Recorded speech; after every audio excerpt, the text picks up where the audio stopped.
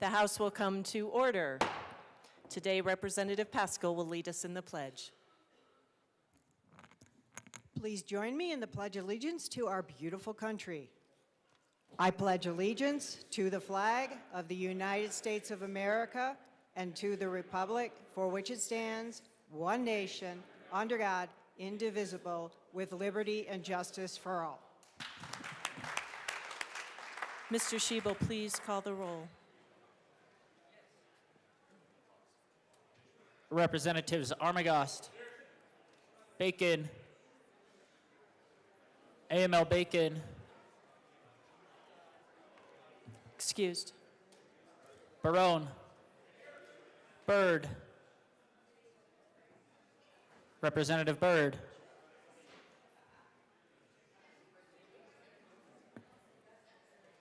Excused. excused. Basenecker, Bottoms, Bradfield, Bradley, Brooks, Brown, Caldwell, Camacho, Carter, Clifford, DeGraff, Duran, English, Representative English is excused. Espinoza, Foray, Froelich, Garcia is excused. Garcia Sander, Gilchrist, Representative Gilchrist is excused. Gonzalez, Representative Gonzalez is excused. Hamrick, Hartsook, Jackson, Johnson, Joseph, Kelty, Leader, Lindsay, Linstead, Luck, Lukens, Mabry, Marshall, Martinez, Morrow, Here. McCormick, Paschal, Phillips, Puglisi, Richardson, Representative Richardson is excused. Ricks, Present. Rootnell, Representative Rootnell is excused. Ryden, Sirota, Rep. Sirota is excused. Smith, Soper, Stewart K, Stewart R, Story, Sukla, Taggart, Titone, Valdez A, Velasco, Weinberg, Wilford, Winter, Woodrow, Woog, Zokai, and Madam Speaker.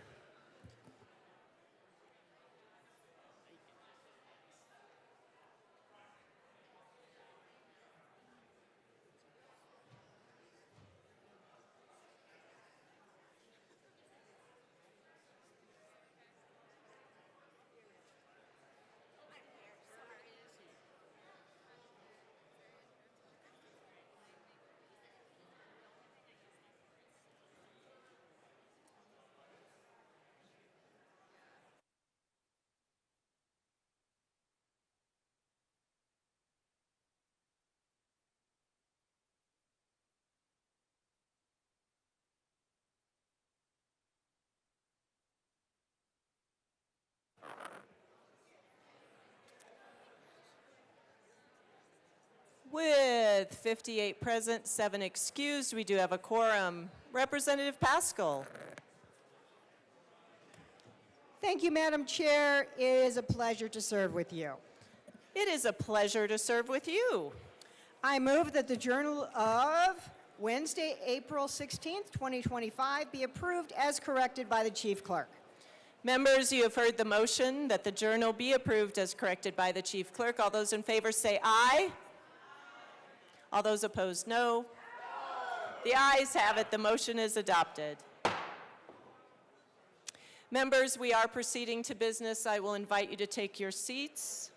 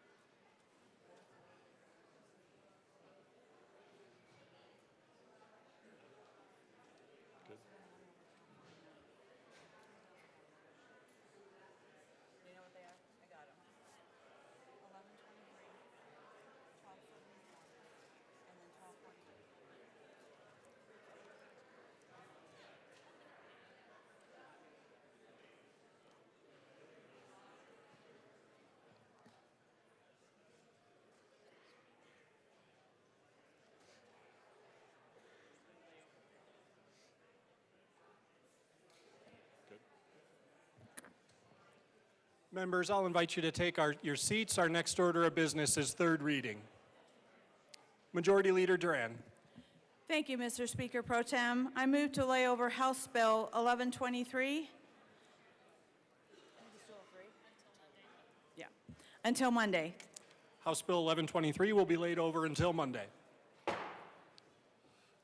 Mr. Schiebel, please read the title of House Bill 1320. House Bill 1320 by Representatives McCluskey and Lukens, also Senators Lundin and Bridges, concerning the financing of public schools and in connection therewith, making and reducing an appropriation. Majority Leader Duran. Mr. Speaker Pro Tem, I move House Bill 1320 on third reading and final passage. Madam Speaker. Good morning, Mr. Speaker Pro Tem. It is an honor to serve with you. Honored to serve with you. Members, I request permission to run a third reading amendment on House Bill 1320.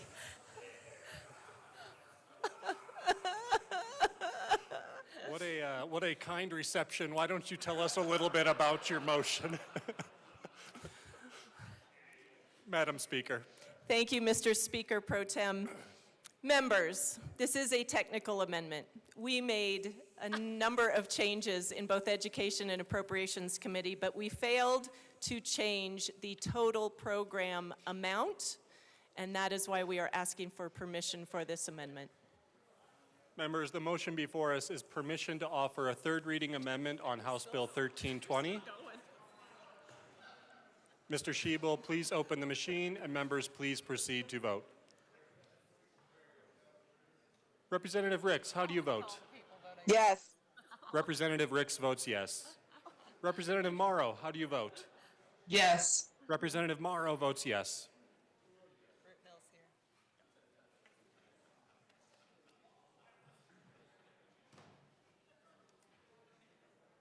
Please close the machine. With 51 aye votes, 11 no votes, and 3 excused, permission to offer a third reading amendment is adopted. Madam Speaker. Thank you, Mr. Speaker Pro Tem. I move L024 to House Bill 1320 That's a proper motion. 1 second, we'll get it displayed. and ask that it be properly displayed. The amendment is before us. Please proceed. Thank you, Mr. Speaker Pro Tem. Members, as I stated, we needed to update the amount of total program, and I am so proud to say with this amendment, the bill will state that we are providing $10,335,710,816 to our public schools in Colorado this year. I ask for an aye vote. Seeing no further discussion, the question before us is the adoption of Amendment L24 to House Bill 1320. Mr. Schiebel, please open the machine, and members, please proceed to vote. Representative Ricks, how do you vote? Yes. Representative Ricks votes yes. Representative Morrow, how do you vote? Yes. Representative Morrow votes yes.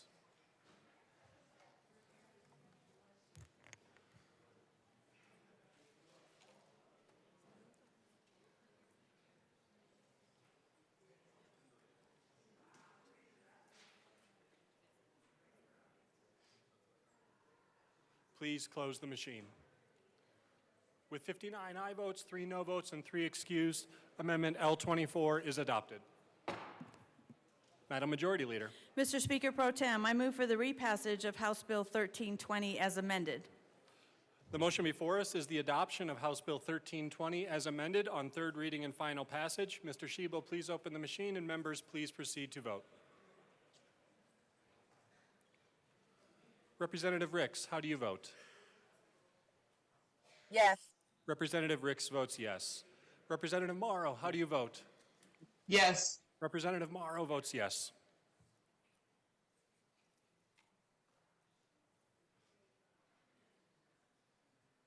Please close the machine. With 57 aye votes, 5 no votes, and 3 excused, House Bill 1320 is adopted. Co-sponsors.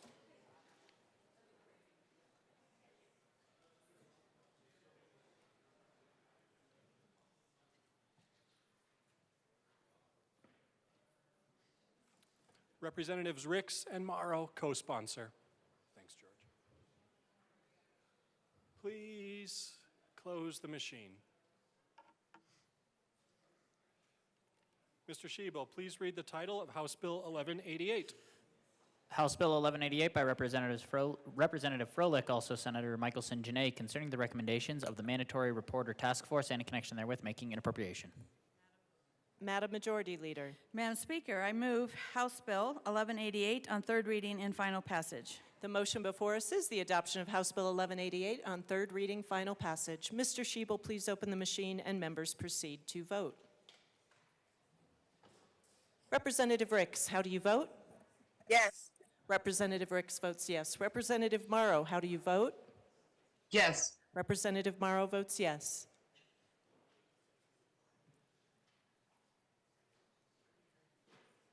Please close the machine. With 43 aye, 19 no, and 3 excused, House Bill 1188 is adopted. Co-sponsors.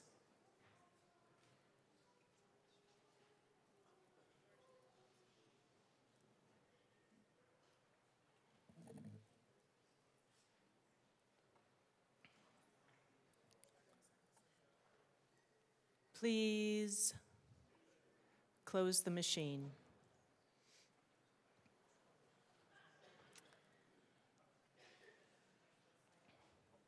Mr. Shebo, please read the title to House Bill 1274. Oh, Madam Majority Leader.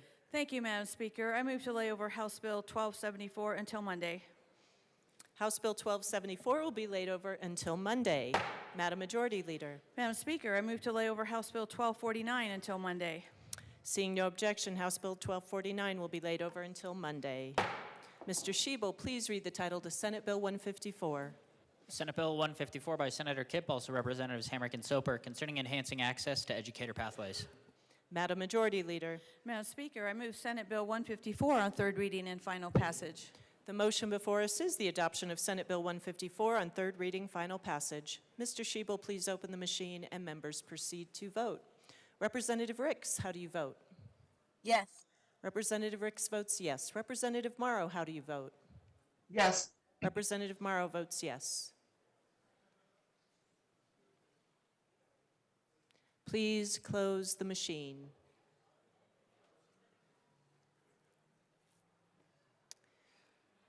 With 45 aye, 18 no, and 2 excused, Senate Bill 154 is adopted. Co-sponsors.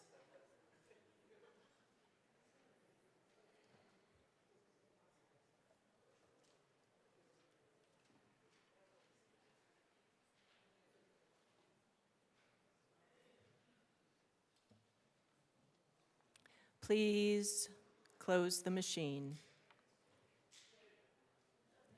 Mr. Shebo, please read the title to Senate Bill 166. Senate Bill 166 by Senator Mullica, also Representative Ferre, concerning quality incentive payments based on incidents of workplace violence in a hospital setting. Madam Majority Leader. Madam Speaker, I move Senate Bill 166 on third reading and final passage. The motion before us is the adoption of Senate Bill 166 on third reading, final passage. Mr. Shebo, please open the machine, and members proceed to vote. Representative Ricks, how do you vote? Yes. Representative Ricks votes yes. Representative Morrow, how do you vote? Yes. Representative Morrow votes yes.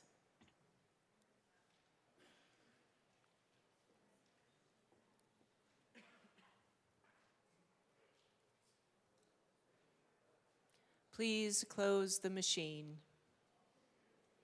With 53 aye, 10 no, and 2 excused, Senate Bill 166 is adopted. Co-sponsors.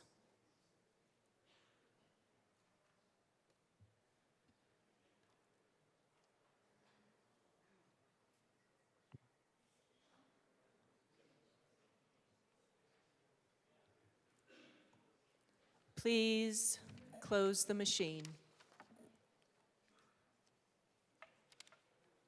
Mr. Shebel, please read the title to Senate Bill 191. Senate Bill 191 by Senators Roberts and Judah, also Representatives Lukens and Gilchrist, concerning cardiac emergency preparedness and in connection therewith removing certain requirements related to written plans for automated external defibrillator use and imposing certain requirements related to automated external defibrillator maintenance and placement in schools. Madam Majority Leader, Madam Speaker, I move Senate Bill 191 on third reading and final passage. the motion before us is the adoption of Senate Bill 191 on third reading, final passage. Mr. Shebel, please open the machine and members proceed to vote. Representative Ricks, how do you vote? Yes. Representative Ricks votes yes. Representative Morrow, how do you vote? Yes. Representative Morrow votes yes.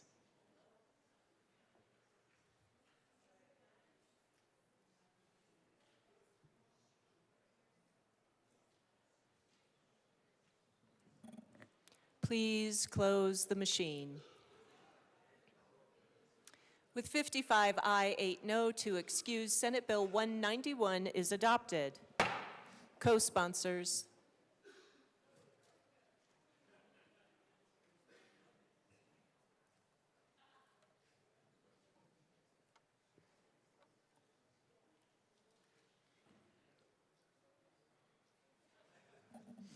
Please close the machine.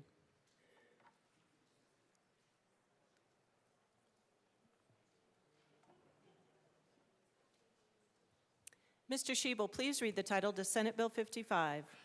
Senate Bill 55 by Senators Winter and Marchman, also Representatives Joseph and Bacon, concerning measures to involve youth in environmental justice and in connection therewith making an appropriation. Madam Majority Leader, Madam Speaker, I move Senate Bill 55 on third reading and final passage. the motion before us is the adoption of Senate Bill 55 on third reading, final passage. Mr. Shebel, please open the machine and members proceed to vote. Representative Ricks, how do you vote? Yes. Representative Ricks votes yes. Representative Morrow, how do you vote? Yes. Representative Morrow votes yes.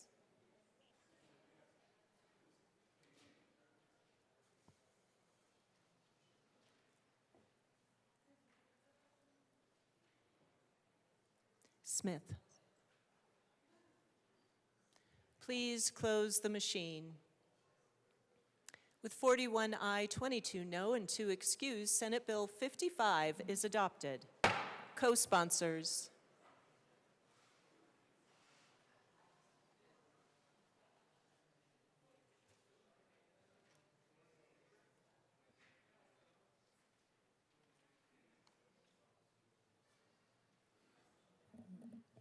Please close the machine.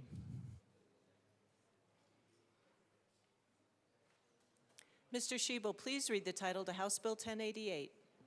House Bill 1088 by Representatives McCormick and Brown, also Senators Baisley and Mullica, concerning costs associated with the provision of ground ambulance services and in connection therewith making an appropriation.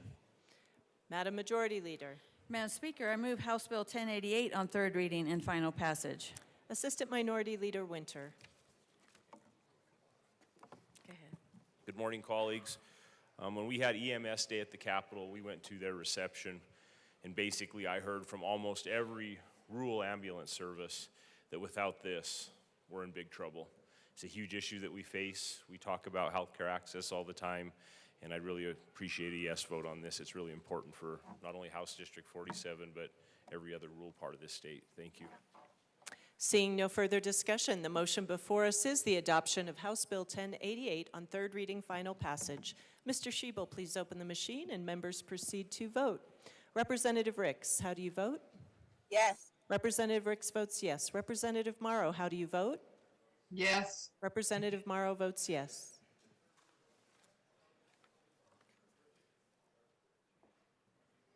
Please close the machine. With 63 ayes, 0 no, and 2 excused, House Bill 1088 is adopted. Co-sponsors. Representative Ricks, co-sponsors.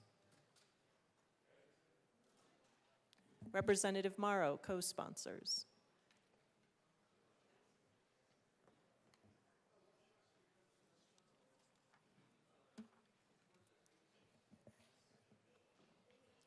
Please close the machine.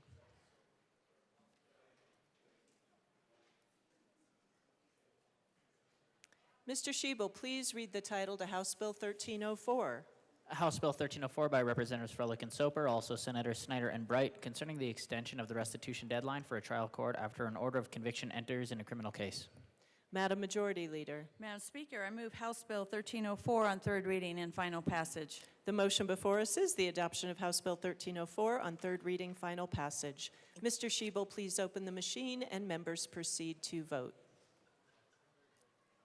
Representative Ricks, how do you vote? Yes. Representative Ricks votes yes. Representative Morrow, how do you vote? Yes. Representative Morrow votes yes.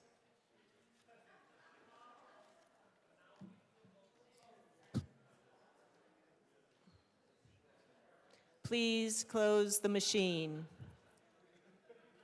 With 52 aye, 11 no, and 2 excused, House Bill 1304 is adopted. Co-sponsors.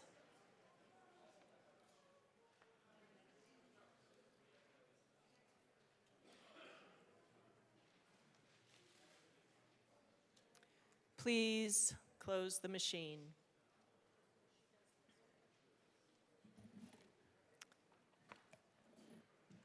Mr. Shebel, please read reports of committees of reference.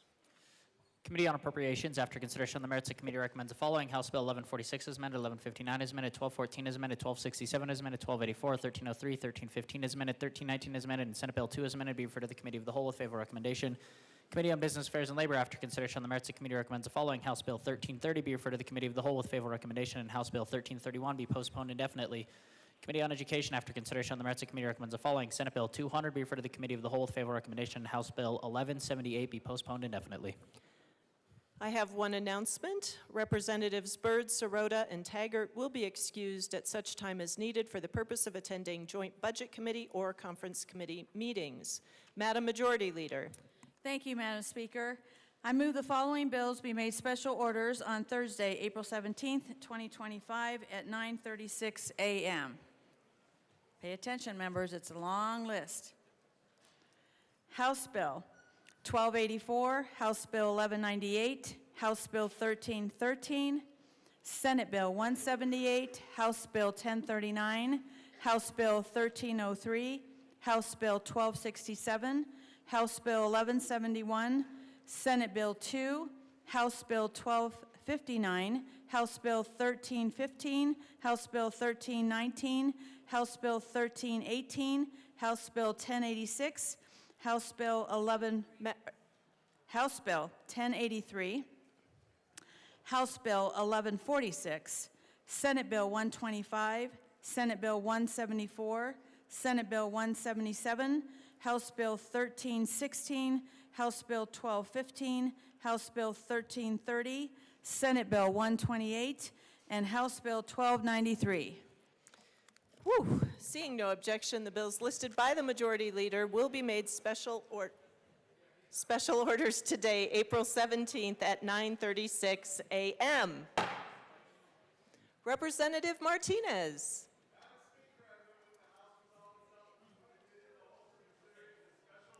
Members, you have heard the motion. Representative Martinez will take the chair.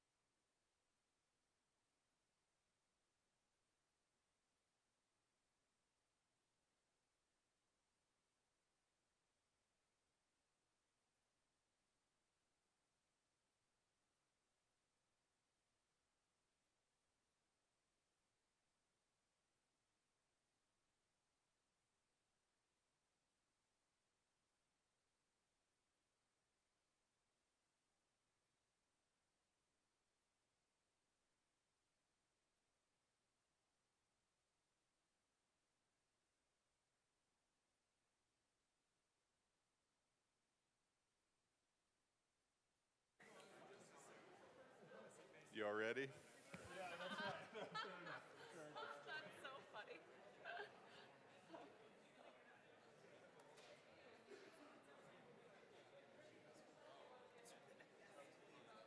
You all ready?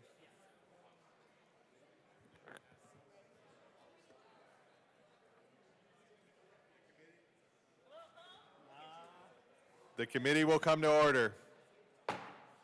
With your unanimous consent, the bills will be read by title unless there's a request for reading a bill at length. Committee reports are printed and in your bill folders. Floor amendments will be shown on the screen on iLegislate and in today's folder on your box account.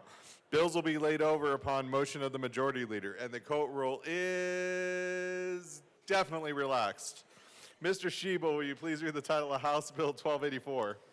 House Bill 1284 by Representative Duran, also Senator Sullivan, concerning the regulation of apprentices in licensed trades. Madam Majority Leader. Thank you, Mr. Chair. I move House Bill 1284 in the Business Affairs and Labor Report. To the business report. In Business Affairs and Labor Committee, we ran a strike below amendment that narrowed the bill to just close the DORA loophole.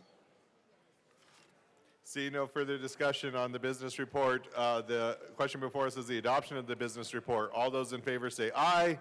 Aye. All those opposed say no. The ayes have it. The business report is adopted. To the bill, Madam Majority Leader. Thank you, Mr. Chair. In Colorado, we regulate registered apprenticeship programs and individual apprentices in plumbing and electrical trades in two separate and distinctive ways. Registered apprenticeships are regulated by the State Apprenticeship Agency or by the United States Department of Labor. When a program gets registered, they must follow the strictest federal guidelines and standards. They must also designate which specific occupation they are training people to become professionals. On the other hand, DORA regulates individual apprentices who perform electrical and plumbing work in the field for purposes of compliance with the State Practice Act for each trade. Each electrical and plumbing apprentice must register with the state, and registered electrical and plumbing contractors must attach that apprentice to their business so that their work can be properly regulated and the laws of the state followed. And I ask for a yes vote. Representative Woodrow. Representative Sirota. As a team. Representative Woodrow. Thank you, Mr. Chair. And we just wanted to come down and say that, one, this is an excellent bill and everyone should vote yes. And we'd also like to acknowledge that, expanding career paths and opportunities for young people is essential, whether it is through the trades and apprenticeships or through community college or through higher education. We say this specifically because we are so honored today to be joined in the House with students from Denver Academy in Rep. Sirota's district, House District 9. We didn't get to do an announcement on it, but we are so blessed to have you all here today. Denver Academy is a wonderful institution in Denver, and I know this personally because my son Ari is in 4th grade, and so we have 5th graders here, and I hope he can join us next year. So real quick round of applause for our students from Denver Academy. And also, 2 birds, 1 stone. It is Ari's birthday. So happy birthday, young man. Daddy loves you. Rep. Sirota? No, I'm good. Let's go. Seeing no further Good double discussion on yes. House Bill 25-1284, the question before us is the adoption of House Bill 25-1284. All those in favor say aye. All those opposed say no. The ayes have it. House Bill 1284 is adopted. Mr. Shebel, will you please read the title of House Bill 1198? House Bill 1198 by Representatives Freilich and Brown, also Senator Winter, concerning the creation of a regional planning roundtable commission. Representative Froelich. Thank you, Mr. Chair. I move House Bill 1198 and the Housing Local Government Committee report. To the Appropriation? Just the to, transportation. to the Transportation Housing Local Government Report. Representative Froelich. Thank you very much, Mr. Chair. We have been working hard to make sure that folks know that this is voluntary and local government driven. And so we have an amendment that further clarifies that. I move Amendment L9 to the committee report. That is a proper motion. Give us a moment.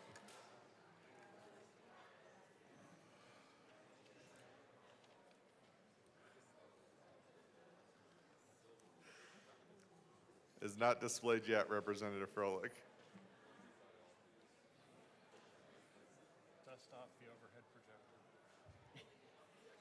now it is displayed. Representative Froelich. Thank you so much, Mr. Chair.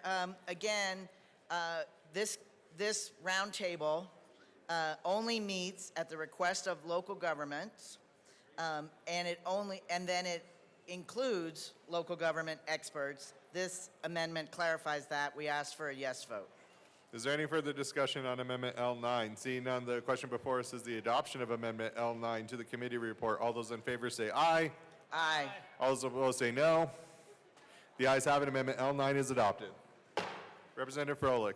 We ask for a yes vote on the committee report. Is there any further discussion on the Transportation, Housing, and Local Government Committee report? Seeing none, the question before us is the adoption of the committee report. All those in favor say aye. Aye. All those opposed say no. The ayes have it. The committee report is adopted. Representative Brown. Thank you, Mr. Chair. You know, Colorado's local, regional, and state planning needs have become more complex and interrelated, and the contemporary challenges require more efficient and effective coordination to address our needs.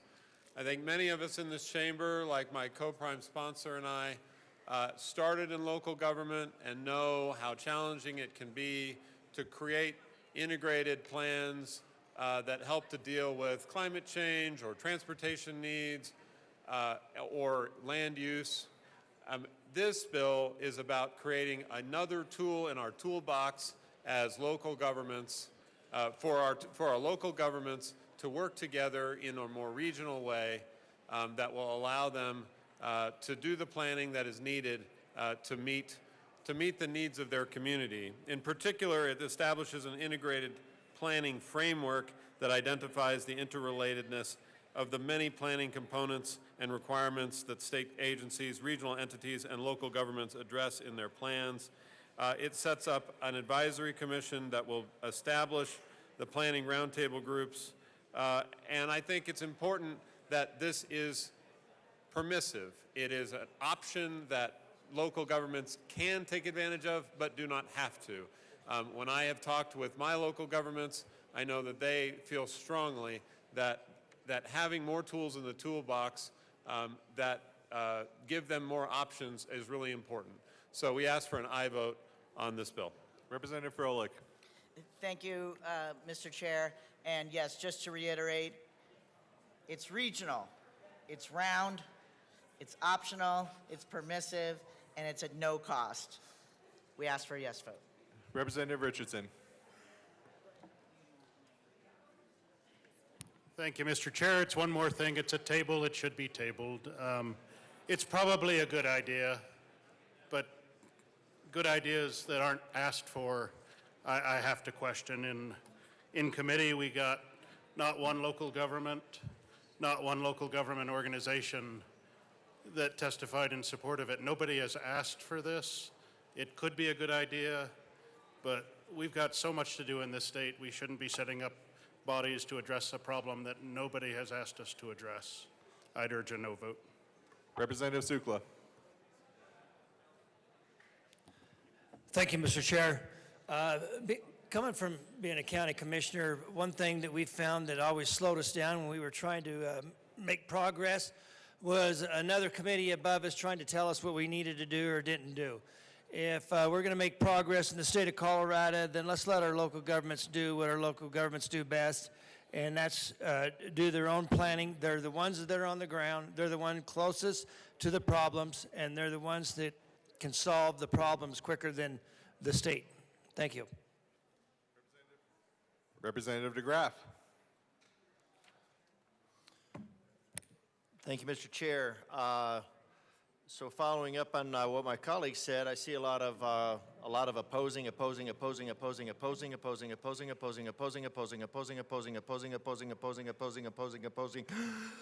that's one page. So, and that's local government. So, you know, I'm a big fan of tools. So whenever anybody, I mean, this job kind of sucks up my life. So don't bring me your tools now. But I'm a big fan. So when you say that this is for local governments to have another tool in their toolbox, what I see is a lot of tools in their toolbox. And that would be the Regional Planning Roundtable Commission, created by the Department of Local Affairs. The commission is a Type 2 entity as defined in this section and exercises its powers. Now, if it actually has just powers, we know that those just powers come from the consent of the governed and performs its duties and functions under the Department of Local Affairs. Now, since that's not legislative and that's not judicial, I'm assuming that's in the executive.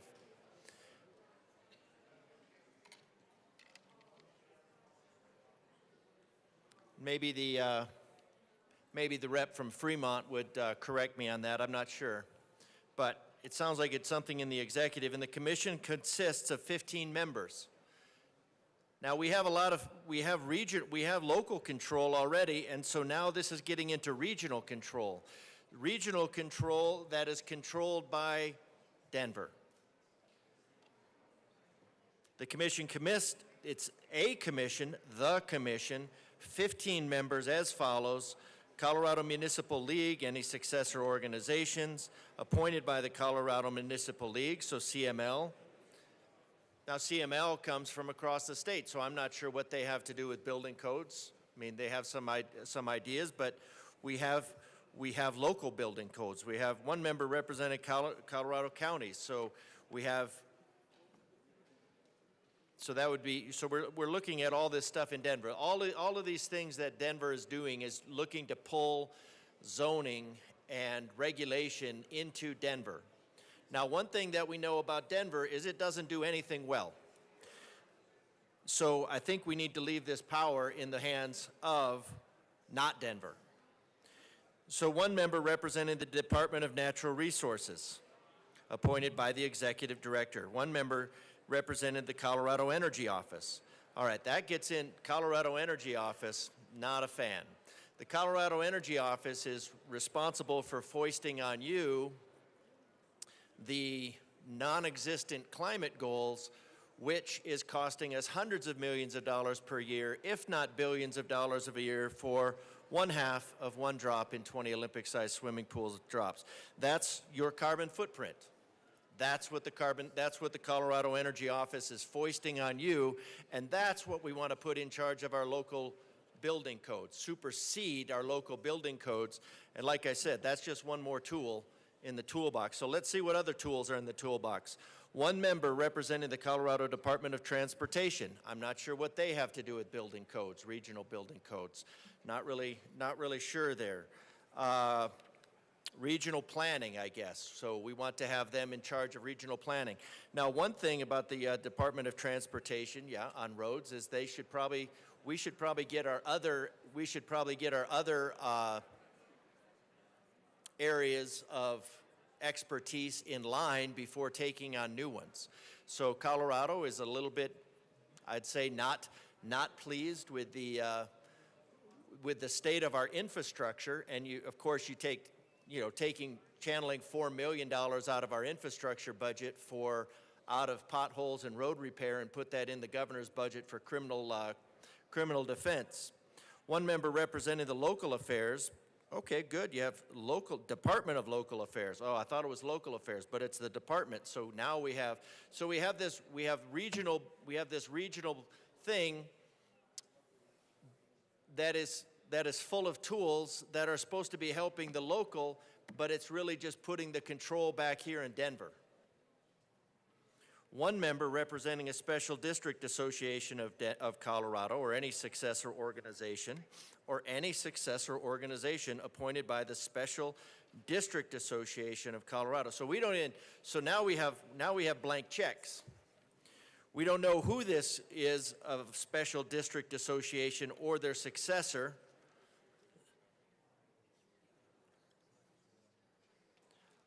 One member with expertise in affordable housing. One member representing the Regional Council of Governments as appointed by the regional government. One member with expertise in climate and environmental issues. Climate and environmental issues. Denver does climate and environmental issues 100% wrong because they start with a 100%, and they don't even need the science, you just need the math. Carbon dioxide is good, it makes plants grow. Your carbon dioxide footprint as far as global warming, if you adhere to that theory, would be 1/2 of one drop in 20 Olympic-sized swimming pools of drops. It's costing hundreds of millions of dollars. This will make it cost more because what you're doing is you're just installing two people at this point with massive levels of superstition. Appointments by the commission shall be made with consideration of ethnicity, gender, geographic representation, and of members of the commission. So the primary factors of this commission, of this box of tools, is ethnicity, gender, and geographic representation. So ethnicity is the primary factor in this.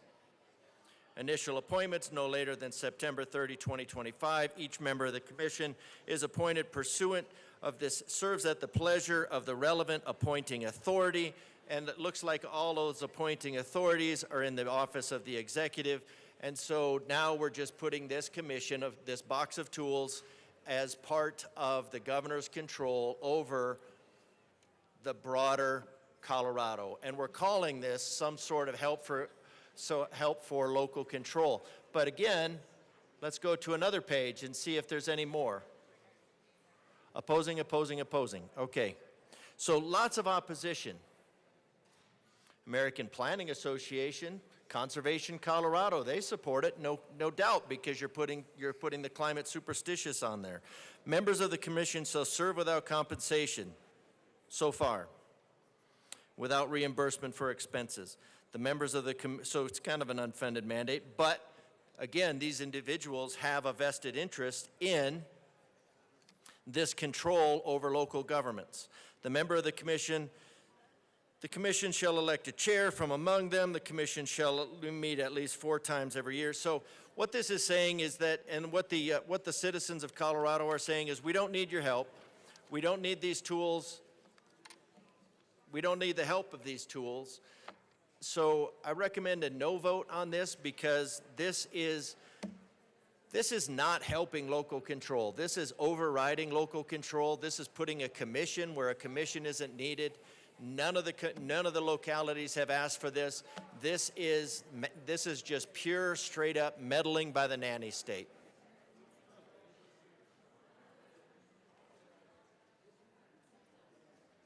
To the bill, Representative DeGraff. I was just waiting.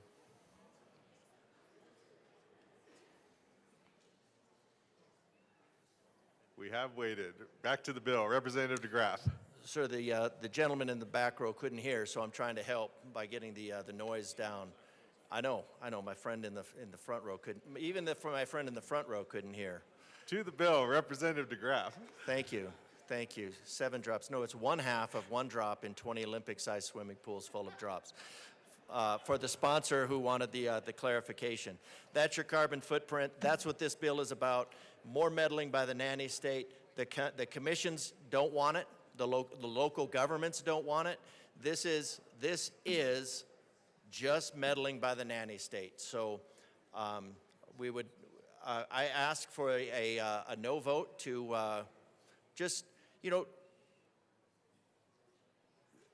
handle what you can handle here first. Before expanding into further areas of non-expertise, I think this body should solve the problems that it does have before reaching its tentacles into other parts of the economy that it has no expertise in, especially with this box of tools. So I think this box of tools needs to stay home in Denver. Seeing no further discussion on House Bill 1198, the question before us is the adoption of House Bill 1198. All those in favor say aye. Aye. All those opposed say no. The ayes have it. House Bill 1198 is adopted. Mr. Schiebel, will you please read the title of House Bill 1313? House Bill 1313 by Representatives Story and Lindsay, also Senators Mullica and Hendrickson, concerning modifications to certain laws that are within the purview of the Capital Development Committee. Representative Story. Thank you, Mr. Chair. I move House Bill 1313 and the committee report. To the committee report. In State Civic, Military, and Veterans Affairs, we had a couple of changes, updates to make.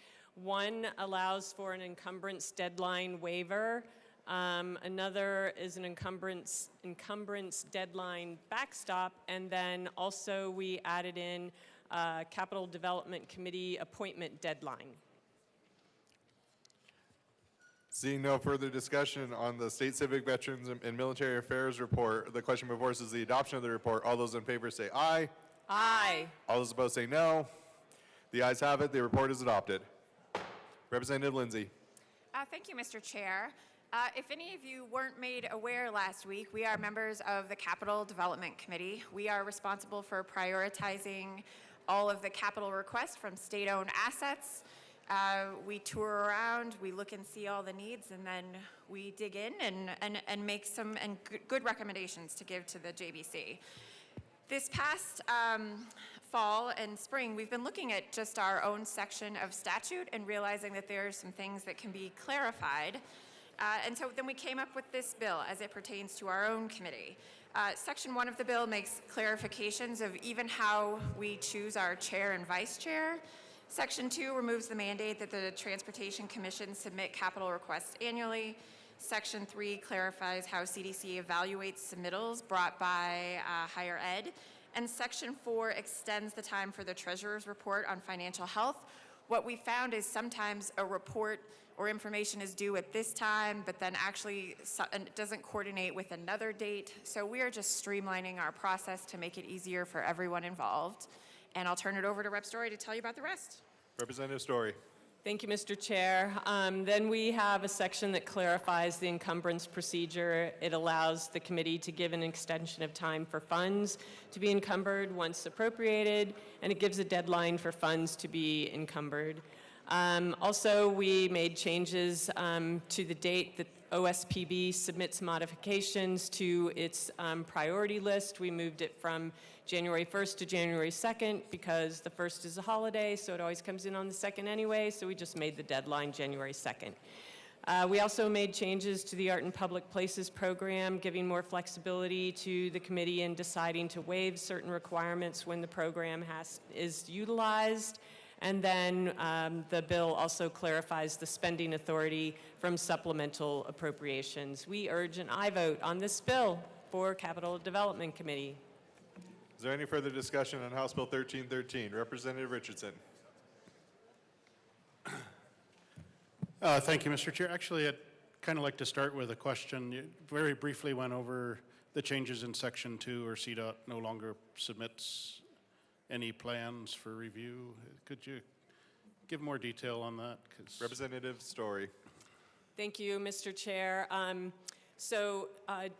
To my colleague that was just asking a question, Section 2 does not disallow Department of Transportation or the Commission of Transportation to submit projects. It says they may submit projects instead of they shall, because it has been shall that they have to submit a project, but they don't always have a capital improvement project. And because the law says they have to submit, sometimes they submit something, but it's not really something they need.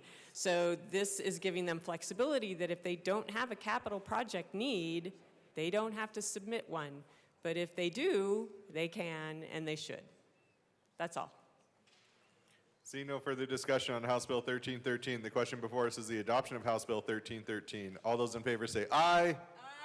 All those opposed say no. The ayes have it. House Bill 1313 is adopted. Madam Majority Leader. Thank you, Mr. Chair. I'd like to move House Bill 1171. Let me start over again, Mr. Chair. Madam Majority Leader. I'd like to move for the consideration of House Bill 1171. That is a proper motion. Mr. Schiebel, will you please read the title of House Bill 1171? House Bill 1171 by Representatives Burton Basenecker concerning adding motor vehicle theft to the list of offenses that apply to the offense of possession of weapons by previous offenders. Mr. Speaker Pro Tem. Thank you, Mr. Chair. It's an honor to serve with you. It's an honor to serve with you. I move House Bill 1171 and the Judiciary Report. To the Judiciary Committee report. In the Judiciary Committee, we removed second and third degree auto theft from the bill, so it just remains first degree auto theft. We ask for a yes vote. Is there any further discussion on the Judiciary Committee report? Seeing none, the question before us is the adoption of the committee report. All those in favor say aye. Aye. All those opposed say no. The ayes have it. The committee report is adopted. Representative Byrd. Thank you, Mr. Chair. I move the Appropriations Committee report. We, we don't have one. We Never do mind. not To have the an bill. Appropriations Committee report, so to the That's right. bill, To the Representative bill. Byrd. Thank you. Mr. Chair, House Bill 1171 is intended to deter repeat offenses and to keep known criminals from committing additional violent crimes. The bill we have before you will add first-degree motor vehicle theft to the convictions that prohibit a person from possessing a firearm. This change in law will be an important public safety improvement as auto thefts in our state, unfortunately, have become increasingly violent, and those committing the crime are more frequently armed and willing to use those weapons to help carry out their crime. I ask for a yes vote. Representative Soper. Thank you, Mr. Chair, and it's an honor to serve with you. It's an honor to serve with you. Members, I rise in opposition to this bill and wanted to explain my vote in House Judiciary. I really should have been a no vote in House Judiciary and regret not killing this bill. If a person has committed a crime in which they have not used a firearm, they should not lose their Second Amendment rights. This is an infringement on one of our greatest constitutional amendments, the right to bear arms. And if a person does commit a crime, that crime should have to involve at least a weapon and preferably a firearm if we're going to deny that person their Second Amendment rights in the future. This is really troubling and disturbing that we have a bill like this before us today. We should tie denying a citizen's rights to the crime that's being committed, and that there's no link between someone who's stolen a car 3 times and been convicted 3 times and not using a weapon to using a weapon. The comment that was just set up here was, oftentimes these are violent criminals, hardened criminals, repeat offenders. That's true. That is definitely true. But if they have a firearm on them, they can already be added to the PALPO list. It's a previous offender with a weapon. And the odds of someone stealing a car multiple times without being caught with a firearm and without having the district attorney prosecuting them for committing armed auto theft is very, very slim. I am quite troubled that we have a bill like this before us where we're being asked to consider actually just the slimmest of margins of individuals who are committing multiple auto thefts and not using a firearm. The vast majorities of individuals right now who are stealing automobiles multiple times, 3 times and being convicted, the overwhelming odds are that they're using a firearm or have a firearm on their person when they're committing these egregious acts, in which case they would already be convicted and charged with using it.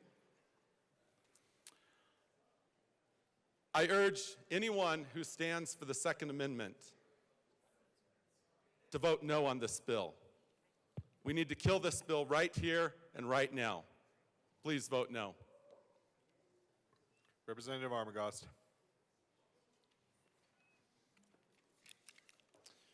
Thank you, Mr. Chair.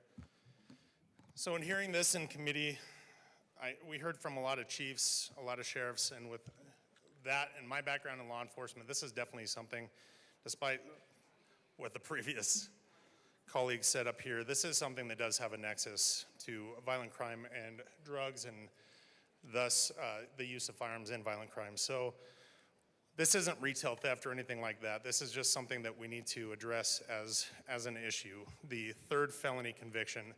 The one thing about this is this isn't, all that this is doing is adding the PALPO enhancer to that. And with that, statute in Colorado doesn't have very clear ways of getting PALPO removed from your criminal history. And I think one of the main things that need to be addressed in that is people do turn their lives around. People do have changes and need to have the opportunity for second chances. We do that a lot in this building. I think if we're going to be creating stiffer penalties, we do need to be creating things like forms of diversion, like forms of methods and ways to be able to get your rights back, to get your ability to purchase a firearm back, getting a felony expunged, to getting this removed from your criminal history. And under current statute, that applies as far as petitioning the court for felonies.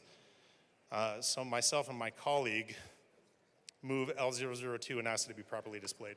That's a proper motion. Give us a moment to get that displayed.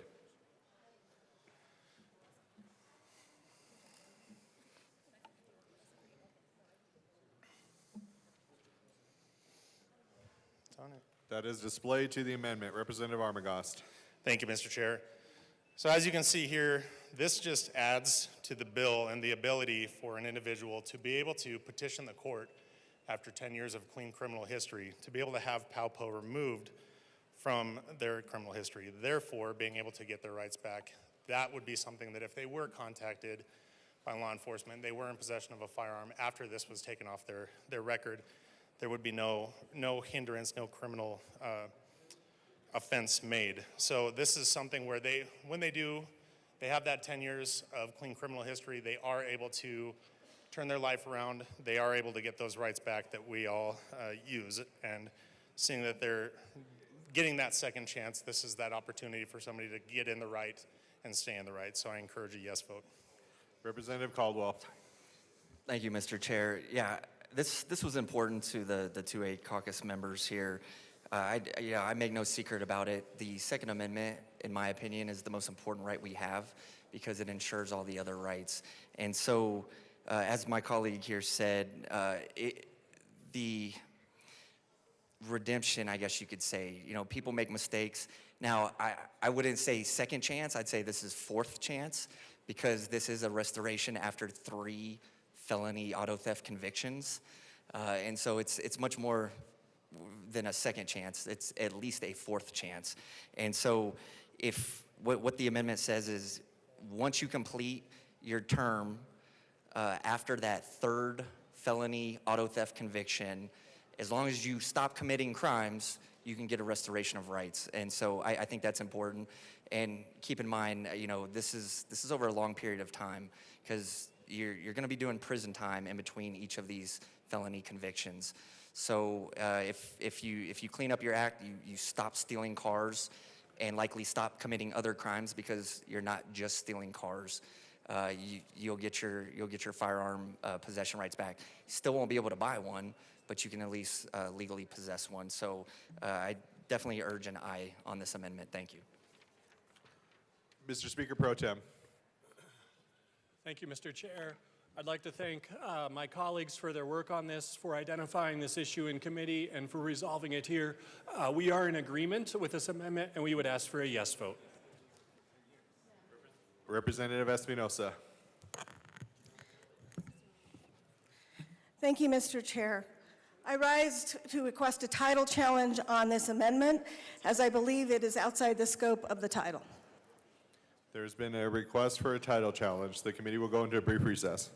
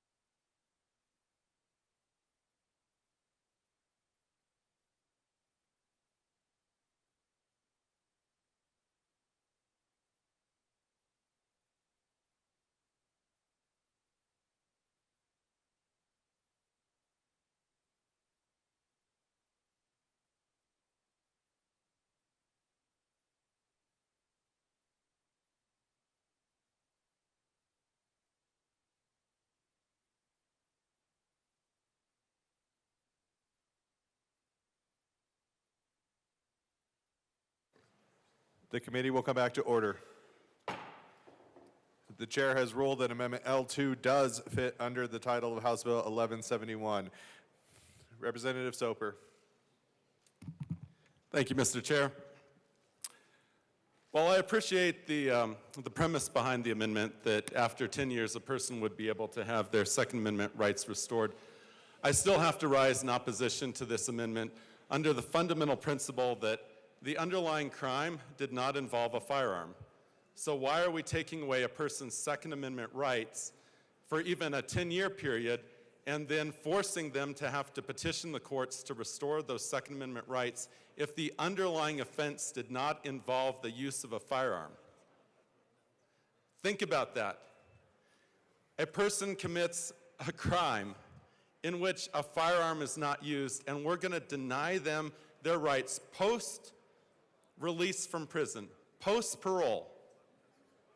So once all their other rights have been restored, their liberty has been restored, their freedom has been restored, we're then going to tell that person they can't go hunting with their kids or their grandkids.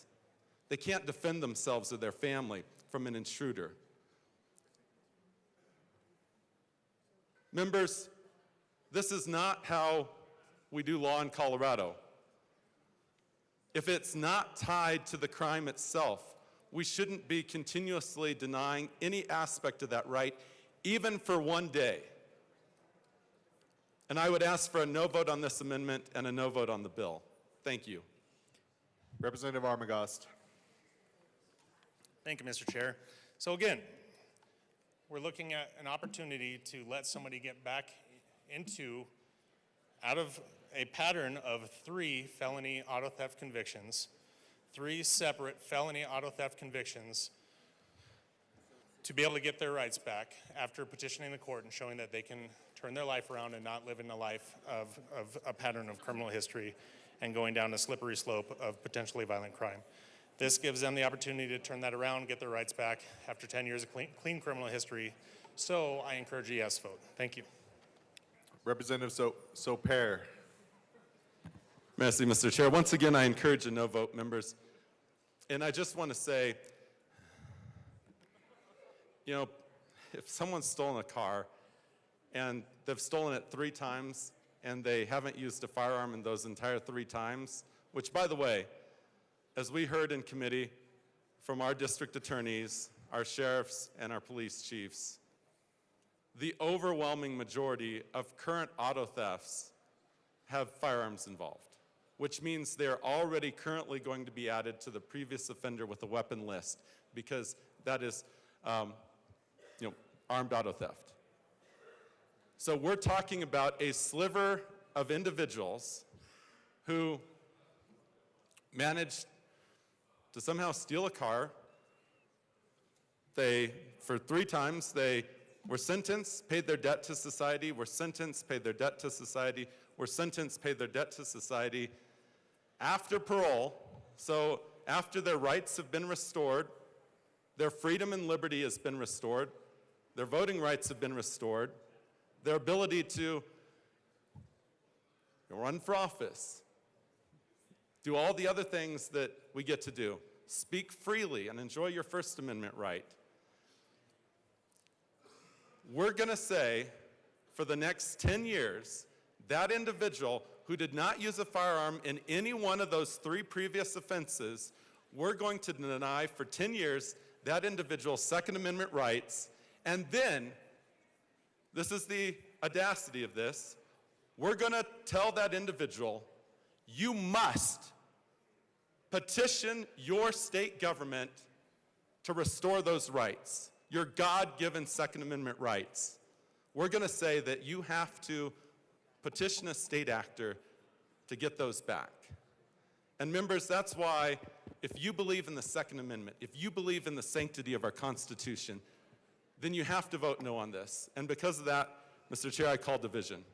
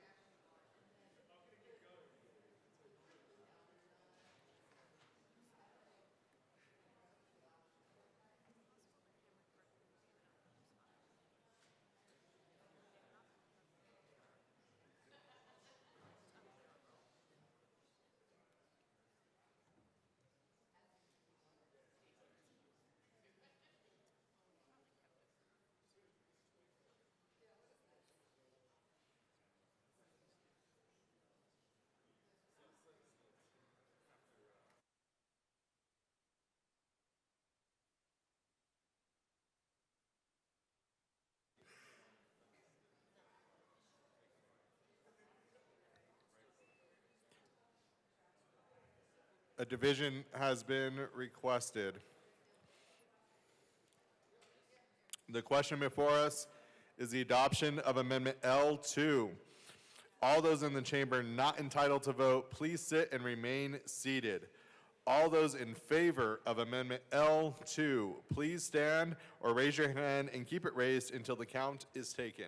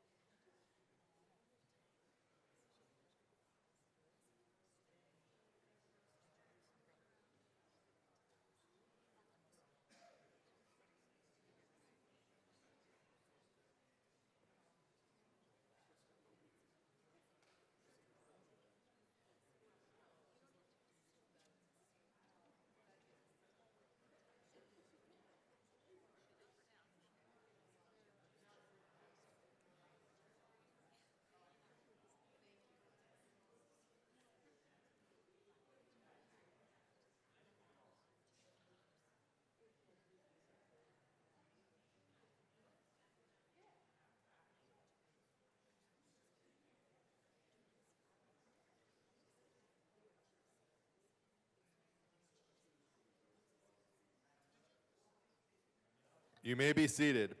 All those opposed, please stand and remain standing in one place or raise your hand and keep it raised until the count is taken.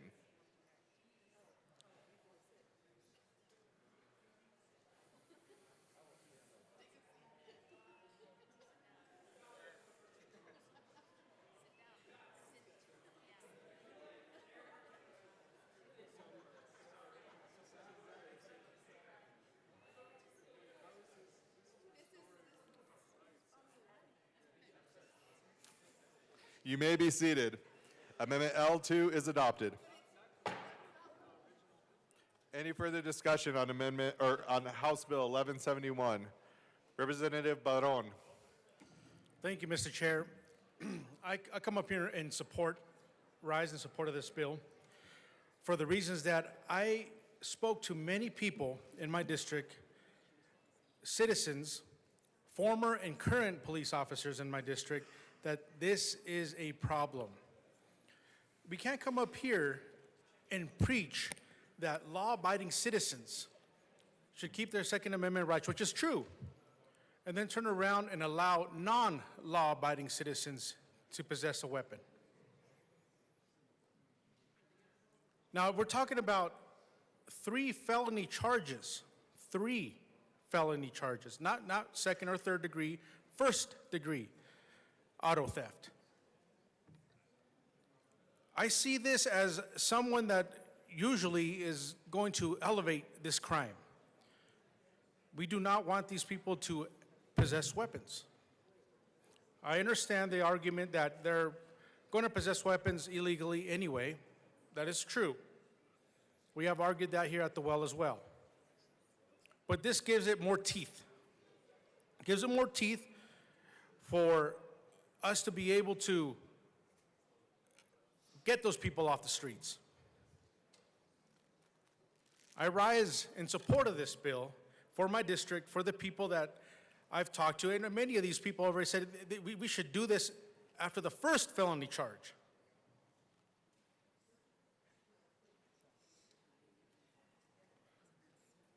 So to some organizations that have been attacking us because we want law-abiding citizens to be able to protect us and not have criminals having these weapons, I said this is pretty ironic that we're against this. I rise in support of this bill. I urge an aye vote. Representative Armagost. Thank you, Mr. Chair. I think there is a lot, well, there's obviously a lot of confusion and otherwise misinformation and disinformation about this bill that has gone around outside of this chamber. And I want to clarify that there has been significant work that has gone into this and making this what it is, which has brought me to a support position. And the amendments that the bill sponsors, for one, but the Department of Public Safety was willing to take, and hearing from my sheriffs and my chiefs and my DAs and their support of the ability to have accountability. So second and third degree auto theft were included in this, and that was something that would include joyriding and things like that, where somebody can easily get picked up on a crime and end up being on a PALPO list. Where we removed that in early amendments before this bill came to committee, those amendments removed second and third degree auto theft. With that, there's still the ability of this to turn into some sort of a gun conversation or otherwise. This is a crime bill. This is something that we have people that are in that level of a pattern of crime. If they are arrested in another crime, after they have that PALPO enhancer on their record, this allows the court to give them an additional enhancer, which can create additional time, which they are not on the street to commit further crimes. So this is simply an enhancer to be using in the criminal justice system. This is not something that bans anyone from possessing. Criminals are going to do what criminals do, but hopefully when they're doing that with this enhancer, they're getting caught and it's getting an extra enhancement on their sentence. So this is a crime bill. This is something that addresses a pattern of crime, not somebody that's caught up in the system early. This already is in place for juveniles. They already have the ability to petition. This is for the adults at whatever point in their life have 3 different separate felony convictions of auto theft. They can easily, now, they can get that petition, but this is that ability for law enforcement and the criminal justice system to be able to add that enhancer to hold somebody more accountable. And in this building, when we are struggling to get a little bit tougher and stiffer on penalties and crimes rather than soft on crimes, we need to be able to enhance the ability of our law enforcement, enhance the ability of our DAs and our courts, and providing punishment where it's due in the actions of somebody that is involved in a life of crime. If somebody does turn their life around, absolutely. Give them that opportunity to get their rights back and get their life back to some level of civility. But this is for the people that are living that life to commit crimes and victimize people. If you victimize 3 people with felony auto theft, this is just something that applies to those people. So I encourage a yes vote. I'm a yes. Representative Caldwell. Thank you, Mr. Chair. So I sat through committee on this bill, and my big concern was the restoration of rights and people turning their life around. And so with the amendment that we just passed, I mean, that puts me in a good spot on this bill still. Here's the reality. Here's what we're talking about here. These are what I call career criminals that we're targeting. Now, why do I say career criminals? Let's think about this pragmatically. You steal one car. I don't know, say you're 20 years old. You steal one car, you get a felony conviction. You go to jail for a year. You get out, and maybe right away, maybe not, you go and steal another car. You get another felony auto theft conviction. You do 3 to 4 years, maybe 5 years. You get out again. And then whatever time in between, you go steal a third automobile. You maybe do 7, 8, 9, 10 years in prison. At that point, we say when you get out, you probably shouldn't have a weapon. After your third felony auto theft conviction, and we're talking, when you factor in the prison time that you're doing in between this, you're talking probably 15-year process. It's probably a 15-year process, which is why I say a career criminal, because a lot of jobs you can retire after 20 years.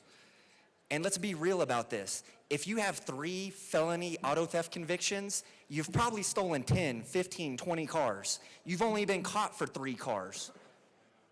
Unless you're just a really crappy criminal, and then maybe you get caught each and every time you do it.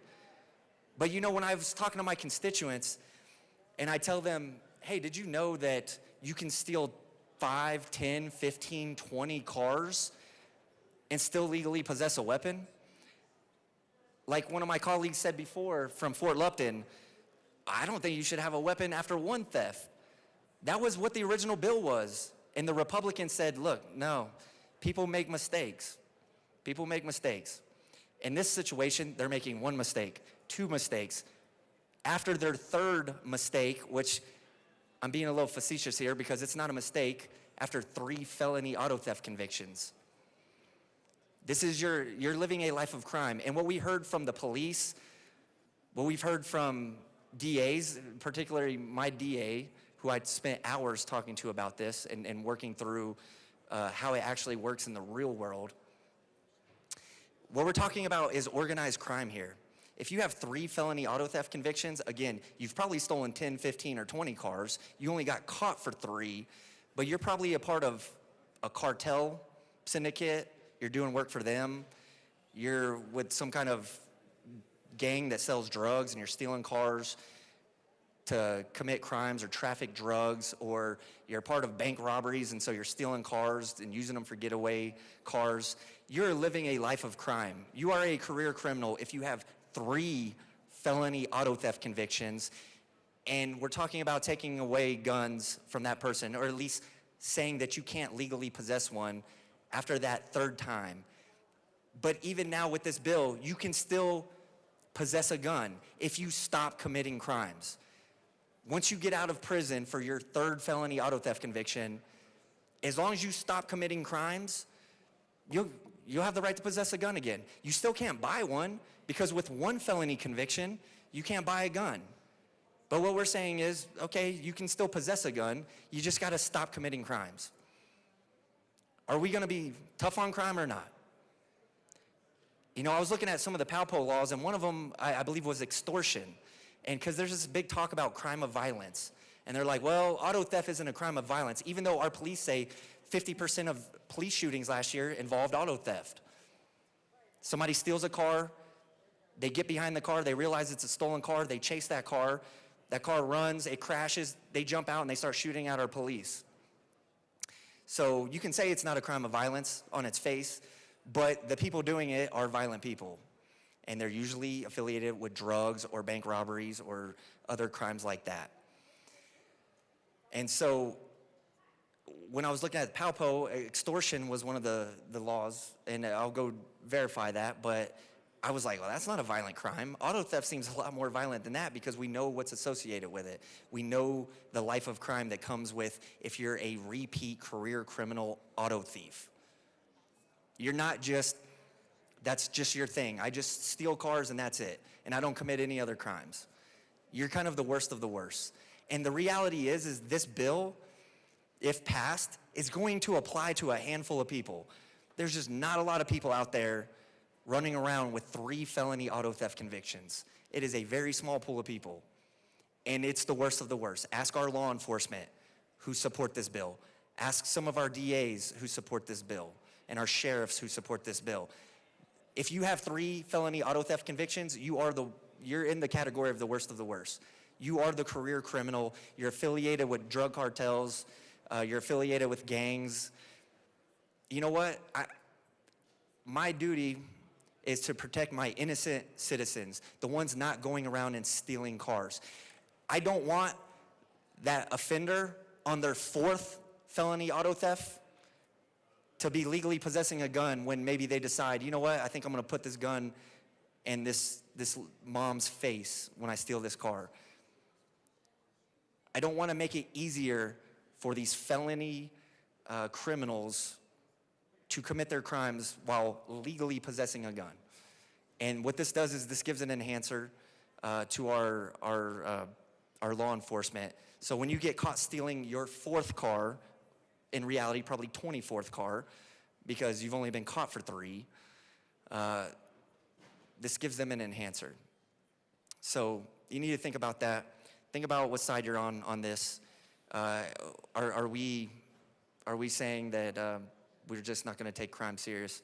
We're making improvements in the auto theft area, but it's still a problem. I think we're ranked number 4 is what we heard in committee. We were number 1 at one point, then number 2, and I believe what we heard was we're number 4. So taking this problem seriously, it's having an effect, and this is adding to that. here's my suggestion.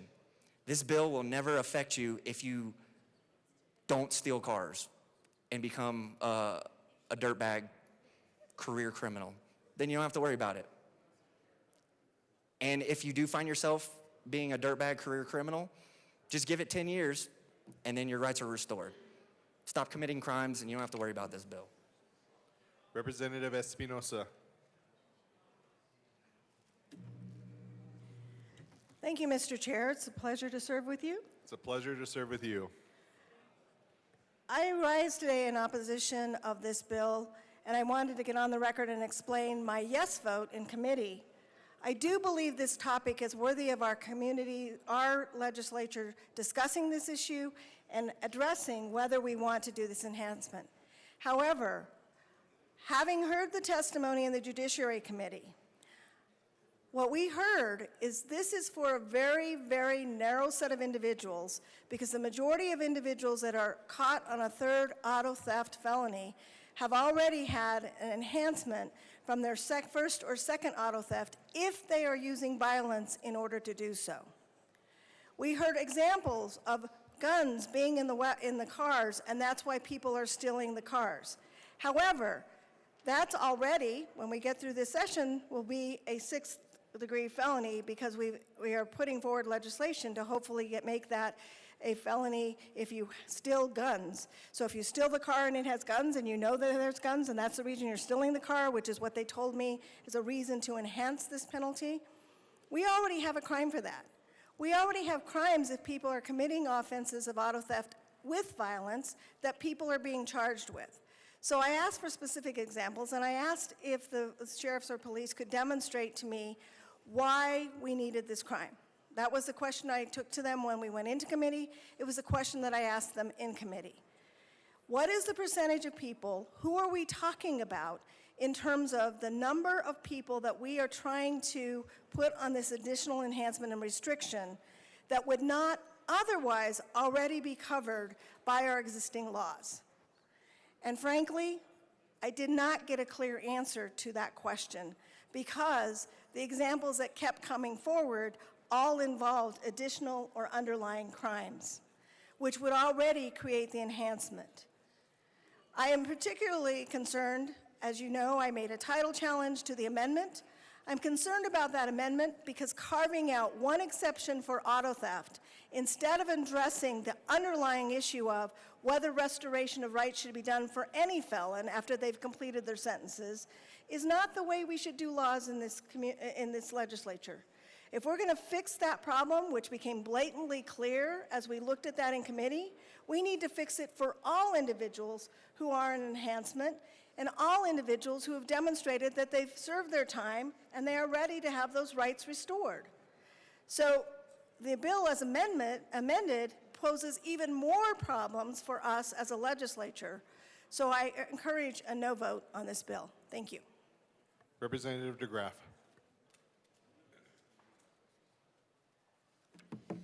Thank you, Mr. Chair. This is fascinating. I'll be a no vote on this just because I think, not because I'm in any way soft on crime. I think one of our primary purposes here is to secure those rights using the just powers of the consent of the governed, which is the consent of the governed. So in securing those rights for everybody else, sometimes those people that do violate those rights need to be, if they can't operate in society, then they're going to have to be separated from society. So I'm okay with that. My issue with this bill in general is the taking away of right, is adding a group of people. Now, I agree with my colleague that if they're 3 times caught, there's probably a lot more underlying there. This is not their first time. So I think that should be something that we apply in the sentencing guidelines, that if these individuals are not fit to be returned to society, then we probably need to keep them. We probably need to keep them in jail. So in general, when we start these like this category, and then we say, well, for third times, non-offender, et cetera, then I become I become concerned about the foot in the door for what other nonviolent offender will be added to this. So I'm a no on this bill. I don't think it's not a problem. I think the issue is something that we need to probably address in sentencing guidelines. If we're saying that our sentencing guidelines are not sufficient, that somebody can be returned to society, then we have a problem. If we have to remove, because ultimately the Second Amendment, if we're talking about it, is a right to self-defense. And if somebody is using a firearm, it's like, say we are doing a constitutional carry, then it would be constitutional to carry, except in the commission of a criminal act, and then then the penalties would be enhanced. So, so I think it identifies a problem. I'm just opposed to adding to a list of people that a dangerously expandable list of people that are precluded from the right to self-defense. Representative Johnson.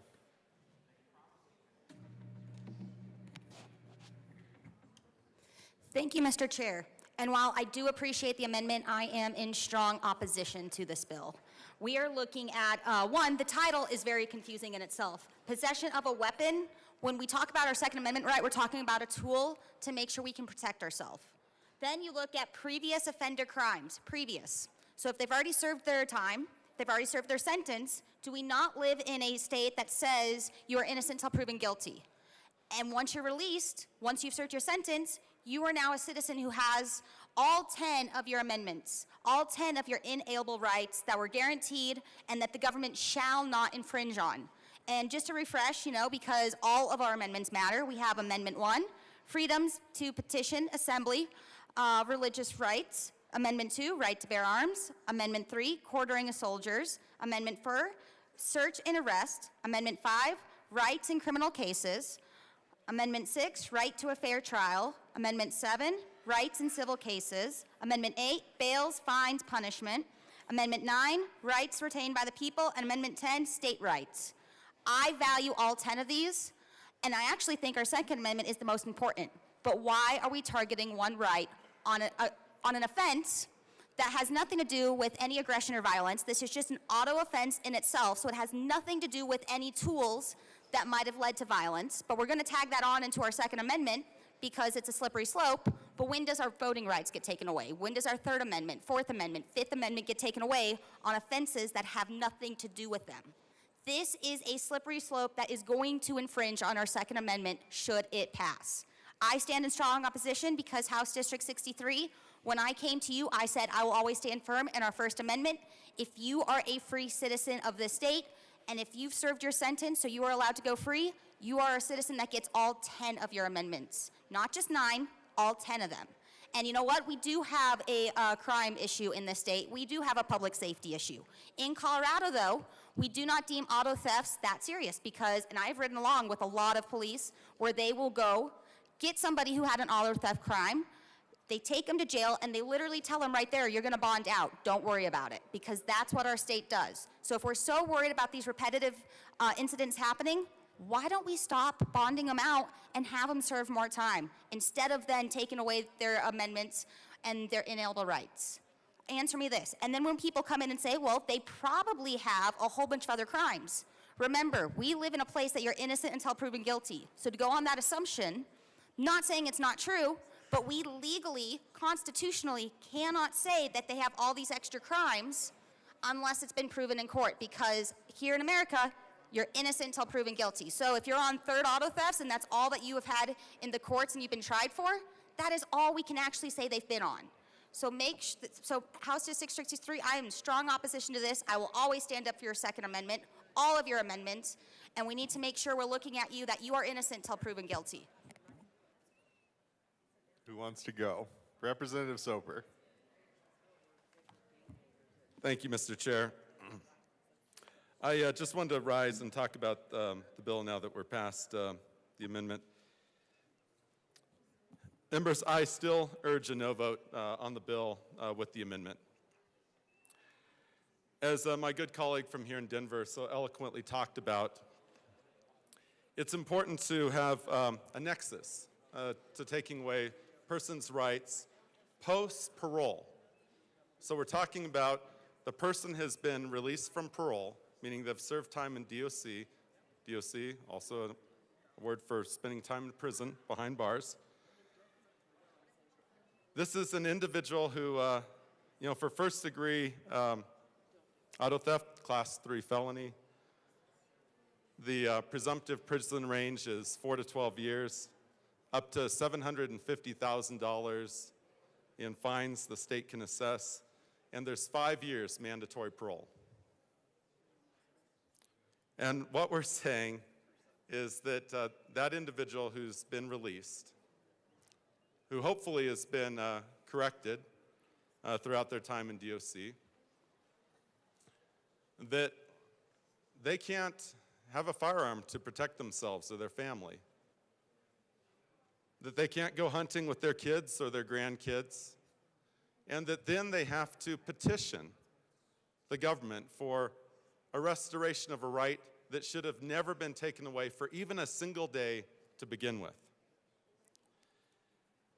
The one thing that we heard in committee is the individuals that we're looking at in this category are like 9 individuals. So less than a dozen individuals would we be fully looking at in this category. And to say that these are such horrible offenders, these like dozen individuals, that after their 5 years mandatory parole, they have to wait another 10 years, and then there's no guarantee that after they make a petition that they will be granted that either. We should be protecting our constitutional rights, and that I believe that when you commit a crime, you should do the time. I've always been tough on crime. When you are convicted of first-degree auto theft in our state, you should serve the 12 years in prison. But we're also talking about individuals who did not use violence. They did not use a weapon. They did not have a weapon on their person.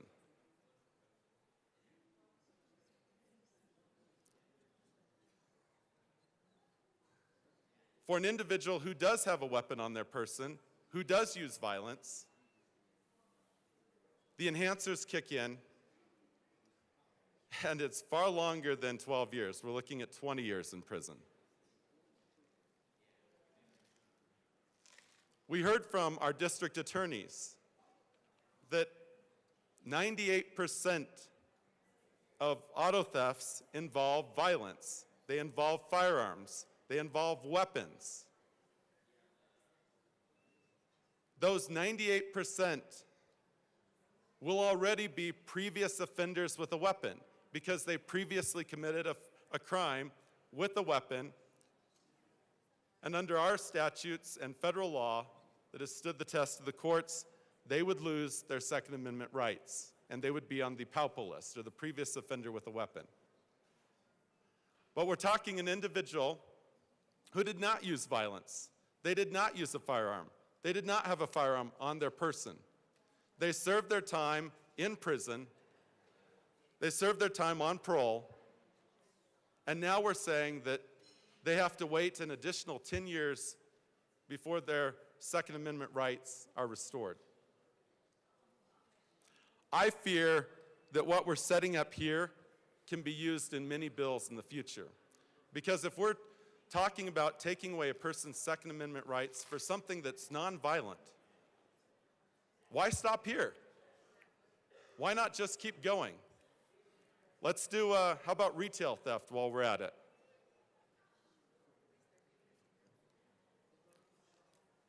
How about a breach of a civil cause of action that we've talked about?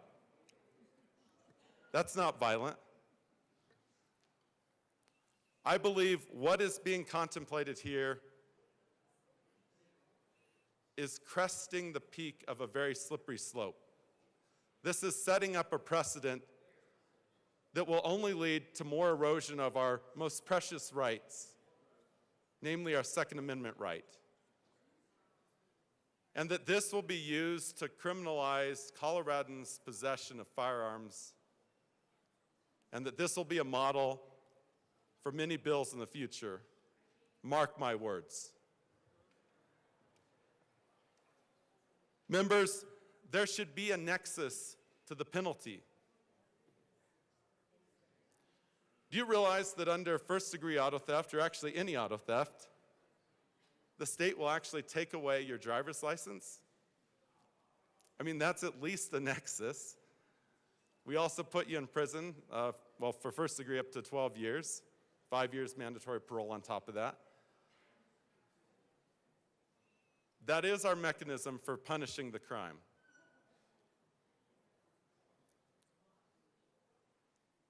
You know, if you're, for example, a sex offender, we have a sex offender list. You can't be your minors. You have to register. You have to be known. That's a nexus to the crime that was committed. Having a penalty that is nowhere close to the nexus of the offense is mind-boggling here.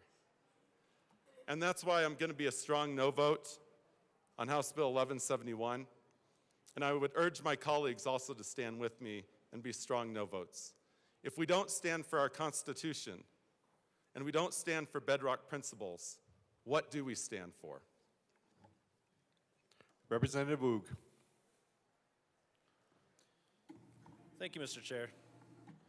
And we're asked to not speak for our colleagues, but in speaking for my caucus, I believe, this is my belief, that we are all pro-law enforcement and pro-public safety as it relates to crime. I don't doubt that. There's some disagreements on how we get places here, but that's a healthy debate. I personally would consider this bill a violation of the Eighth Amendment, cruel or unusual punishment, wherein the punishment does not seem to fit the crime.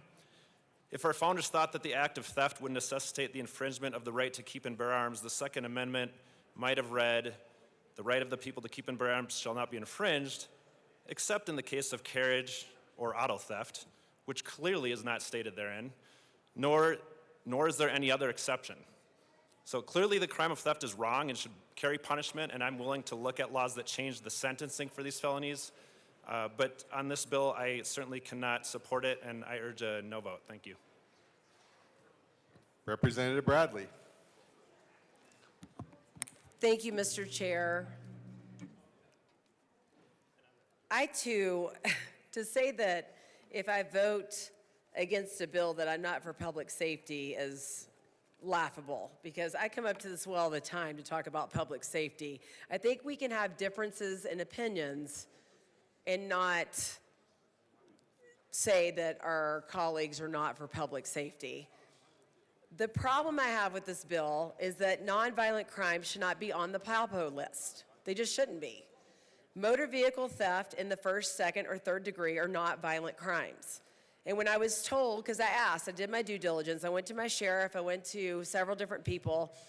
When I was told it can lead to more violent crimes, I asked for the statistics so I could make a data-driven decision, and no one could provide any of them to me. So to say that first, second, and third degree motor vehicle theft then leads to more violent crimes, provide me with that data. Don't just say that it does, because if I'm going to take a constitutional right from someone, I need to have the ability to make the decision to do that. And I didn't get any statistical evidence. These are people that did not use a weapon and did not have a weapon on their person. And just like the representative just said, if they did, the enhancers would kick in. So it's doing its job. If these offenders also have guns and drugs on them, then they are charged also for those crimes. And are they drug tested for the rest of their lives? If they have drugs on them, do we just take drugs away from them, but we're going to take guns away from them? So the hypocrisy is crazy to me. Are we going to drug test these people for the rest of their lives? No, but we're going to take their guns away from them. People who have served their time in prison, they have served their time on parole, and now they have to wait 10 years to beg to get their constitutional rights back. Who is next, and what nonviolent crime is next? They've served their time for a nonviolent crime, and now they're going to be added to the PALPO. They're going to be added an enhancement for a nonviolent crime. Make it make sense to me. People who want to hunt with their families, who have made mistakes in the past, we're now saying cannot be rehabilitated. They've done the time, They have been on parole. They have not committed more crimes. And now they're saying that they have to wait 10 more years. I don't understand it. People who have done their time and have done everything we've asked them, who want to just protect their Second Amendment rights to protect their family, or use their Second Amendment rights to protect their families, are now going to have to beg for their constitutional rights back. Make it make sense. And it's not a guarantee for someone who needs or would like to have that granted back. Their rights are gone for 10 years, and after their sentence is completed by a judge, they have to go in front of the judge and beg for their rights. Who's next? Who's next? What law is next? What nonviolent crime is going to be added to Palpo next? This is devastating to me. This would be devastating to my district. If these were violent crimes, I could understand it. If there were statistical evidence that provided that first, second, and third degree motor vehicle theft increased first degree murder or crimes with guns, I'm all for it. But no one can provide that to me. And these are constitutionally protected rights that we're now deciding as a body to restrict for the people in our districts who have served the time, gone on parole, and have done the due diligence that we have asked and the courts have asked them to do. And now they have to go and beg for their rights to be given back to them. Who's next? I ask you, who is next? What crime is next? I am not in favor of this bill. My district is not in favor of this bill, and I urge you not to be. I urge a no vote on this bill. Thank you. Representative Luck. Thank you, Mr. Chair. I also rise in opposition to this bill. I appreciate that some amendments have been made to make it less egregious, such as eliminating motor vehicle theft in the second degree and motor vehicle theft in the third degree.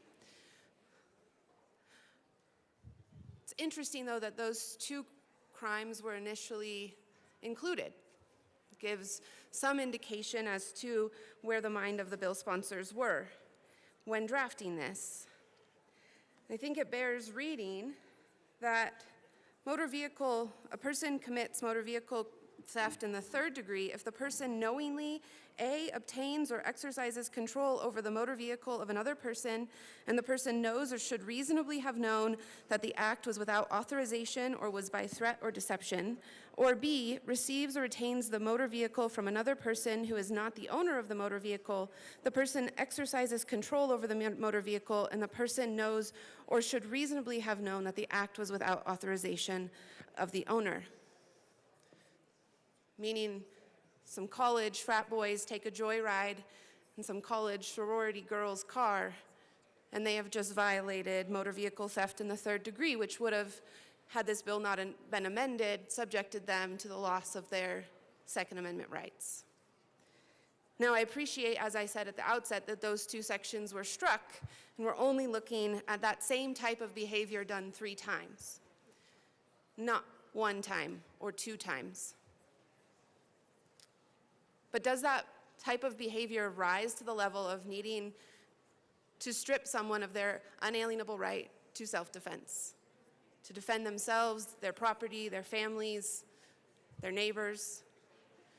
Does that really rise to the level of that? We can think in our mind, hey, the people we're trying to reach, the people we're trying to impact their behavior are the ones already involved in gangs, already involved in drugs, already involved in theft, already involved in all sorts of other things. Well, then get them for those other things. But how many people are you wrapping up in this? That might not be their story. Does it rise to that level? If you look at the notes in the CRS's books that we have that outline some of the court cases, they're rather interesting on the Palpo section. One of them speaks to whether or not this section attempts to subvert the state constitution's protection of the right to bear arms. And it notes that in People v. Blue in 1975, the court found that the statute doesn't attempt to subvert that provision, but instead just limits the possession of guns and other weapons, now here's the relevant part, by persons who are likely to abuse such possession. Where is the corollary?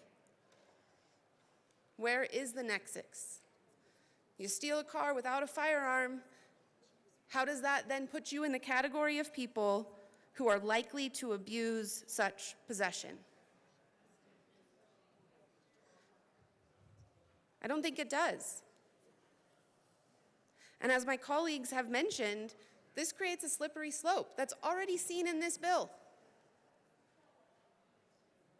Because this year, it wasn't palatable for the committee and for the body to add all 3 of these different violations, and so 2 were struck. But does that mean next year, motor vehicle theft in the 2nd degree will be added back in, and we'll add that, and will be less of a resistance because we already have it in the 3rd degree? Then in a couple years' time, oh, well, we need to add it in the 1st or in the 3rd degree too. Sorry, you understand. And then what are we going to do? We're going to open up the property crime section and say, oh, we'll add this one now too. Because PALPO was designed, if you look at the list of crimes that currently trigger PALPO, they're violent crimes. They're crimes against persons, or they're crimes against property that could be crimes against person, i.e. arson. Right? You start a fire, you could hurt somebody. Even if nobody is on the premises, when people are trying to put it out, you could hurt someone. So where does it end? And for my caucus especially, why would we open the door for that?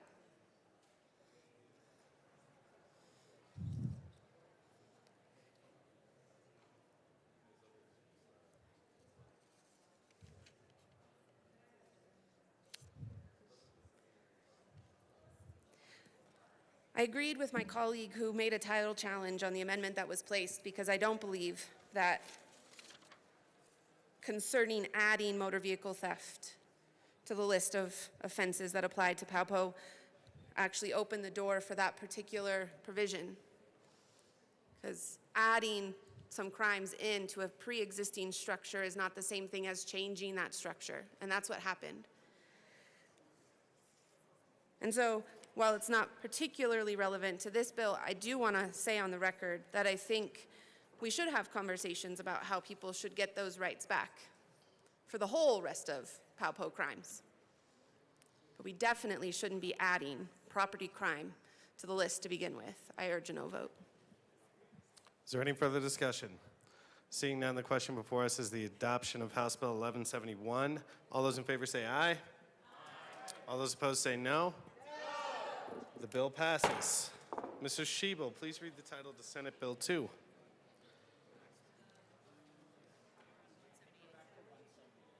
Oh, okay.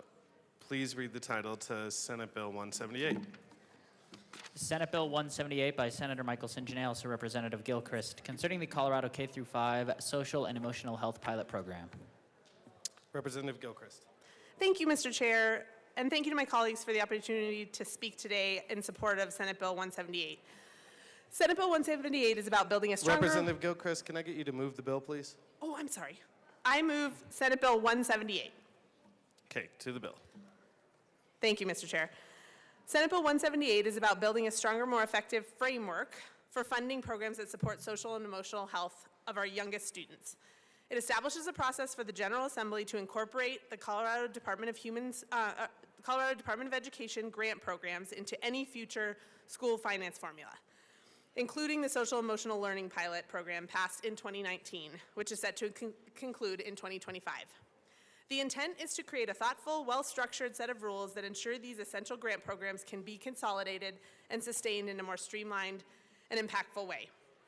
We know that school mental health professionals, such as social workers, play an indispensable role in our education system. They work with students and families to address safety net insecurities, social and emotional challenges, instances of abuse, and mental health concerns. The pilot program established in 2019 sought to place these professionals in elementary and K-8 schools with high-need students. As a result, that have reinforced what we already know. Identifying these issues early leads to better longer-term outcomes for students. Right now, our teachers are being asked to do too much. They're educators, but often they're expected to be therapists, family counselors, crisis managers. By ensuring mental health professionals are available in schools, we give teachers the freedom to focus on their primary job, teaching. And we ensure that students receive the appropriate support from trained professionals. Colleagues, this bill is a step toward a more effective and sustainable way to fund social and emotional health services in our schools, and I urge support for SB 178 for the sake of our students, our teachers, and the future of Colorado. And I urge an aye vote. Is there any further discussion? Seeing none, the motion before us is the adoption of Senate Bill 178. All those in favor say aye. All those opposed say no. The bill is adopted. Mr. Shebo, please read the title to House Bill 1039. House Bill 1039 by Representatives Tatone and Smith, also Senators Roberts and Catlin, concerning muffler requirements for commercial vehicles. Representative Tatone. Thank you, Mr. Chair. I move House Bill 1039 and the Transportation, Housing, and Local Government Report. To the committee report. All right, in the committee report, we changed the date of applicability because we had to make some IT changes to the drive system in order to avoid a more costly system update.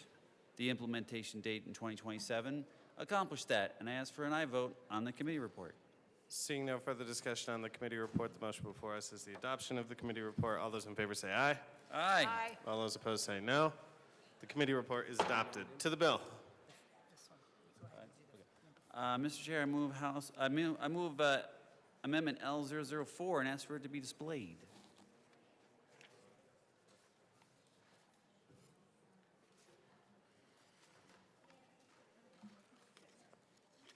That amendment is displayed. To the amendment. Representative Tatone. Thank you, Mr. Chair. So this amendment was asked for by the Department of Revenue. There was some issues with implementing this section of the bill. What we're striking out here is another compliance measure for the muffler compliance, and not having the vehicle registered was problematic. So we're striking this part out of the bill to simplify this. And I ask for an aye vote on this amendment. Seeing no further discussion, the motion before us is the adoption of L4. All those in favor say aye. Aye. All those opposed say no. The amendment is adopted. To the bill. Representative Smith. Thank you, Mr. Chair. I move L005 to House Bill 1039 and ask that it be properly displayed.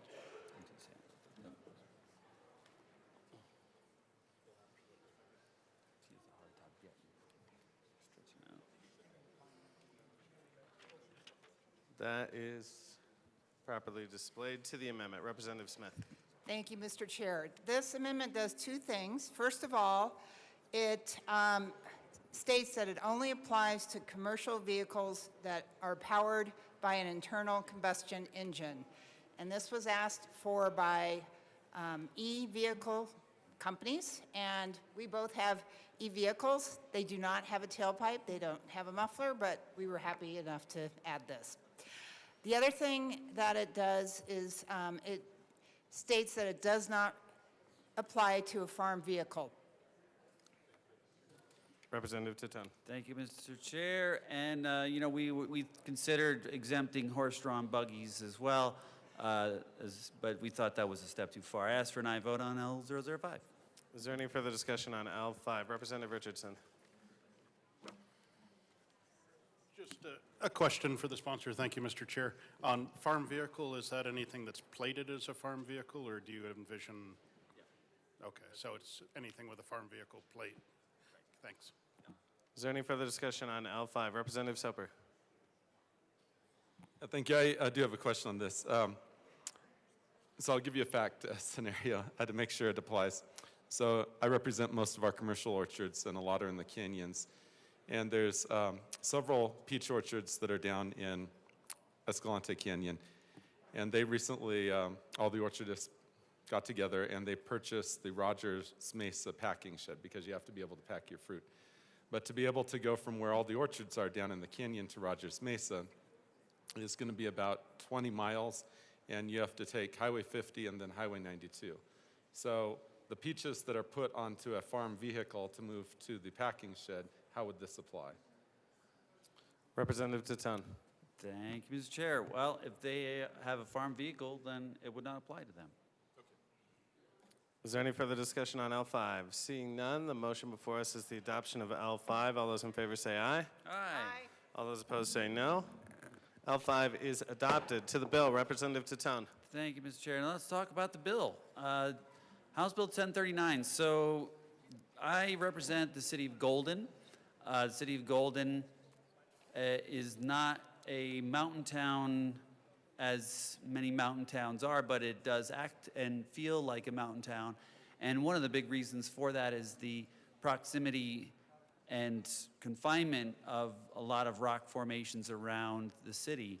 We have many different highways, state highways running through Golden, and a lot of truck traffic, and trucks that do not have Jake brake mufflers, and that is the engine brake, is very, very noisy. And this bill sets to try to mitigate that. And I had a noise queued up and I lost it. But they're very, very loud, and a lot of residents in my district, and I know a lot of other people in other districts as well, are dealing with this problem. You can see the Senate sponsors, Roberts and Catlin. These are senators who represent a lot of rural areas and a lot of mountain towns with a similar problem. People are having their lives interrupted and made uncomfortable by the noise. This bill sets out to try to change that by increasing the enforcement for having these mufflers. And the one way to do that we have in here is to increase the fine to $1,000. And if you do get a citation for that, you can get a reduction on the fine if you mitigate the issue and provide proof that you mitigated the issue. The $500 fine that existing is not cutting it, and we're not having compliance. This is why we're increasing this, this fine to $1,000. We had the other portion of this, which was not being able to register your vehicle. We did take that out, so it is less punitive, but having the fine is really the only way for this compliance to really work.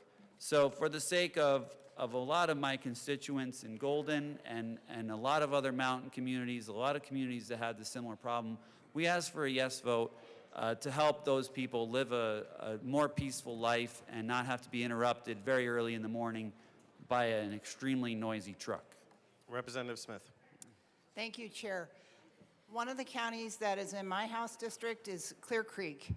And, you know, that's a granite walls on both sides, very constrained canyon that I-70 runs through. And a lot of these problematic drivers drive in the middle of the night, and people cannot sleep. And it's really ruining their mental health. And I was brought on because I am in Clear Creek. We did a lot of stakeholding with the motor carriers, the state patrol, the local government officials, and so forth. And this is a really important bill for many areas of our state. Representative Tatone. Thank you, Mr. Chair. And just so you know what the sound actually sounds like, I know you've heard it, but here's what it sounds like.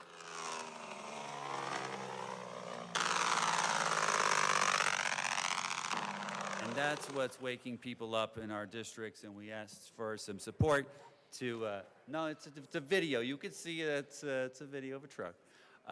We asked you for your support on the bill. Is there any further discussion? Representative Richardson. Thank you, Mr. Chair, and thank you, sponsors. I know you're trying to solve a local problem, but when you live in a mountain area with canyons and rock walls, muffled or unmuffled engine brakes are loud. So I I do appreciate what you're trying to do, but I think the kind of convoluted doubling the fine to $1,000, but then being able to go to court, take a day off, take up court time to bring it back to 500, folks are going to lose more than $500 just trying to get the reduction in the fine. So I offer, or I move L002 to 1039 and ask that it be properly displayed.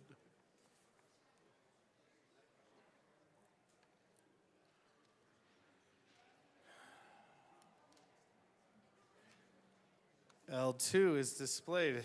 To the amendment, Representative Richardson. All right, thank you. Just briefly, this keeps the fine at the $1,000 and eliminates the burden of sending somebody to court. And I know they've perhaps done something wrong, but our courts are already overburdened. So dealing with this at the court level takes up public resources. And again, I think just the time taken out from losing a business day is going to cost more than $500. I don't think people are going to take advantage of it. I think the $500 fine is appropriate. I would urge a yes vote on this amendment. Rep. Tatun. Thank you, Mr. Chair. I appreciate the sentiment here, but what cost is it really to all those people who are losing all the sleep of not being able to sleep? There's a law saying you have to have this muffler anyway. There is already a fine, and it's not working. And the point of the bill is to put more teeth into the enforcement on this. The fine is really the only way to do that. And if we take this back to $500, as is being suggested here, it's not worth it to have to put the muffler in. And they're just going to ignore it and pay the $500 fine and then move on and not do anything. And then the people are not going to get sleep.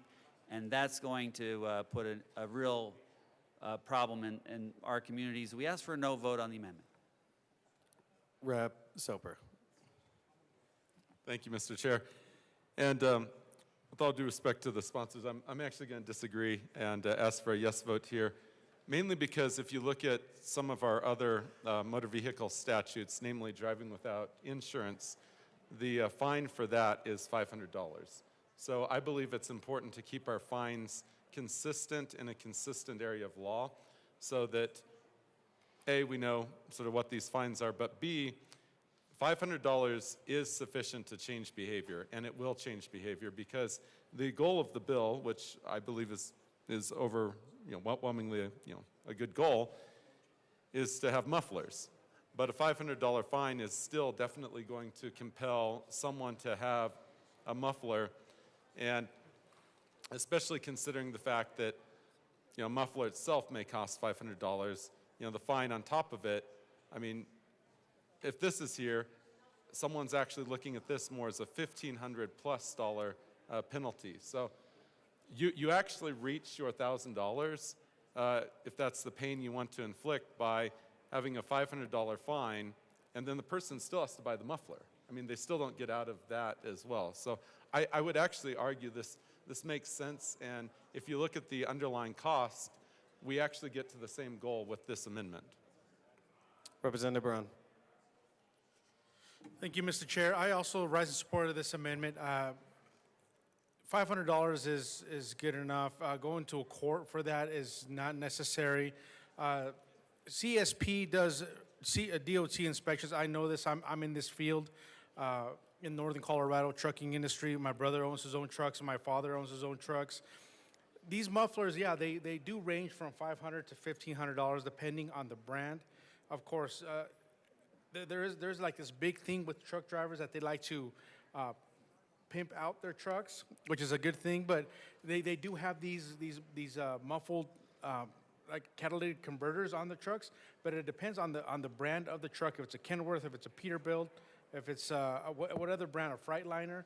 Where those catalytic converters are. Sometimes they're underneath the cab, sometimes they're right next to the truck. So it all depends on where they're at and how it's shown. Colorado State Patrol does know where those are located. They can be moved, but the driver has to specify where they moved it. So yes, a lot of these drivers already have that, and like my good representative from this side of the aisle said, it's going to be allowed whether you have that or not.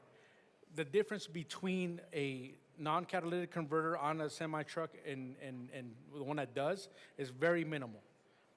They use that for the reason that these trucks are so heavy. They try to avoid using the brakes as much because the brakes heat up so much. The brakes then lock and they can't be used anymore. So they use the engine brake to do that. It all depends on the engine size as well of how big the muffler is. If you have a muffler too small, the backfire of that engine is going to just clog up the engine. It's going to blow it up. So it has to be big enough so whenever they use the engine brake, it takes off that pressure off the engine and uses the engine to slow down the vehicle, and instead of using the brakes as much. So I do see that problem with this is that it's not really going to do very much. I understand your concern with it, but and also the canyons in your districts also amplify the noise, which is a problem. I understand that, but coming from the mountains, you see I-70, how those hills are coming down. Those trucks actually rely on the engine brakes, so they don't use the brakes as often. And that's a good thing, because we want them to be able to have brakes whenever they want to use them. And the engine brakes really do help that. So I just go back to the point that it's not really going to make a big difference of whether that catalytic converter is on those mufflers or not. There is a difference, I understand that, but most of these trucks already have it. And to bring this down to $500 is I think a good compromise, given that driving without insurance is also the same penalty, and then now having them to go to court to defend that is another good thing, because obviously they're going to get stopped by DOT all the time, but by CDOT, and they're going to be checked anyway.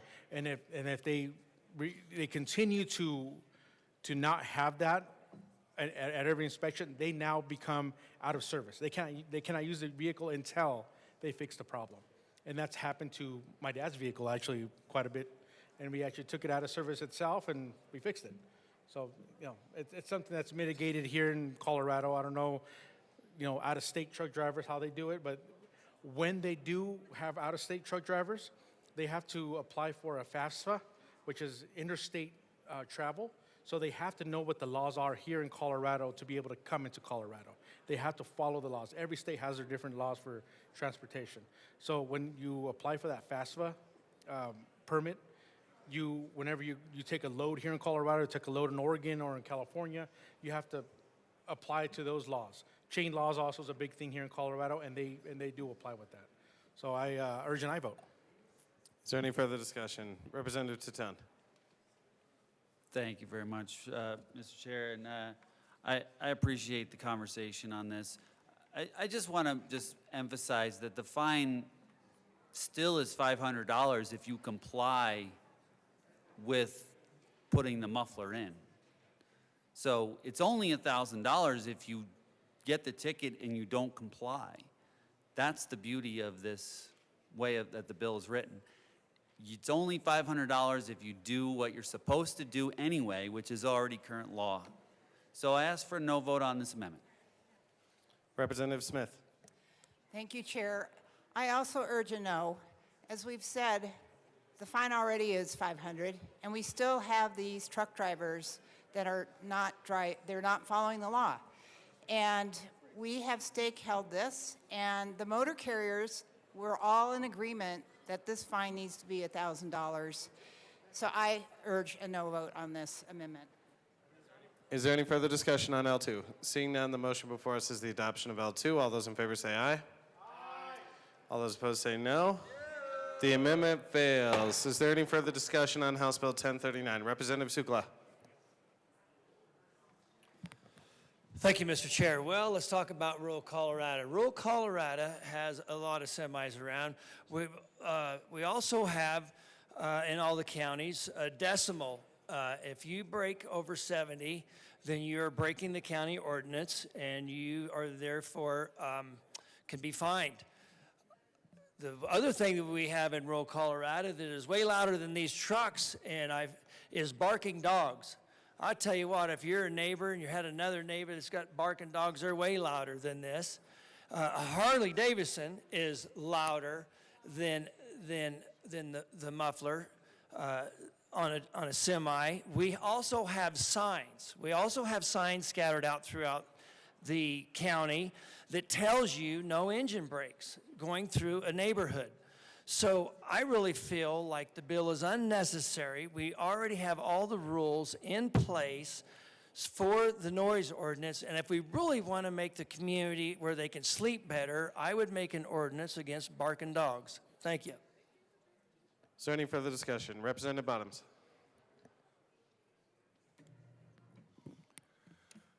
This is silly. It doesn't make sense. These are trucks. They make noise. That's what trucks do.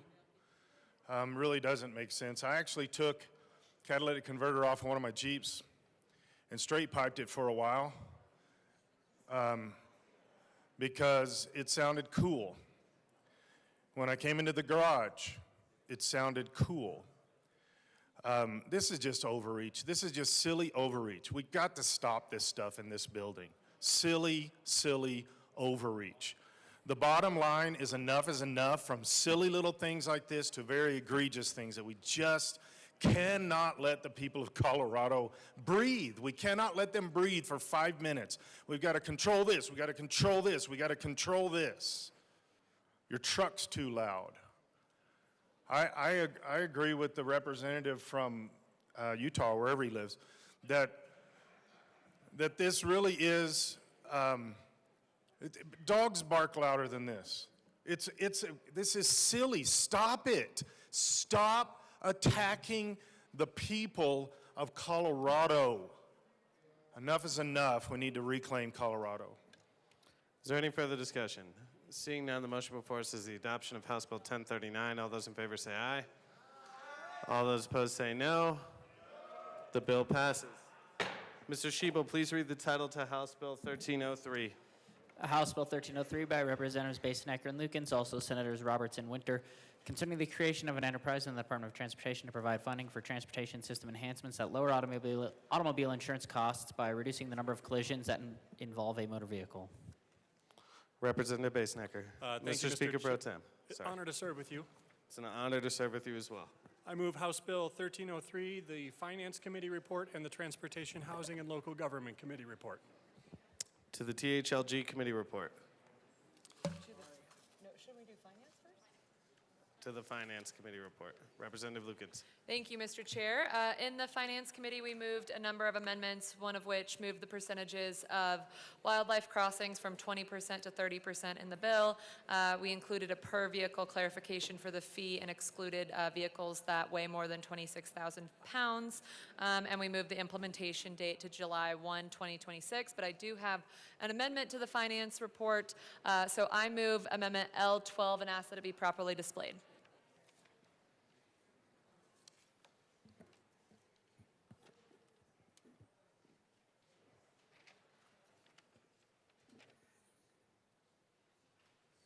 Hold for it to be properly displayed. All right, that is properly displayed. To the amendment. Representative Lukens. Thank you, Mr. Chair. This is a list of technical corrections based on the amendments that we made in the Finance Committee.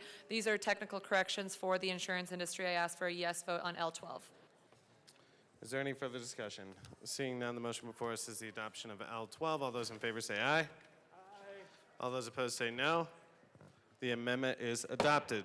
Is there any further discussion on the Finance Committee report? Seeing none, the motion before us is the adoption of the Finance Committee report. All those in favor say aye. Aye. All those opposed say no.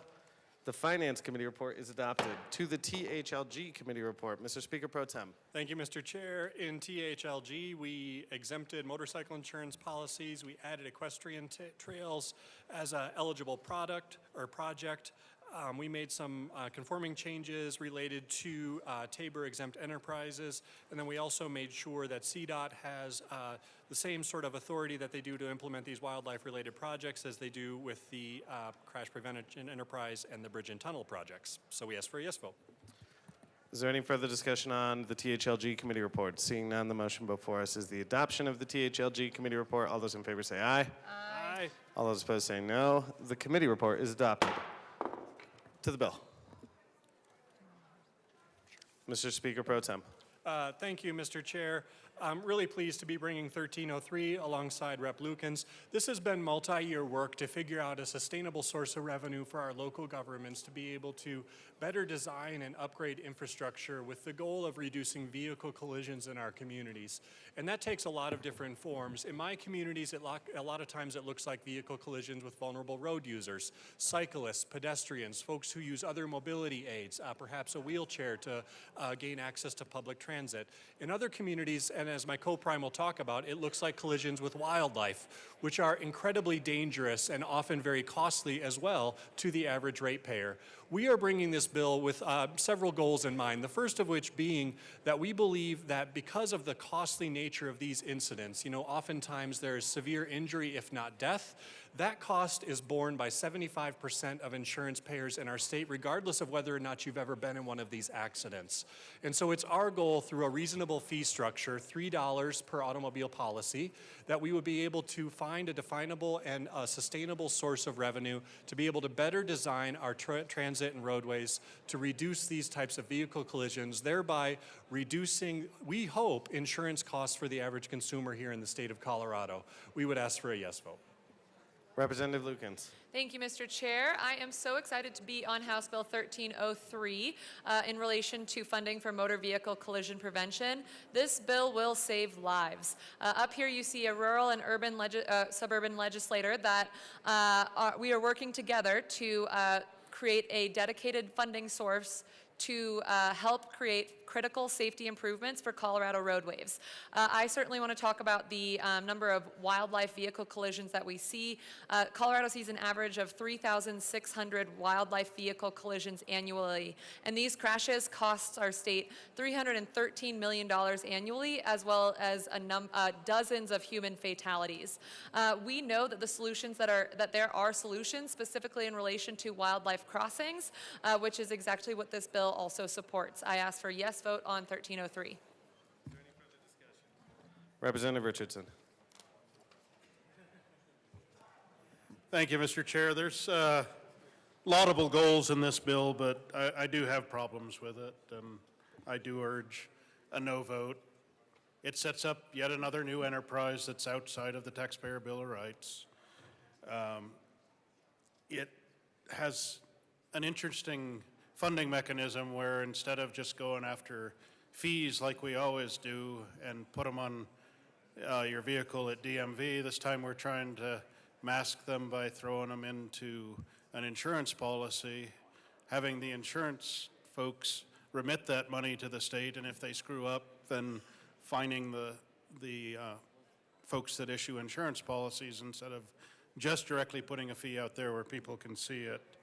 And then when I did ask during committee if the amount that we're trying to collect is sized towards a known requirement, the sponsor was honest, and I appreciate that, in that, no, it was set to just come in barely under the Prop 117 cap, where folks had voted if we had $100 million in 5 years, they wanted it to go to the voters. So yes, it complies with what the voters asked for, but I do think that we're really trying to get around the intent of the voter by setting up an enterprise that's slightly below where their vote would need to be approved. So with all of that, I would urge a no vote. Mr. Speaker Pro Tem. Thank you, Mr. Chair. Just wanted to level set real quickly here. The voters actually approved Prop 117. And so I want to be clear that the enterprise that we are setting up here and the limits in terms of revenue are voter approved, and enterprises are also a part of Tabor. And so I think it's really important to dial in on those pieces in particular in terms of sources of revenue for our state. The reason why we are staying within that Prop 117 cap is because we know that even $100 million, $200 million, $300 million would not adequately solve the issues and the revenue needed to better design infrastructure inside of our state. And so with that in mind, we are very much in line with what the voters had already intended through Prop 117 to say that this is what the voters have said is a limit. I respect that as a legislator, and we also understand that it will not be enough money in order to solve these issues in our communities. Representative Sukla. Thank you, Mr. Chair. So I have a lot of skin in this bill right here, and that is that I've ran into 2 deer and I ride a mountain bike. So I fit right into this bill. The problem with this bill, if you go on the other side of Pagosa Springs, they have a wildlife crossing. And that wildlife crossing looks like the Taj Mahal. That wildlife crossing cost $11.5 million. There was some debate in the committee hearing talking about how it would reduce insurance rates because we are adding to insurance rates with this $3.50 to each one. But that's hearsay in my opinion. And there was talking about 6,000 some deer strikes. Well, probably 5,000 of them are in the 8 counties that I live in. So we have a lot of deer. We have a lot of open miles. And in my opinion, there is no way that we are going to be able to put enough deer, elk crossings to avoid hitting deer in the future. I think we would spend billions of dollars to do that. So I think there's going to be has to be another way. I don't like the idea that we're going to raise the cost of insurance to make insurance cheaper. That's hard for my mind to wrap around, and I'm a no on the bill. Thank you. Representative Gonzalez. Thank you, Mr. Chair. I also want to go on the record in opposition to this bill for a few reasons. So the first one is anytime that there's a new enterprise that's created, I can't be a part of that. Just adding more fees to the consumer. People in my district are tired of these fees. We hear the concept nickel and diming time and time again, and so this is just another enterprise which adds another fee. And in turn, while we're charging the insurance providers this fee, we all know that all these costs for compliance are then passed on to the consumer, so the consumer ends up paying for it, whether it's directly or indirectly. I also understand why the sponsors brought this forward, because as we know, a lot of collision accidents happen, whether it's with other vehicles or animals. And so I just think that even the representatives for the insurance industry suggested will have the opposite effect of what this is trying to do, which will in turn add cost to the auto policy holders. So it'll just get passed on. A part of the reason too that I'm kind of concerned about it is we all know about under 18% of Coloradans are uninsured. So we have to make up the cost for those elsewhere. So the people who actually have insurance and premiums pay for it, so the costs are indirectly passed on to them. So for those reasons, I will be a no vote on this bill. Thank you. Representative Lukens. Thank you, Mr. Chair. So in relation to wildlife collisions, the average cost per wildlife collision claim has nearly doubled in the last decade to $6,000 per claim. When we see, I also regularly drive under what the good colleague mentioned, it looks like a Taj Mahal of those wildlife crossings, which I do think is hilarious and agree with that. But those wildlife crossings that I see regularly when I drive home between Kremling and the Green Mountain Reservoir have resulted in 92% reduction in crashes. So there really is a cost savings argument in relation to this. So if we are decreasing the amount of crashes and we thus are also saving lives by decreasing the amount of crashes, this will certainly actually save people money in the long run and also save lives. And in addition to that, I'm also a mountain biker and would love to go mountain biking sometime. Representative DeGraff. Thank you, Mr. Chair. Some of my problem with the bill, I think it might be a great idea as far as cost savings, but I think the way to do it, the continual addition of enterprises. When I look at enterprises, and I recognize that it is part of the Taxpayer Bill of Rights, is that you could have a fee for a service. And I'm not sure that this rises to the level of a service. If it's the role of government, the government needs to be funding these things, then what the government needs to do is it needs to apply this in taxes. Now, one thing that would be interesting would be not taking $4 million out of our infrastructure budget, which would apply to this, and spending it on criminal defense of diverting funds. But we've already done that. So we're kind of saying that we don't need this money in our infrastructure funds because we've already taken it out. So now we're saying, well, we've taken the money out of our infrastructure, which seems like this would be more of a more applicable here, and then applied it to something else. So I don't think this is a fee for a actual service provided so much as it would be something where, hey, is this something that falls inside the role of government? And if it's inside the role of government, say the design of our roadways, maybe when we're designing roadways, maybe we don't need Taj Mahals with rest stops across the way, but maybe we have maybe that needs to be part of the consideration of what we build in regards to the Department of Transportation. But to say that, okay, well, we'll call this a service, and then we'll add a tax. Well, then what happens when you want the next ad? When you want the next ad and you want the next ad, and say that this is a service that is provided. So we just keep adding these things to the insurance policy because, $3 out of a couple $100 insurance policy. Well, we already know that this is just part of being nickeled and dimed. Although we've graduated out of being nickeled and dimed into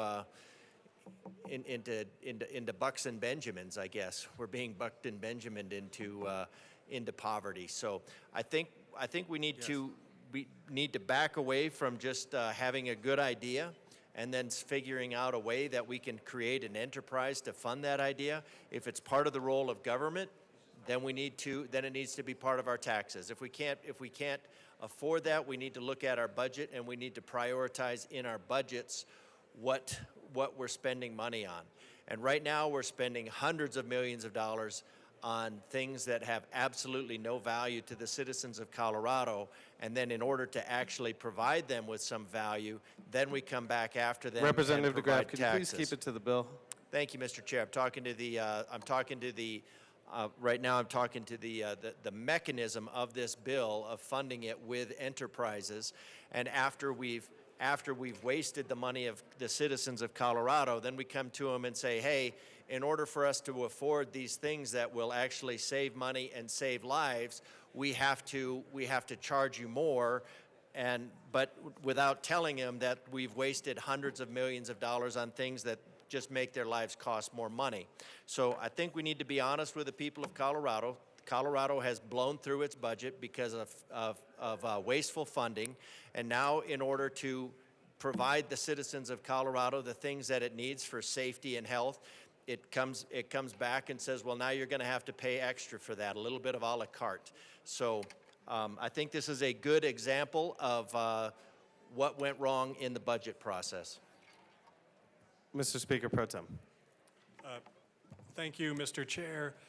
I did want to just share some data points around why these investments are ultimately a cost-saving measure in an effort to reduce costs for people in the state of Colorado.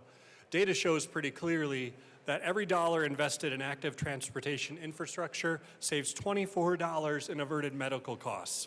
Pedestrian crashes alone caused over $17 billion with a B in economic costs in 2019, and bicycle crashes caused over $5 billion in economic costs. It's in the best interest of the state of Colorado, in my opinion, and all Coloradans, to reduce these collisions that are costly to the state and contribute with a definite nexus to rising auto insurance premiums. You as an insurance payer will pay out the cost of that collision regardless of if you've ever been in one yourself or not.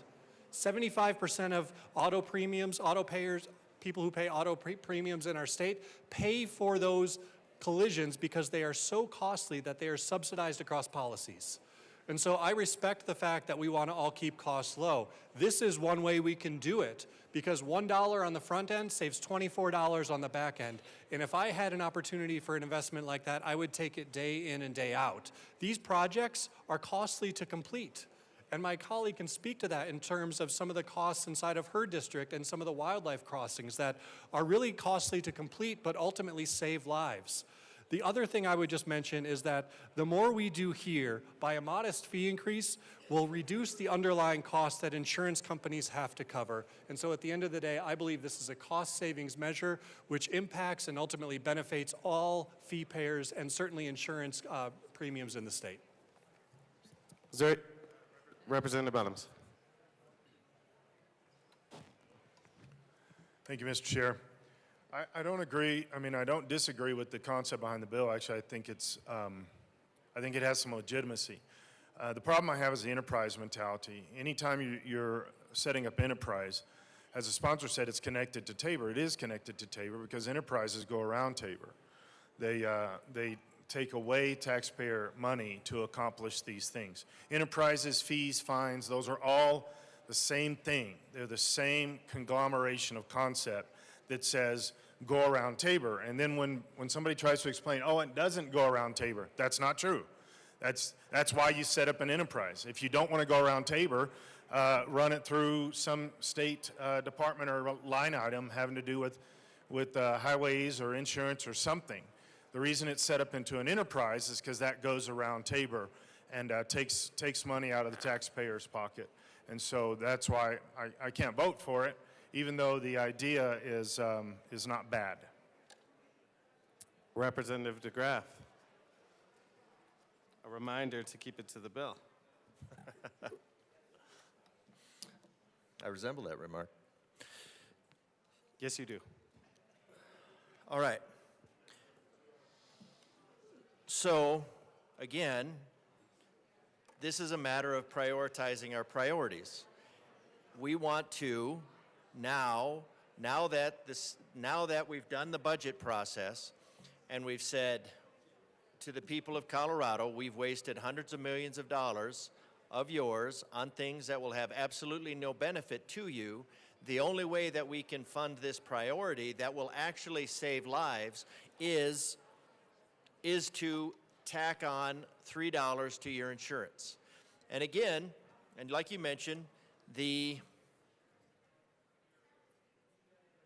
is one of those wafer-thin things. Just, the government has this massive, huge, bloated budget, and then somebody comes with another thing of it's just wafer thin. This is the idea of the straw that breaks the camel's back. You can only add these small things, and then you say, well, that didn't break it. But this is not a fee for service. This is more in lines with road development. If we're gonna develop highways and we're gonna develop roadways, this is probably something that needs to go in as part of the process, not added in a la carte afterwards. That means it goes through the normal process, it comes out of the taxpayer's budget, and it doesn't go through this way, because what this is doing, this opening up another avenue to say, hey, in the year 2025, we added a $3 fee to,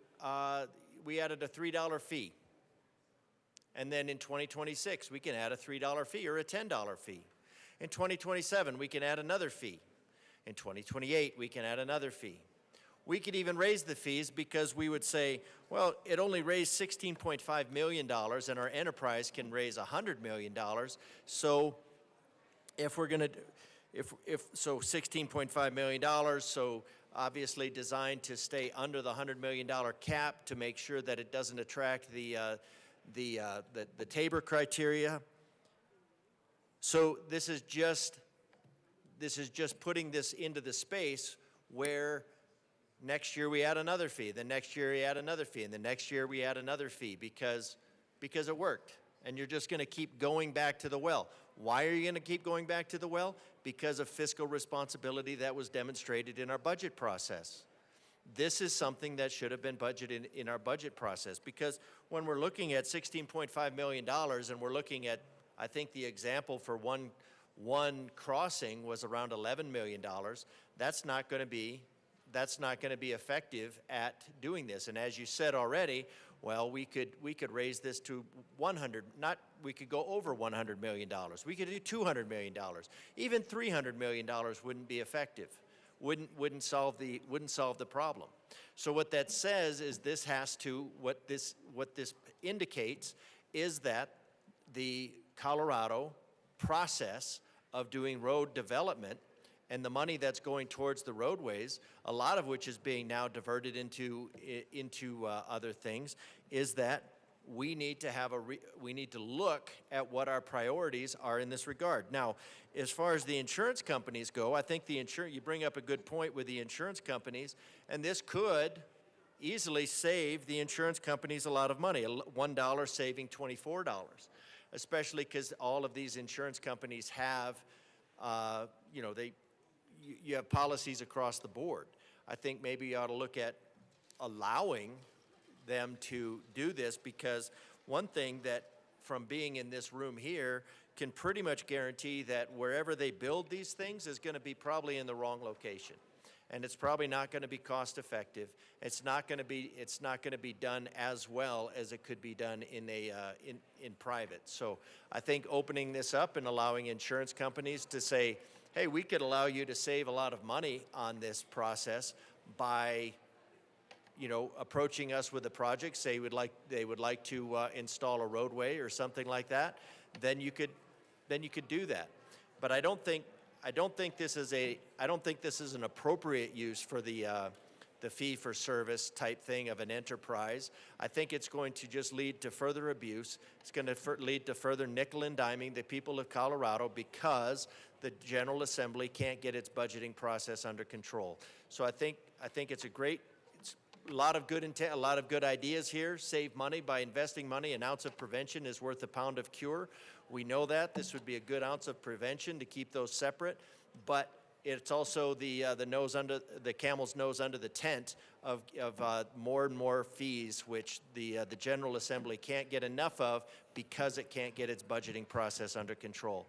So I ask for a no vote on the bill, not because the underlying idea is a bad idea, but the funding mechanism is inappropriate. Seeing no further discussion, the motion before us is the adoption of House Bill 1303. All those in favor say aye. All those opposed say no. The bill passes. Mr. Shebel, please read the title to House Bill 1267. House Bill 1267 by Representatives Pascal and McCormick, also Senators Winter and Amabile, concerning support for statewide energy strategies and in connection therewith modifying the electric vehicle grant fund within the Colorado Energy Office and regulating retail electric vehicle charging. Representative Pascal. I move House Bill 1267 and the Energy and Environment Committee report and the Appropriations Committee report. To the Appropriations Committee report. So in appropriations, we got approval for the funding, a mechanism of the new portion here that is getting funding in the Department of Labor and Employment. It is being funded through the electric vehicle cash fund, which is funded by registration on electric vehicles. Is there any further discussion? And I ask for an aye vote. Is there any further discussion on the Appropriations Committee report? Seeing none, question before us is the adoption of the Appropriations Committee report. All those in favor say aye. Aye. All those opposed say no. The committee report is adopted. To the Energy and Environment Committee report. So in the Energy and Environment Committee, we passed 2 amendments. The first amendment has to do with the aspect of the bill where we are going to be standing up consumer protection oversight for electric vehicle chargers. We ran an exception for municipal utilities so that EV chargers owned by municipal utilities are exempt from that portion. Then we ran a second amendment. Another funding source that is relevant to EV chargers is the Community Access Enterprise. That enterprise funds a lot of the electric vehicle charging infrastructure across our state. And in that enterprise is funded in part by a retail delivery fee. So because we have had a lot of success in this area, that enterprise, in order to ensure that that enterprise does not, it is a TABOR, Taxpayer Bill of Rights enterprise, so in order to make sure that we are compliant with those rules, this amendment ensures that we don't go over the 100 million mark in the first 5 years. So what it does is it broadens the authority of the board of that enterprise so that those retail delivery fees could be lowered or they could be paused and then restarted again. Further discussion And I ask on for an the aye vote. committee report. Representative Woog.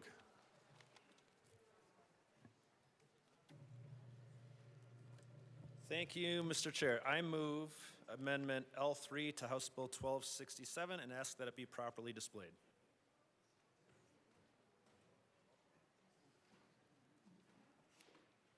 Yeah, that's what we're.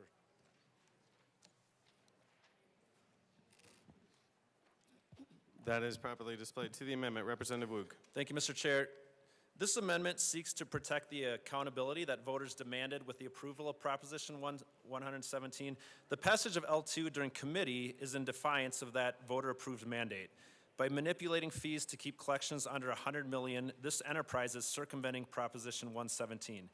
This action undermines the core principles of voter oversight, transparency, and fiscal accountability that both Proposition 117 and the Taxpayers' Bill of Rights established.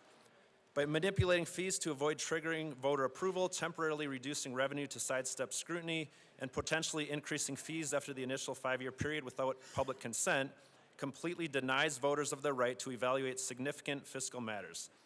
The acceptance of this strategy by this body will continue the erosion of public trust and risk underfunding the essential services that this enterprise provides due to artificial revenue caps. This dishonest operation not only bypasses the intent of Proposition 117, but also damages Tabor's goal of limiting unchecked government growth. To restore voter control, ensure transparency, and uphold the democratic process, we advocate for the passage of this amendment that will maintain accountability by requiring mandatory voter approval for any enterprise with collections exceeding $100 million. Striking this provision out of this bill will maintain public oversight regarding enterprise fee setting and control the rate of growth by this government and its out-of-control expansion through the addition of more enterprises, and I urge a yes vote. Representative Pascal.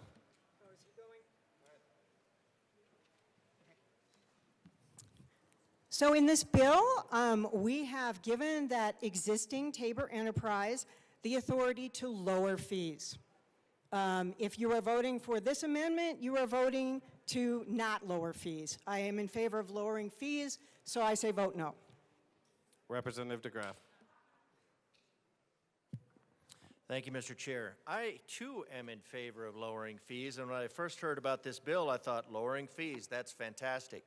But what this bill is doing is not so much, it's not lowering fees. What it's doing is it's putting a dial on these fees that allows the fees to be cranked up and cranked down to avoid scrutiny, but to maximize the, maximize the revenue that's brought in. So we have this, so what we're doing is this bill is overall looking to circumvent the voter oversight of the General Assembly's circumvention of the Taxpayer Bill of Rights. We're not really looking at a fee for a service. We're looking at a fee that's put on with the electric vehicles, or the fee to then install these presumably for the electrical vehicle charging stations, although they don't seem to be coming in very fast, and they're incredibly inefficient. So they're incredibly inefficient because they take an incredible amount of energy in order to do that, and so it creates a lot of infrastructure. That all, I mean, you're talking about many homes worth of electricity requirement to do one of these. It'd be much more effective, of course, to have, if we could sort of like take all that electrical energy and then liquefy it and then carry that liquid around in the car. That would make a lot more sense, but I digress.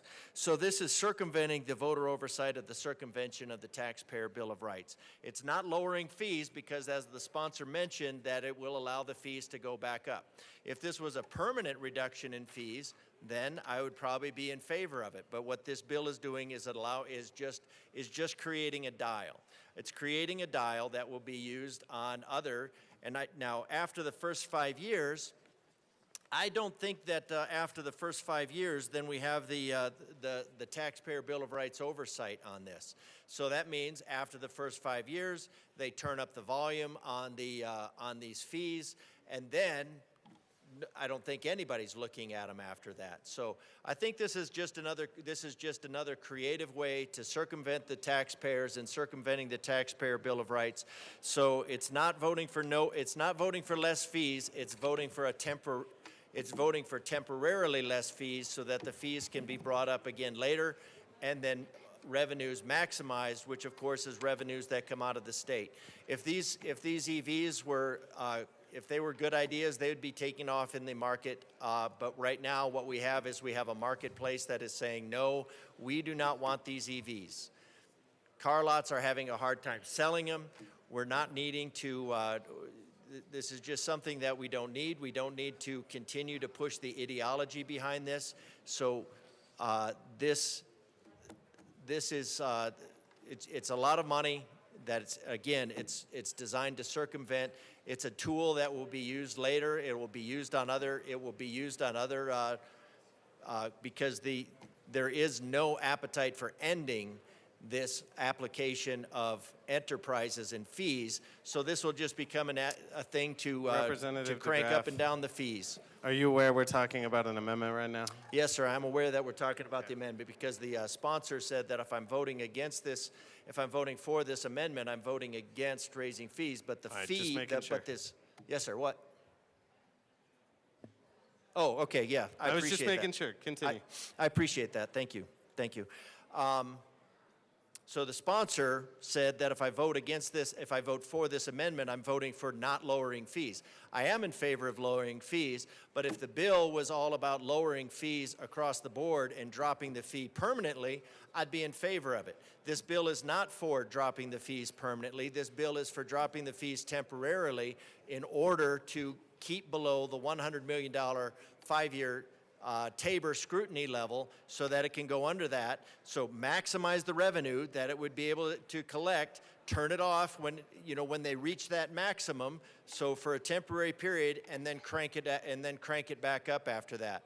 So I'm against so I'm for lowering fees. If you want to create a bill that lowers the fees permanently, I'm on board. If you want to lower the fees temporarily so you can crank them up later, I think that's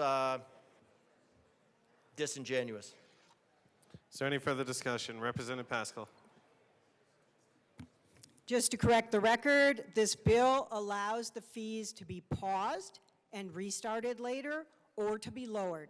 It doesn't have a dial-up in it. I ask for a no vote. Discussion on L3. Seeing none, Representative DeGraff. What the sponsor just described is a dial. I have one of those on my shower. I can pause the shower, I can turn it off temporarily, and then I can turn it back on. That is the nature of a dial. So what the sponsor described is a dial. Pausing it, turning it back on, turning it off, adjusting the fees in there, that is the nature of a dial. Representative Woog. Thank you, Mr. Chair. And the reason we need to vote yes on this, or I ask for your yes vote, is the bill, Proposition 117 was enacted to ensure that voters have a say in significant fee-based enterprises, reflecting the democratic principle of public oversight. By incorporating a mechanism to lower the fee, if collections are projected to exceed $100 million, the enterprise can avoid triggering the voter approval requirement. This practice circumvents the intent of 117, denying voters the right to approve or reject enterprises with substantial fee collections. For instance, if projections initially under 100 million later show higher collections, adjusting the fee downward manipulates the outcome to bypass voter scrutiny, undermining the law's purpose. Also, it undermines Tabor. The Taxpayer Bill of Rights was crafted to limit government growth and ensure voter approval for tax increases. While enterprises are exempt from Tabor's revenue limits, Proposition 117 was an attempt to extend similar oversight to fee-based enterprises. By using fee adjustment mechanisms to bypass voter approval, the enterprise undermines the spirit of Tabor, allowing for unchecked expansion of government programs funded by fees rather than taxes. This practice could lead to an increased government spending without the fiscal constraints intended by Tabor, further eroding voter control over state finances. So again, I urge I urge a yes vote on this amendment. Representative DeGraff. I also recommend a yo vote for this amendment. And I just wanted to highlight some of the text here because we're talking about shall adopt rules. Well, what rules? Well, the rules must set forth minimum standards relating to the specifications and tolerances. Okay, so we're talking about rules that are that will include specification and tolerance. The director shall consult with the director of the Colorado Energy Office before initiating rulemaking. So this bill has a lot of blank checks in it. So it's- Representative DeGraff, we're still on the amendment. Could you keep your remarks to the amendment, please? Thank you, Mr. Chair. So I am leading up to the amendment. The division shall begin enforcing these rules and then modify the rules at the director's discretion. So these are, it's not just the fees. It's talking about rules. It's talking about all this, and it's using these things to modify at the user's discretion, which again is the very nature of a dial, that you can modify it at your discretion. If you want to lower the costs of the fees, then lower the cost of the fees. If you want to have rules imposed for that, bring a bill of rules. Don't bring a bill of maybes to the table and then say, well, we would like these ideologues to write a bunch of rules around this stuff, around fees. I'll give them the ability to adapt them as required, as desired, and then change the fees in order to circumvent the taxpayer's awareness of what the circumvention of the Taxpayer Bill of Rights. So, I mean, so I ask for an aye vote on this to put the to just set something in stone. What this is just. I think what we'll see is more of this type of bill that just says that these enterprises and rules can be just adjusted and tweaked as they go, which is which is basically creating laws on the fly. What you're doing, what this bill does, and I'll talk about that when the bill, but it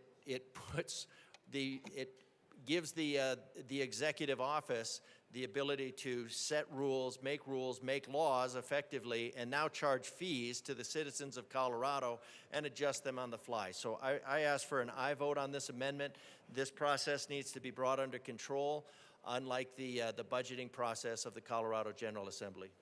Seeing no further discussion, the motion before us, Representative Pascal. Just a quick comment. My good colleague from El Paso County is mixing and matching the parts of the bill. The rulemaking doesn't have anything to do with this enterprise that we're talking about. I ask for a no vote. Seeing no further discussion, the motion before us is the adoption of L3. All those in favor say aye. All those opposed say no. The amendment fails. To the committee report.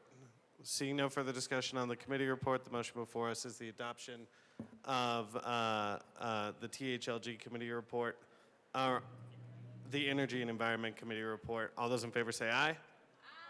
All those opposed say no. The committee report is adopted. To the bill, Representative Pascal. Thank you, Mr. Chair. So this bill is about supporting infrastructure for electric vehicles. There are three parts to this bill. One is to create a new retail EV charging station oversight program, a consumer protection program at the Department of Labor and Employment to ensure consumer protection at EV charging stations the same way that consumers are protected at gas pumps. So when you go and dispense gas, you dispense out a gallon. We want to make sure you're actually getting a gallon. This would do the exact same kind of process for EV chargers, making sure that you get the number of kilowatt hours that you paid for. So that's one thing that it does. It also expands the allowable uses of the EV grant fund to include the support in operational and policy work to support EV adoption and charging and the administrative costs associated therewith. And lastly, as we've covered a little bit in the amendment, it gives the Community Access Enterprise Board the authority to pause or lower fees, or pause and restart, or to lower fees. Now, despite what some folks may believe, EVs are actually extremely popular. The market has spoken. In the last quarter of 2024, electric vehicle purchases in Colorado made up over 25% of the vehicle purchases. We are the #1 state in the union for EV vehicle purchases. And of that number, I have a number in front of me, but it was roughly like 85% of that was pure electric vehicles. The rest were hybrids. So it's a very popular choice among consumers. I personally have one as well. The technology is becoming is a mature technology. It's gotten to the point where the cost-benefit analysis is in favor of purchase, and they're great vehicles, great power, quiet. I've had my vehicle for a year and a half, and the only maintenance I've had to do on it is rotate the tires and do software updates, $0. It's a great vehicle, and a lot of Coloradans have spoken with their dollars, and they have purchased electric vehicles. So that is why we are bringing this bill today, and I ask for an aye vote. Representative Bottoms.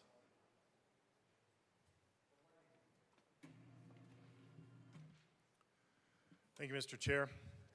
I would like to address the how popular these vehicles are concept. I have a good friend that runs a few dealerships, and he stays frustrated all the time. And I asked him about this just point blank because he's not really allowed to talk about this. So I talked to a couple of GMs about the exact same thing. And they said in their particular auto arena, I'm not going to mention the exact brand, but there's 3 brands that I know for sure this works with this way. They are given a quota of electric vehicles that come to their lot. And then they are told, this was the angst of the managers, general managers, and regional managers that told me this. They are told by the industry, so the auto industry of this particular brand, they are told you will not get any more gas-powered vehicles until you sell this many electric vehicles. And he said, we cannot sell the electric vehicles. They don't want them, but we can't put more gas cars on the lot. If you think I'm wrong about this, call a dealer and ask them. Talk to the boss. They are limited in the kind of gas vehicles they get because they have quotas of electric vehicles. They have to spend tons of money to get the infrastructure for all the charging stations for the electric vehicles while they are not selling cars because the electric vehicles are not wanted anymore. When people say, oh, these are very popular vehicles, yeah, that's like saying this is the only food you're allowed to eat, so it's really popular. That's what's going on in this industry, and you can talk to the industry leaders rather than the people in this room and actually get the facts about this. They are tired of these electric vehicles. They are nothing but a harassment to the dealerships. They do not sell. They don't want them here. And here's one of the ways you can actually see, this is how markets work. This is a vague concept in this room, I get it, but this is how markets work. How many of these vehicles are dropping like crazy in price a year later, 2 years later? They cut in half. They cut down to a third. They can't sell these cars. That's how popular they are. Representative DeGraff. Thank you, Mr. Chair. I think it's worth noting that when you're talking about mature technology and that they have a cost-benefit analysis and that it's worth spending your money on, it's worth spending somebody else's money on.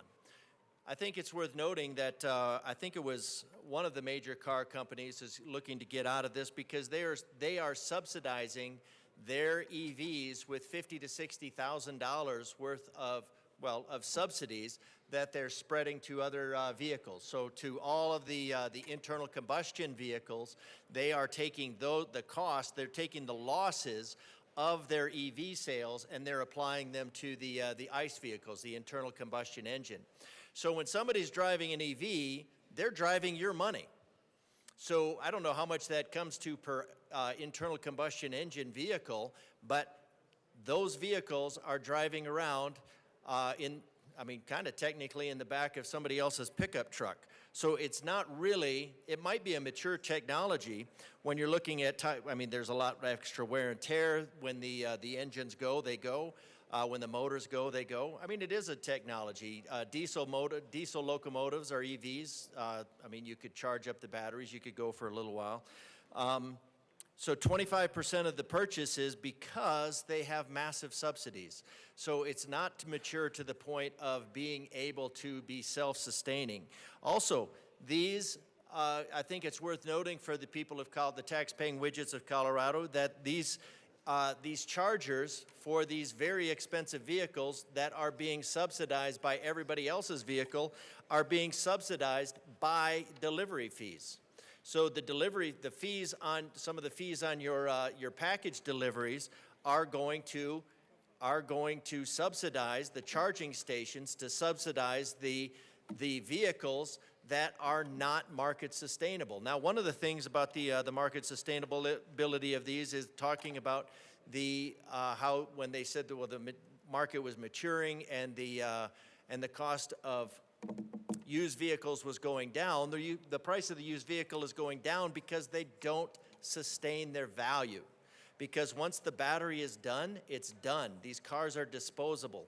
They're disposable cars because the battery pack is where the cost is. You can't replace the battery pack typically without needing to replace the entire vehicle. So they're cool tech. I get it. I mean, I think they're really cool. DC motors have a lot higher end torque, and because they have higher end torque, they have a lot better of acceleration. So, I mean, they're cool, no doubt about it. But they are a parasite.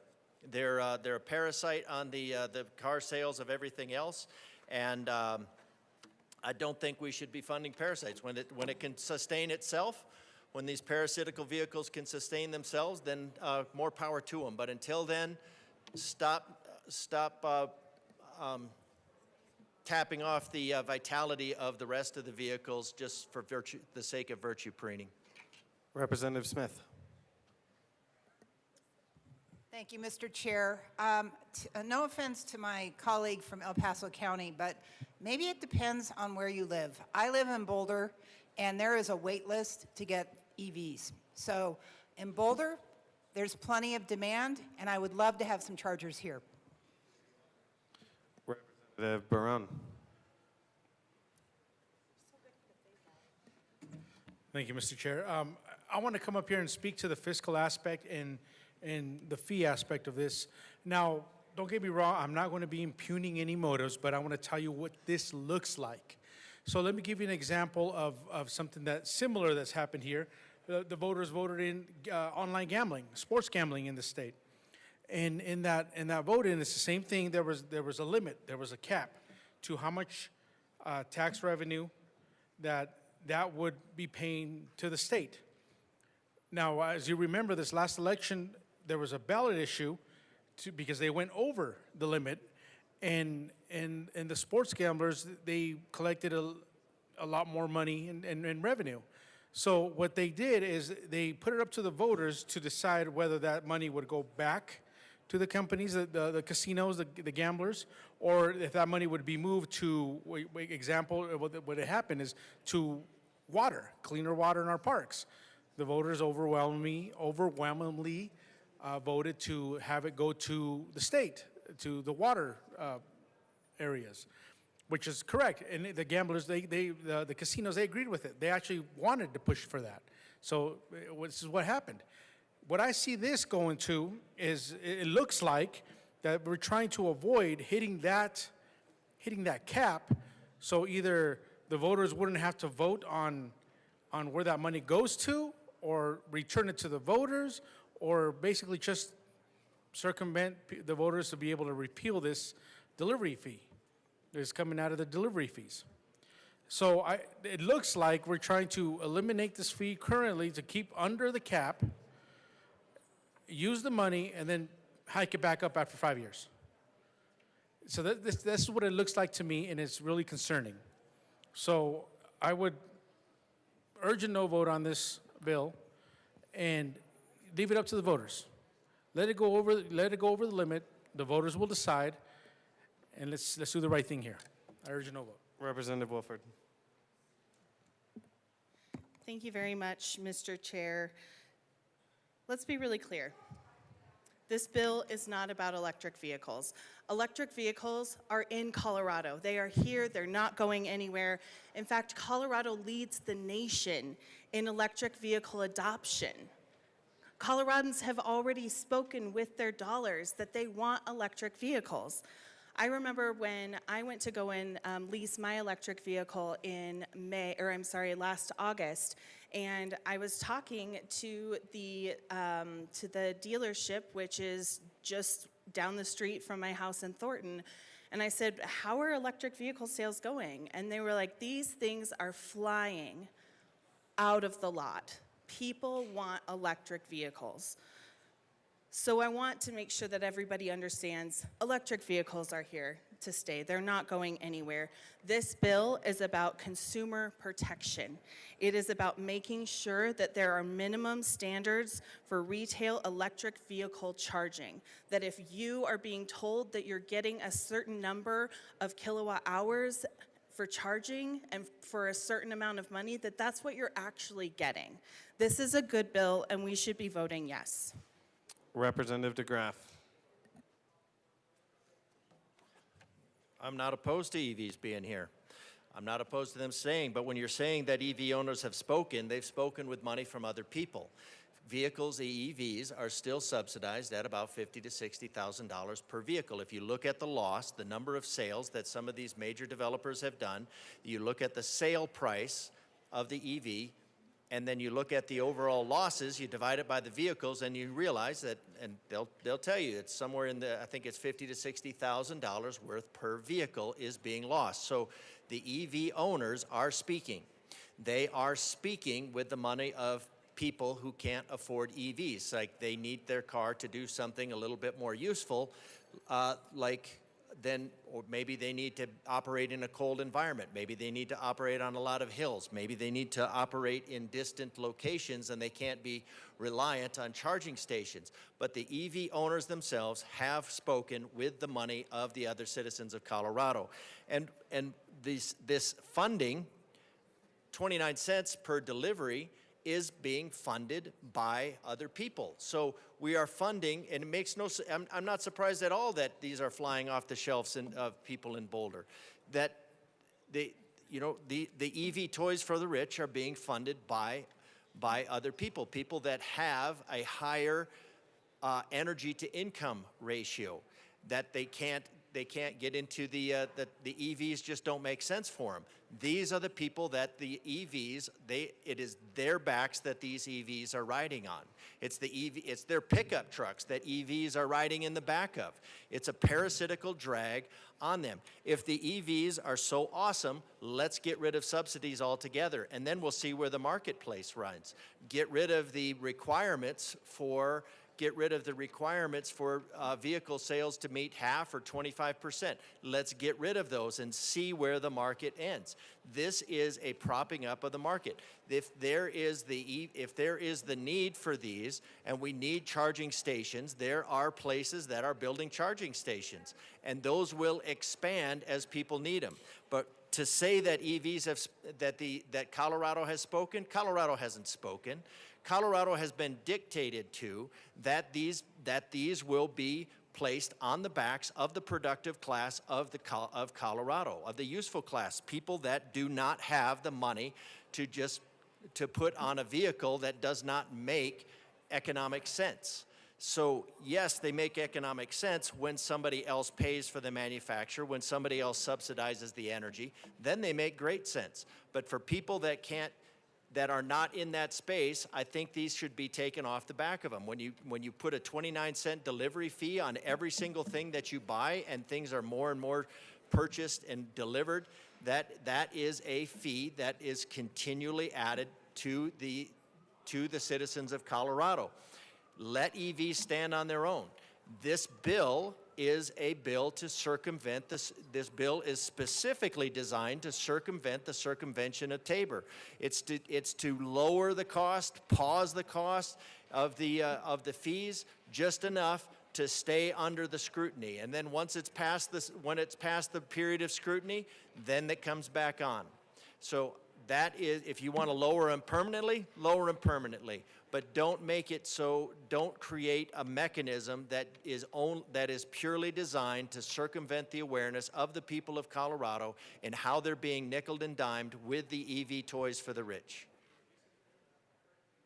Representative Woog. Thank you, Madam Chair.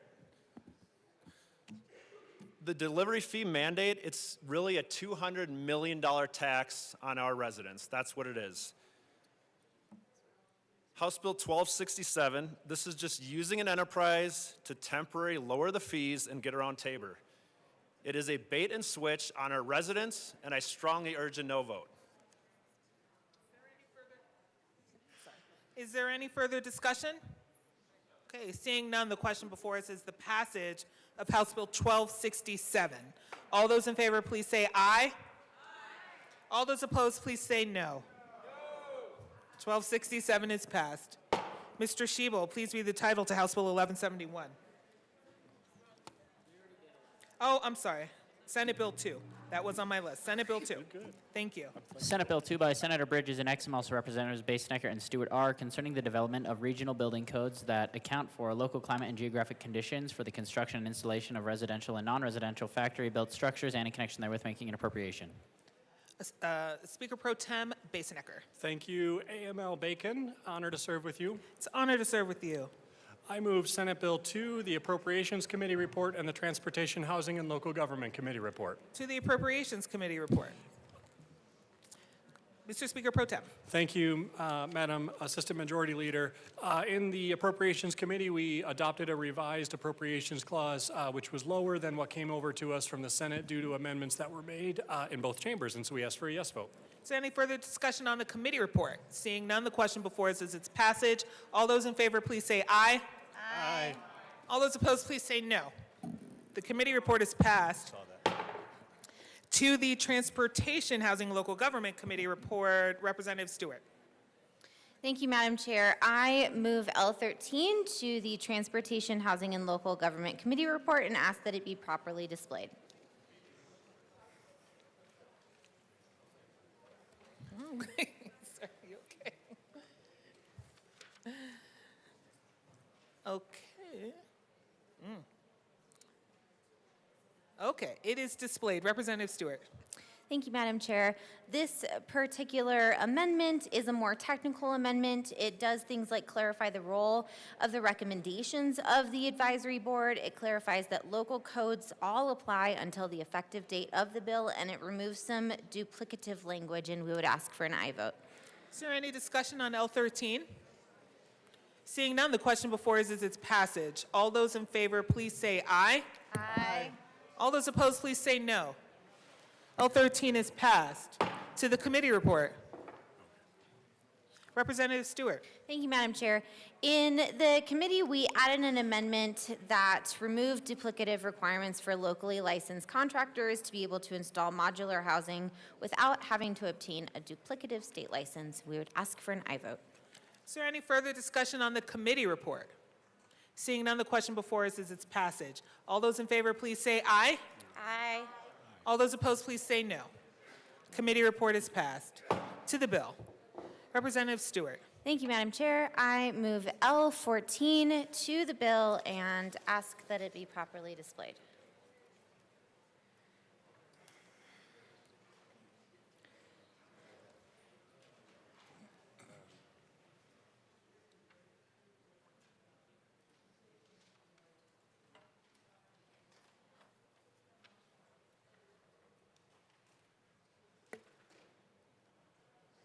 Okay, L14 is displayed. Representative Stewart.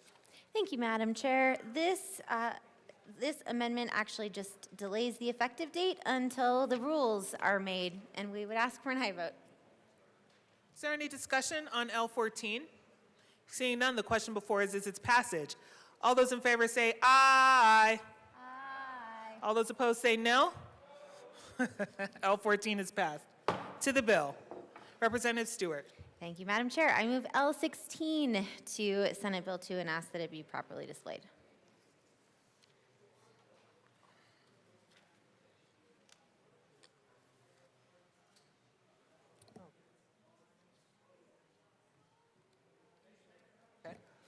Okay, L16 is displayed. Representative Stewart. Thank you, Madam Chair. This amendment also delays the effective date until the rules are made, and we would ask for an aye vote.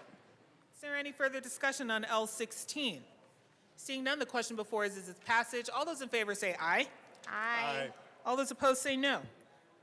L16 is passed. To the bill, Speaker Pro Tem Basinicker. Thank you, Madam Assistant Majority Leader. Pleased to present Senate Bill 2 for your consideration alongside my co-prime. Really been a pleasure to work on this and to build on the good work that was done in the Senate. You know, just to level set a little bit, my district, state of Colorado whole, we are in a housing crisis. To buy a medium-priced home, which is $550,000, and avoid being cost-burdened, a household must earn over $129,000 annually.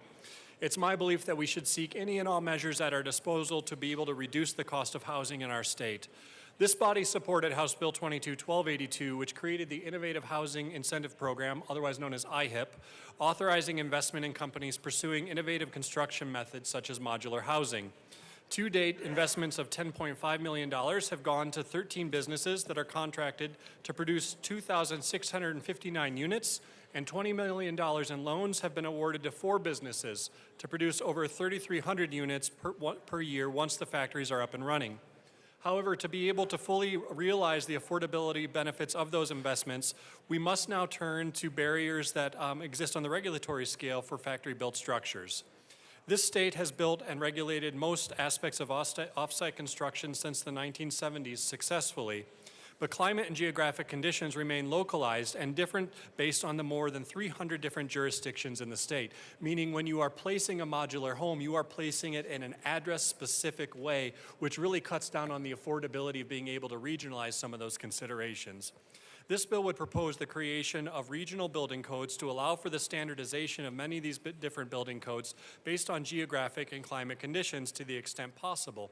We have heard from industry time and time again that while this might mean overbuilding, meaning you are building something with a snow and wind shear load in Fort Collins that perhaps could also be placed in a mountain community, if our modular housing companies can do that at scale, they can actually reduce the cost of that product overall. So overbuilding and exceeding perhaps standards in one community, even to the detriment of their bottom line, still means that they can place more of homes affordably inside of our communities.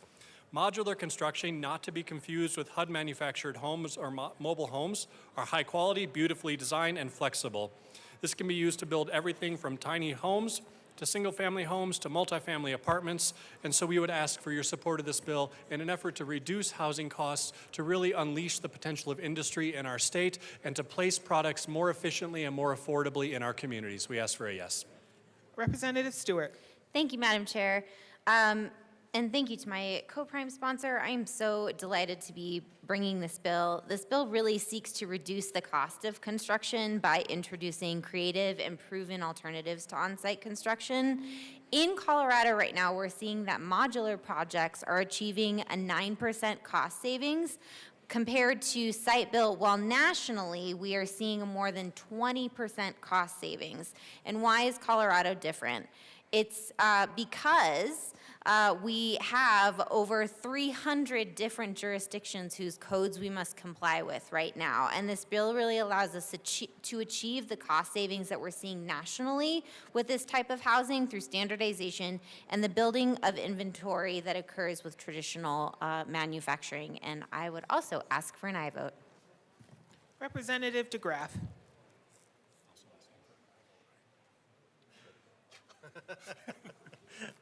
I appreciate the clarification from the bill sponsor. So I've owned modular homes, and I do appreciate the consideration versus the HUD standards. But this is, again, looking to, I think this is something that the local governments can probably get together better with and maintain control of their zoning as opposed to pushing this up to the state level. One thing, just roughly, I noted that Colorado, reading some of the demographic information, that Colorado has been adding like 40,000 units per year with a growth rate of 30,000. So our growth rate is about half of what half the supply, the need of the supply is about half. So the problem is going to limit itself. So some of the issue, yeah, modular homes, because they have to be transported, down the highway, are generally very robust. So some of this would just be education-wise on the part of on localities. So again, I think we're solving a problem that the market can solve itself. I think the local governments can solve itself. So I'm opposed to the bill just because I think it's moving in a direction that the state doesn't need to, and the state's track record for doing things like this well is somewhere close to zero. Is there any further discussion? Seeing none, the question before us is the passage of Senate Bill 2.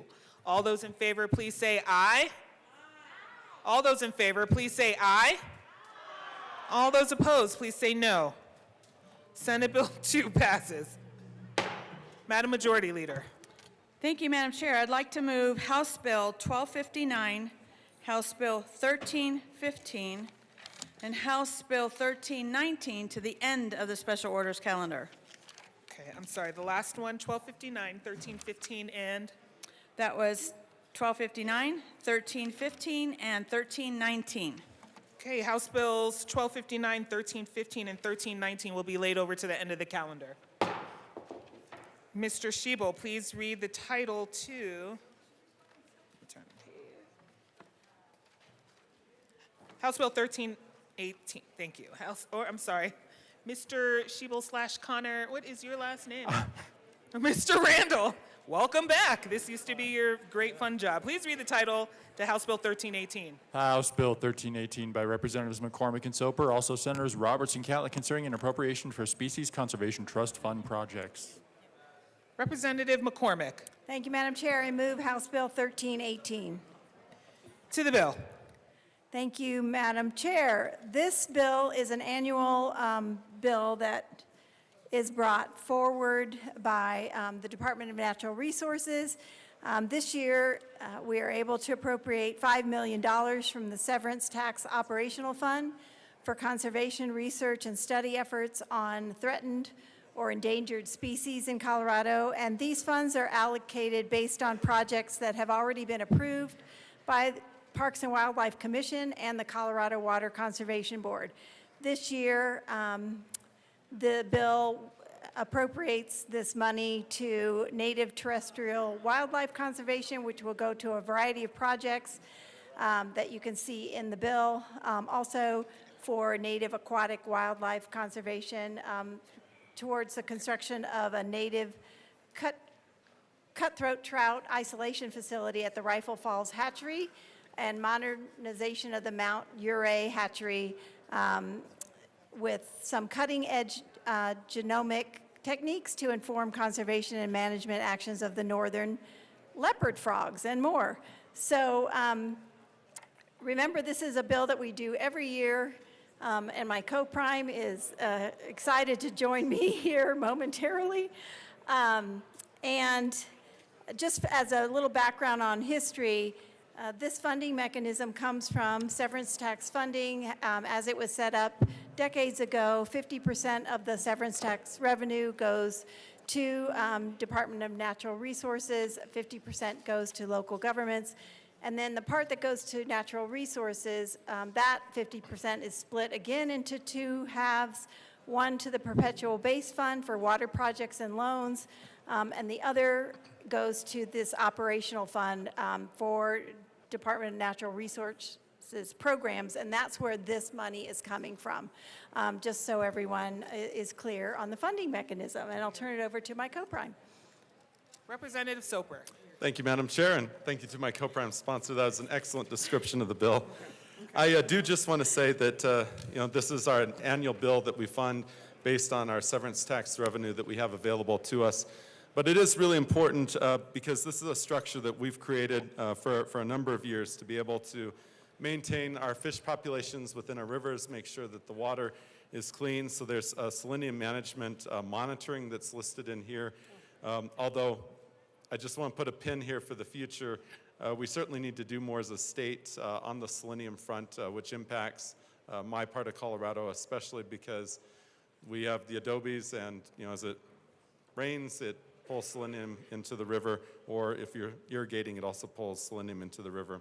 But also being able to ensure that we recover our fish populations and have sustainable wildlife is very important to our state, and it keeps people coming back and allows us to actually enjoy the wildlife that we love. So I ask for a yes vote. Representative McCormick. Oh, thank you, Madam Chair. Just wanted to let you all know that this bill also is designed to meet our state's obligations under the Federal Endangered Species Act. So it's really important that we do our work in this space every year and make sure that those species that are threatened or endangered are being preserved in the way that we can best serve them. So we ask for an aye vote on the bill. Is there any further discussion to House Bill 2513-18? Seeing none, the question before us is the passage of House Bill 1318. All those in favor say aye. Those opposed, no. The ayes have it. House Bill 1318 passes. Mr. Shebo, please read the title to House Bill 1083.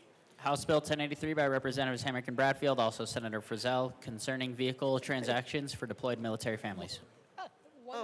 Representatives Hamrick.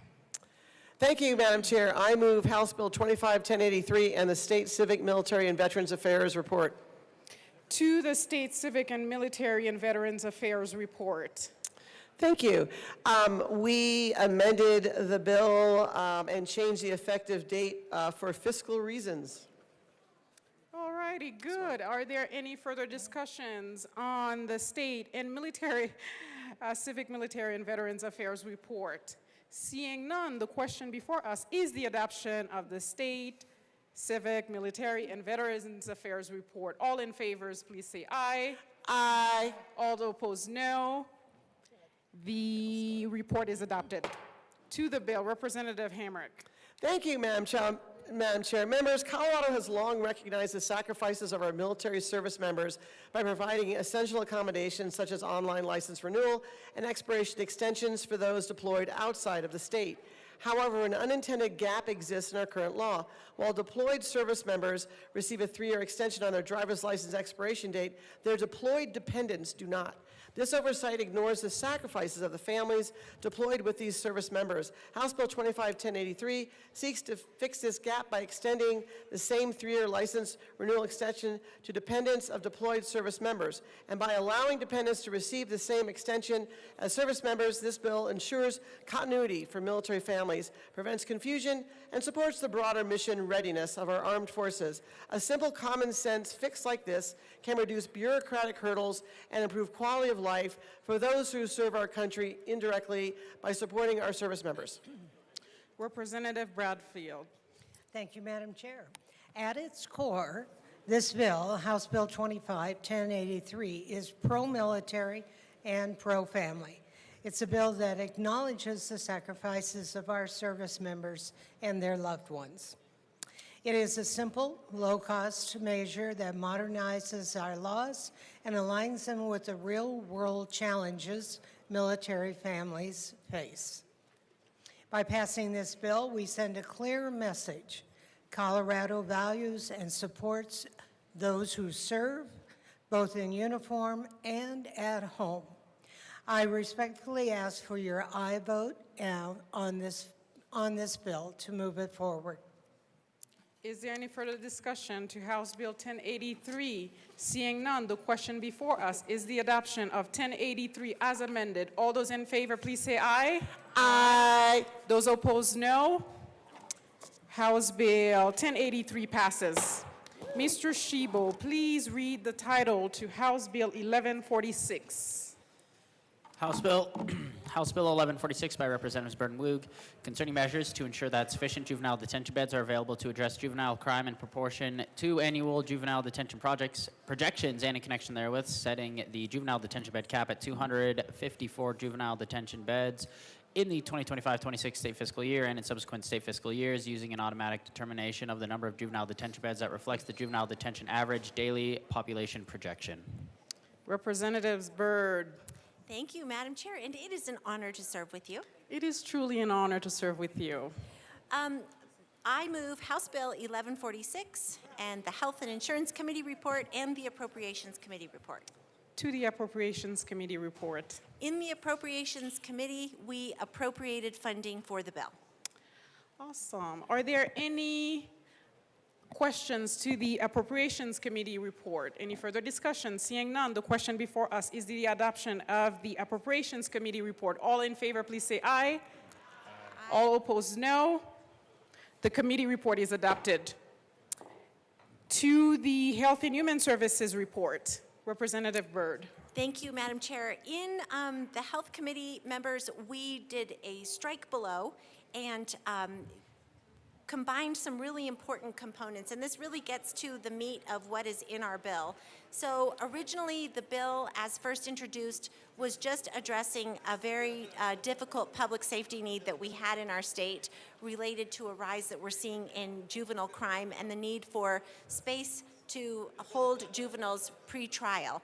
After lots of conversations with stakeholders who believed we needed a more comprehensive approach, which we agreed with, we worked together with stakeholders and youth advocates to make sure that we could incorporate a series of deflection and deterrence grants to just help kids get the mentorship and guidance that they need to keep them from getting out into trouble in the first place. So that is the bill that you have before you now, a bill that combines both concepts and has brought a lot of people who have seen this issue very differently together for, I think, the first time in a long time. And we ask for your yes vote. Are there any further discussions to the Health and Human Services report? Seeing none, the question before us is the adoption of the Health and Human Services report. All in favor, please say aye. All opposed, no. The report is adopted. To the bill.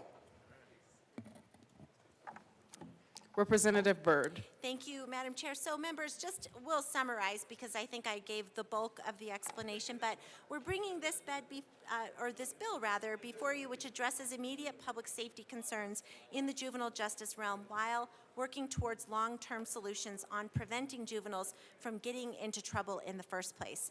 We are presenting you with a comprehensive plan that truly stems from months of stakeholdering that goes after the problem on multiple fronts, bolstering tools for authorities to both keep juveniles out of the justice system in the first place and to ensure that the public is safe. I ask for a yes vote. Representative Woog. Good bill, vote yes. Awesome. Is there any further discussion on House Bill 1146? Representative Sirota. Thank you, Madam Chair. I just wanted to come down and put this on the record. I will be a hesitant yes vote on this bill, and I do appreciate all of the work that my colleague from Adams County put into this bill. I still have tremendous reservations because while the bad cap is staying at its same level in statute, there will be increased access to these emergency beds, which may or may not be serving a positive purpose. I think that remains to be seen, but I do think that some additional flexibility in how the beds are allocated based on region instead of judicial district could help alleviate some of the challenges that have been seen. But at the heart, and I think that the inclusion of the diversion and deflection services are critical, and to the point that has been made all along around this conversation around the bed caps, which is that we need to be serving these kids in their communities. And what the data are very clear on is that any amount of time that a youth is spending in detention is going to have an impact on that child's life trajectory, on life expectancy, on all sorts of other outcomes. And we should be doing everything we can to ensure that children are being served in their communities when that is possible. And so hopefully the additional data collection requirements now in this bill will help to better understand where we need to be targeting specific services and providers around the state to properly serve Colorado's kids. And I just, so I am hesitantly supportive, but I am still concerned because what we have seen is that it depends on what judicial district a child lives in. That's dependent on whether or not a kid is going to be, potentially sent to detention or served in community. There are different outcomes, and I just have a hard time believing that there is such a vast discrepancy between kids in Boulder County versus Adams County versus El Paso County, but the data are clear there too, that there are different kinds of outcomes about how these kids are or aren't placed in detention. So I do have real reservations, but I am hopeful that the combination of the funds in this bill will help to better identify how we can serve kids in community and keep them out of detention. So again, I appreciate all of the very hard work that my colleague from Adams County did to get parties who have long lacked trust in one another to come to an agreement on this bill, hopefully to do right by our kids. Representative Bradley. Thank you, Madam Chair. We heard this in Health and Human Services, and I was very anxious to hear this bill because in Douglas County, our problem is that we have to share our detention center with 3 other counties, and what ends up happening is that we have to let less violent criminals on the street to house more violent criminals, which is a public safety hazard for my district. So you have a rapist that you let out because a worse offender comes in. And so while I don't believe that everyone should be behind bars, there are offenders that need to be in a detention center to save the safety of others. They've put really good safeguards in place with the strike below. We're gonna have body cameras now to keep kids from being hurt. That was something that the bill sponsors addressed. They're going to rely on formula for the data for the bed caps. They answered all of my questions. Colorado is the only state with artificial bed caps. And when I asked that question, the bill sponsors came back to me with we're intentional and thoughtful about what happens to our youth. And I definitely don't agree sometimes with one of the sponsors, but I do agree that she is intent on protecting children. And I'll just read you some of the testimonies. I mean, from some of the DAs that came, 18 beds for 700,000 people. And so we're seeing these kids get taken out of a safe environment where they're gonna get rehabilitated and put on the streets where they don't really know what to do. And I don't think that that's safe for them, and it's definitely not safe for the public. El Paso and Teller County, 762,000 people. They had 121 motions for emergency detention beds. They had a 15-year-old with 6 felonies. He was finally detained April after he was released in May and committed a homicide. Like, these are violent offenders. Mr. May, deputy of DHS, he spoke about it. There was a DA from the 13th Judicial District, 1 in 4 in detention in his district. Hard to utilize the flex beds. They have too much paperwork. The emails take forever. And so the public safety is at risk. And then these kids that maybe don't understand why they're harming people that need to be rehabilitated and need to be removed from society to understand that. And then you take rural Colorado and you have 2 beds, but you usually have 8, and then they have to drive all the way to Grand Junction. You filter in a snowstorm, and it's an 8-hour round trip for some of these deputies. And it's not safe, it's not feasible. We've got to increase the bed cap. We've got to for public safety. We've got to for these kids to keep them safe and get them the rehabilitation that they need. I urge an aye vote on this bill. Thank you. Representative Winter. Thank you, Madam Chair, and I do agree with my colleague from Douglas County. We need to increase the bed cap. I was at a meeting with one of the DAs in my district, and I have a group of county commissioners that are working together because there's really nothing in the southeast corner.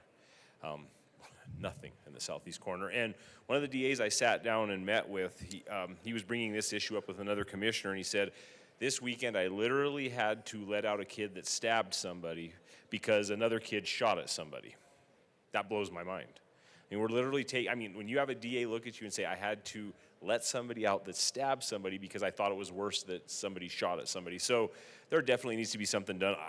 I feel for these kids as well. I think that there's a lot of things that go into this in prevention. I think unfortunately we've lost the fact that there is something bigger than us and it doesn't matter what you believe. I'm not trying to say anybody should believe in anything, but I truly believe that there is something bigger than us. I think that's been lost. I think the destruction of the nuclear family hasn't helped as well either. You know, it used to be, and it's still this way in rural Colorado, thank God, that a village raises a child. You know, you don't know how many times I got in trouble and I got smacked before I even got home so my dad could finish the job. My dad has a standing order with the superintendent that if he had to give it to me at school to let him know so I'd get it twice. I think a lot of that has to do with the problems that we're facing today. Unfortunately, I think that there's a lot of good people out there, but I think also we're living in a society that has no respect for human life. We've lost some of the dignity we've had, and we're really pushing families apart, and it's unfortunate. So when we do get to this point where we hit that nexus where there's kids that are doing these violent crimes, that it's important that they have a place to be put so they don't hurt anybody else, harm anybody else, or cost the justice system any more money. So I thank you for bringing this bill. I think there's a lot more that we could do. I would definitely like to invite the 2 representatives down to the county in my district that had such a huge issue, and I'd love for you to talk to them, because since you're working in this space, I think that their input would be well welcomed by you guys, and I think it would be a good. So get a hold of me this summer. Maybe you guys can make a quick road trip, and we could discuss maybe what else we can work on for next year. So I'll be supportive of this bill for his House District 47. Thank you to the sponsors. Thank you, AML Winter. Representative Johnson. Thank you, Madam Chair. And I would very much like to thank both sponsors for bringing this forth. As our good colleague AML said before, this is also a rural issue. We don't have these beds. It needs repeating that juvenile homicides increased by 124%, while the number of detention beds has decreased by 44% since 2018. Many of these victims are juveniles themselves. This just means juvenile on juvenile crime. How does this make sense? If the crime is going up, but the beds are going down, this means that our DAs, those in our judicial system, law enforcement have to make very tough decisions. Which of these juveniles have the lesser crime and get to go back on the street? The story that's not told is then they have to go and tell the parents, the family, the victims, why that juvenile got released and is not serving their full time. And that is a hard story to say, of telling a victim why someone is released just because you don't have enough beds. How is that any kind of justice to them? How is that peace of mind? Now they have to worry they're going to see them back on the street. And how are we helping our youth with this? When they go to these beds, the idea is that we're going to help give them mental health. We offer support so that way they don't become adult offenders. Let's get them the help when they're young so they don't do it when they're adults and they don't make a lifetime out of these bad decisions. This is a very good bill. It's a good step in the direction, and we need to make these steps in the right direction. There is a mental health issue. We have some youth crises going on, so let's support them, support this bill. Thank you, sponsors. Is there any further discussions to House Bill 1146? Seeing none, the question before us is the adoption of House Bill 1146 as amended. All those in favor, please say aye. Aye. All those opposed, no. The bill passed. Mr. Shebo, please read the title to Senate Bill 125. Senate Bill 125 by Senators Weissman and Frizzell, also Representative Soper and Mabry, concerning implementation of the Committee on Legal Services recommendations in connection with legislative review of state agencies' rules. To the bill, Representative Soper. Merci, Madam Chair. I move Senate Bill 125. And yes. Representatives Soper. Thank you, Madam Chair. Members, this is the annual rule review bill. It's one that for almost 50 years we've been bringing forward to the General Assembly, and that's because in 1976, a law was passed that required the General Assembly through the Legal Services Committee to review all of the rules enacted by the state agencies for scrutinizing them for whether they're ultra vires, meaning going beyond the authority that we've granted in statute or under the Constitution, and then bringing that bill forward for the entire General Assembly to weigh in as to whether or not they should continue these rules or not. And this is this year's continuation of that. Representative Mabry. Thank you, Madam Chair. Members, this is a bill that comes out every single year from the Legal Services Committee. Sometimes it is more contentious than others. We've had interesting fights through the rule review process on things like sports betting and who can work in the marijuana industry. This year, there were a few rules that were declined to extend, one concerning the Wildlife Resilient Homes Grant Program, another regarding administration of the School Finance Act, and then another regarding the Protection for Public Workers Act, and then one more concerning regulations with midwives. The regulations that are not extended are, like my co-prime said, are rules that have gone beyond the authority of what the statutory grant is, and that's why they were not extended, and that's what's outlined in this bill, and we ask for a yes vote. Are there any further discussion to Senate Bill 125? Representative Luck. Thank you, Madam Chair, and thank you to my colleagues who are presenting this bill. This came out of a committee that we are all on, and I wanted to put on this mic the same thing I put on the other mic. The first thing is great respect and appreciation for the work that the team does to review all of the rules, because there are a lot, and to go through them year over year and to see, does this comply, does it not, is not only valuable but tedious, no doubt. And so I appreciate that. I appreciate our staff, our team, and OLS finding these particular problem rules and pointing them out and allowing us to make sure that they're not incorporated into the overall rule adoption package. That being said, I've said it multiple times from this well, multiple years now, that I do not grant rulemaking authority in most instances to the executive branch. And so I think it would be inconsistent of me to now adopt the rules that they are making and give them validity that I did already do. I just want to make that objection to say, let's keep our power here, folks. And so that's my stance on this. But again, appreciate these guys. Are there any further discussions to Senate Bill 125? Seeing none, the question before us is the passage of Senate Bill 125. All in favor, please say aye. Aye. All those opposed, no. Senate Bill 125 passes. Mr. Shebo, please read the title to Senate Bill 174. Senate Bill 174 by Senators Robertson, Simpson, also Representatives Lukens and Soper, concerning the continuation of the regulation of outfitters and in connection therewith implementing the recommendations contained in the 2024 Sunset Report by the Department of Regulatory Agencies. Representative Lukens. Thank you, Madam Chair. I move Senate Bill 174.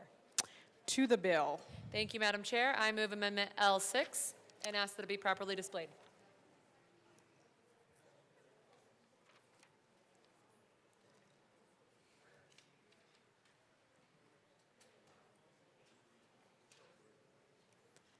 L6 has been moved and properly displayed. To the amendment, Representative Lukens. Thank you, Madam Chair. This is mostly a technical amendment. It provides clarity around the grounds for discipline and will make sure there are proper statutory references. I ask for a yes vote on L6. Is there any further discussion to L006? Seeing none, the question before us is the adoption of L006 to Senate Bill 174. All those in favor, please say aye. Aye. All those opposed, no. The amendment is adopted. To the bill, Rep. Soper. Thank you, Madam Chair. Members, this is a sunset bill to continue, and we're asking the General Assembly to continue the regulation of outfitters and guides through 2034. Guides and outfitters are very important, particularly in rural Colorado, which we represent. It is an industry that definitely supplements a lot of our ranching industries, but also provides a lot of pastimes and incomes for individuals within our districts. It's important to continue to regulate this industry because we want to make sure that we have, ethical guides and outfitters, and to make sure that certain rules are followed, particularly when it comes to private property rights, making sure that we are harvesting in such a way that honors the ethics of hunting. We also want to encourage everyone to be able to use a guide, to be able to have a good time, and to have someone who understands the terrain and the topography. Obviously, you don't have to, but being able to have this set forward and to understand that this is something that's important, we would ask for a yes vote. Representative Lukens. Thank you, Madam Chair. This bill is in relation to outfitters and guides, which is usually usually utilized in relation to hunting and fishing. Outfitters are placed in positions of great trust by their clients, which is why we do, as a state, provide regulation. So this bill continues the regulation of outfitters for 9 more years, and we ask for a yes vote. Is there any further discussion to 174? Seeing none, the question before us is the adoption of Senate Bill 174 as amended. All those in favor, please say aye. Aye. All those opposed, no. The ayes have it. Senate Bill 174 as amended is passed. Mr. Shebo, please read the title to Senate Bill 177. Senate Bill 177 by Senators Kipp and Bright, also Representatives Sirota and Bradfield, concerning the continuation of the Early Childhood Leadership Commission. Representative Sirota. Thank you, Madam Chair. I move Senate Bill 177. To the bill, Rep. Sirota. Thank you, Madam Chair. This is a very simple sunset continuation of the Early Childhood Leadership Commission, which is federally required and extends the ECLC in the Department of Early Childhood for another 5 years. And this commission has been crucial in advising the department and governor on the ways in which the early childhood system can be improved, including leading the work on the development of the new Department of Early Childhood and the Universal Pre-K program. And I ask for an aye vote. Representative Bradfield. Thank you, Madam Chair. The Early Childhood Leadership Commission was created in 2010 as the state's federally required state advisory council for early childhood, and that is why we are here. One of the reasons we are here today to reinstate this commission for the next 5 years. This commission is tasked with purpose and a mission. It has responsibilities to guide and advise in policy, coordination with stakeholders, overseeing the early childhood initiatives, strategic planning, and funding and resources. We urge an aye vote and for this bill. Thank you.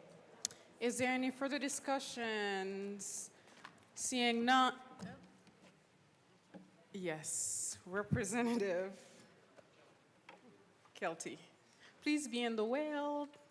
Thank you. Thank you, Madam Chair. I'm not against the bill, what it does. I'm just curious on the fiscal note. If one of the sponsors can explain the fiscal note to me of $311,000 for this, I don't quite understand why it's so expensive. I mean, why is it? Was this what it was before, or what was it? Representative Sirota. Thank you, Madam Chair. The fiscal note, for my colleague from El Paso, the fiscal note simply represents a continuation of the cost to run the ECLC, which includes staff and all of the meetings which they host throughout the year, and some travel for members of the ECLC. They also have some subcommittees that have to meet, and it is also federally funded. Is there any further discussions? Seeing none, the question before us is the passage of Senate Bill 177. All those in favor, please say aye. Aye. All those opposed, no. The bill, Senate Bill 177 is passed. Mr. Shebo, please read the title to House Bill 1316. House Bill 1316 by Representatives Bradley and Carter, also Senators Exum and Rich, concerning technical changes to definitions that apply to the laws regulating electronic monitoring of prescription drugs. Representative Bradley. Thank you, Madam Chair. I'd love to give a huge shout out to the nonpartisan staff for actually reading bills and holding us in line. And I'm grateful to the Statutory Revision Committee because I actually get some bills passed this session. So thank you, nonpartisan staff. Representative Carter. I move House Bill 1316. To the bill. Go for it. Representative Carter. They listen to you anyway. No, they don't. Representative Carter. Thank you, Madam Chair. This is another statutory revision bill just in relation specifically to the substance abuse versus drug abuse. It was stakeholder, and I am asking for an aye vote. Is there any further discussion to Representative Luck?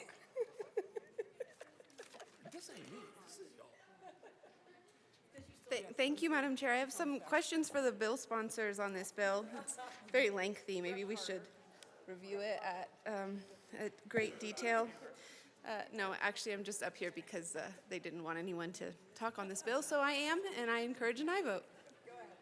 Is there any further discussion to House Bill 1316? Seeing none, the question before us is the passage of House Bill 1316. All those in favor, please say aye. Aye. All those opposed, no.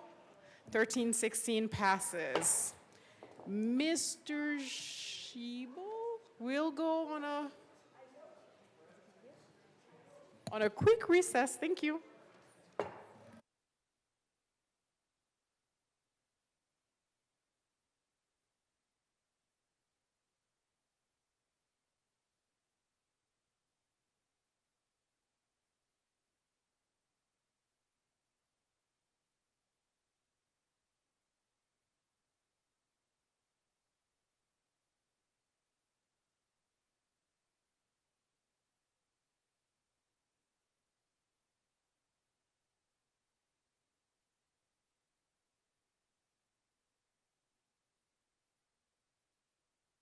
I think I'd still be here. The committee will come back to order.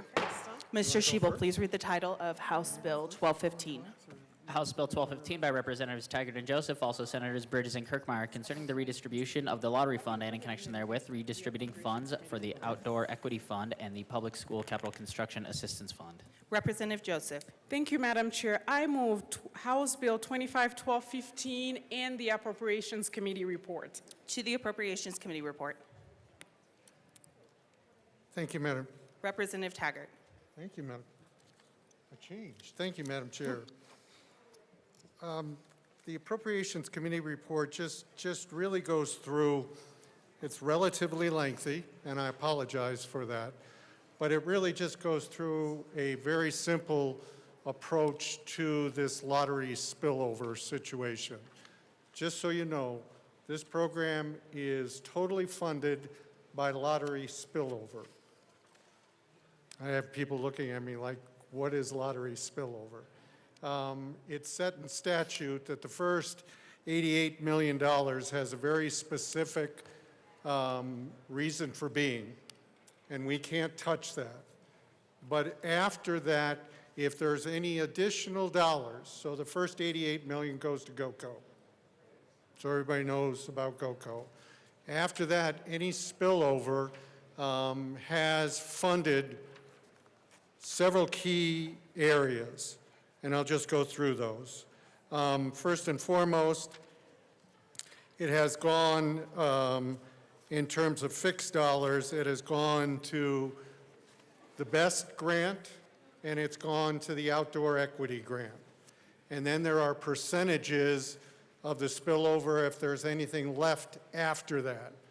So this amendment changes things with very specific numbers having to do with if there's less than 20 million of spillover, it has one set of details. If, on the other hand, there is greater than $20 million, then it breaks down somewhat differently. Still in order is the Outdoor Equity Grant Fund is number one, BEST is number two, and now entering if it's 20 million, greater than 20 million, it now goes into a situation that our outdoor recreation group within OEDIT is the next group of fixed, and then there are percentages below that. So I would ask you for an aye on this. I know it's a relatively complicated in terms of the appropriation, but still it makes a great deal of sense. Thank you. Is there any further discussion on the Appropriations Committee report? Seeing none, the question before us is the adoption of the Appropriations Committee report. All those in favor say aye. Aye. All opposed, no. The ayes have it, and the Appropriations Committee report is adopted. to the bill. Representative Joseph. Thank you, Madam Chair. We ask for a yes on House Bill 251215. It is a great bill. As you've heard, the bill adjusts the distribution of money in the state lottery fund beginning year 2025. And also, as you've heard, Rep. Taggart going through how the money would be appropriated. Again, what we've heard in committee is that in 2024, during the 2024 grant cycle, the program received over $21 million of requests for around available $3 million. Again, there is great need for outdoor equity in the state, and we need to support it, and I ask for a yes vote. Representative Taggart. Thank you, Madam Chair. I think you folks have heard me say before, I grew up in a family that the outdoors was part of my growing up. But I also realize that many people don't have that very same opportunity. And that is a crying shame, because what we can learn from the outdoors, what we can do from a physical and mental standpoint is critical to our growth. This bill and the outdoor equity grant just helps underserved communities work with children to get them in the outdoors, which is so very critical, and certainly has helped me over the years when it comes to having been in the industry for as long as I was. So I would ask for an aye vote. This is very necessary. Is there any further discussion? Representative Brooks.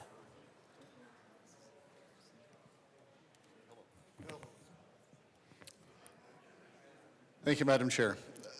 So I noticed that my county is not favorable to this, so I'm just trying to get it straightened out. And there's a story that goes along with me trying to get it straightened out. It kind of goes like this. Once upon a time, there was a gigantic piece of land very, very close to where I live, actually probably a 3-wood, called the Lost Canyon Ranch Open Space, a square mile, well over a square mile of open space.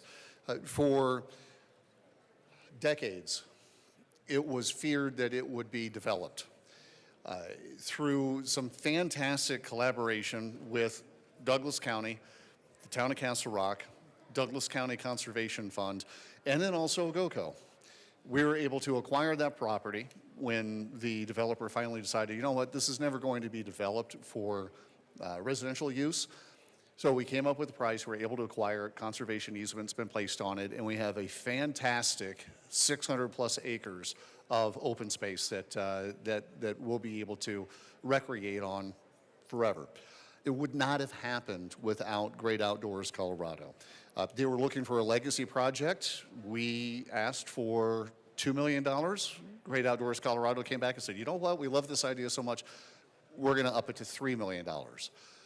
So I'm curious if perhaps my county is in an opposed position because it may threaten the possibility of being able to get funds for further future open space acquisitions, because it's very, very important to Douglas County. So if you could assuage my fears about this potentially diverting away from our ability to be able to do this, that would be of great help. Representative Bradley. Thank you, Mr. Chair. Not to be outdone by the representative from Castle Rock, I would also like to know why Douglas County is in opposition. I just didn't want him to get all the credit. Bob, Representative Marshall. Representative Marshall. We just wanted Douglas County to be fully represented. Parker, would you like to? Okay. Just want to make sure. Thank you, Mr. Chair. So same question. I'd like to be apprised too of why Douglas County is against this. I think we're all in the dark. Representative Taggart. Into assuage.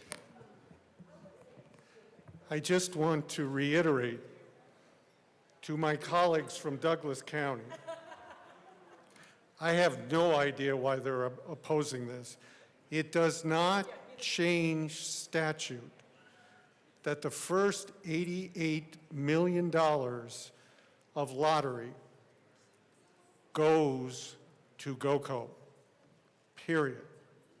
This is strictly by statute that has been in place for a considerable length of time, that if those dollars go over 88 million, you notice my hand? Spillover. Only then do best grants, which I'm sure Douglas County would love some best grants. So best grants and outdoor equity, and then if over 20 million goes to outdoor rec. This does not compromise GOCO whatsoever. Representative Brooks. Thank you, Mr. Chair. After a mild scolding, if not a interesting lecture that I just received, complete with the hand motions, I would most likely now be in favor of this bill. Representative Luck. Thank you, Mr. Chair. I don't have any connection with Douglas County except for the fact that I drive through it multiple times a day. Have a few, friends there, but in any case, I do have a recreation district that's panicking about the downgrading of percentage from 25% to the Parks and Outdoor Recreation Cash Fund to 10%. And so I understand what you're saying vis-a-vis GOCO, and if I'm reading this right, the first 88 million is spent. Then the next 3 million goes to the Outdoor Equity Fund. Then the next 4 million goes to the Public School Capital Construction Assistance Fund. And then, that's not what that said. Okay. Okay, well, in any case, so you have 88 plus 3, that's 91, plus 4, that's 95 million. So the first $95 million is accounted for without getting into percentage. Can you help me assuage my park and rec that the 10% is not going to really impact them versus the 25%? And also, do we know historically how often we get over the $95 million in lotto dollars such that we even get to the apportioning by percentage? Representative Taggart. Thank you, Mr. Chair. I can get you, I do have that number someplace, how often it's got over the $20 million spillover. The reason I think you can feel comfortable for recreation as a whole is I think everybody in this room, and if you're not participating, shame on you. Keep Colorado Wild is now part of our registration associated with our automobiles. For $29, I think it's still $29, you can get a park pass every year with your registration. The amount of dollars that have come incrementally by that program, and by no means is it saturated, that fund is really helping CPW in a great way. And that was one of the reasons why we felt comfortable with this situation in changes in percentages, and we worked with CPW a great deal. But that fund alone is going up dramatically. And Representative Luck. Thank you, Mr. Chair. Don't sound so excited. I know it's Friday, but. It's a Thursday. Oh, it is a Thursday. Man. All right, well, I guess my question back is 10% to the Wildlife Cash Fund, I would think that's CPW. But the 10% I'm focusing in on is the Parks and Outdoor Recreation. So I have one particular recreation district, special district in my district that has been trying for a number of years now to build a swimming pool.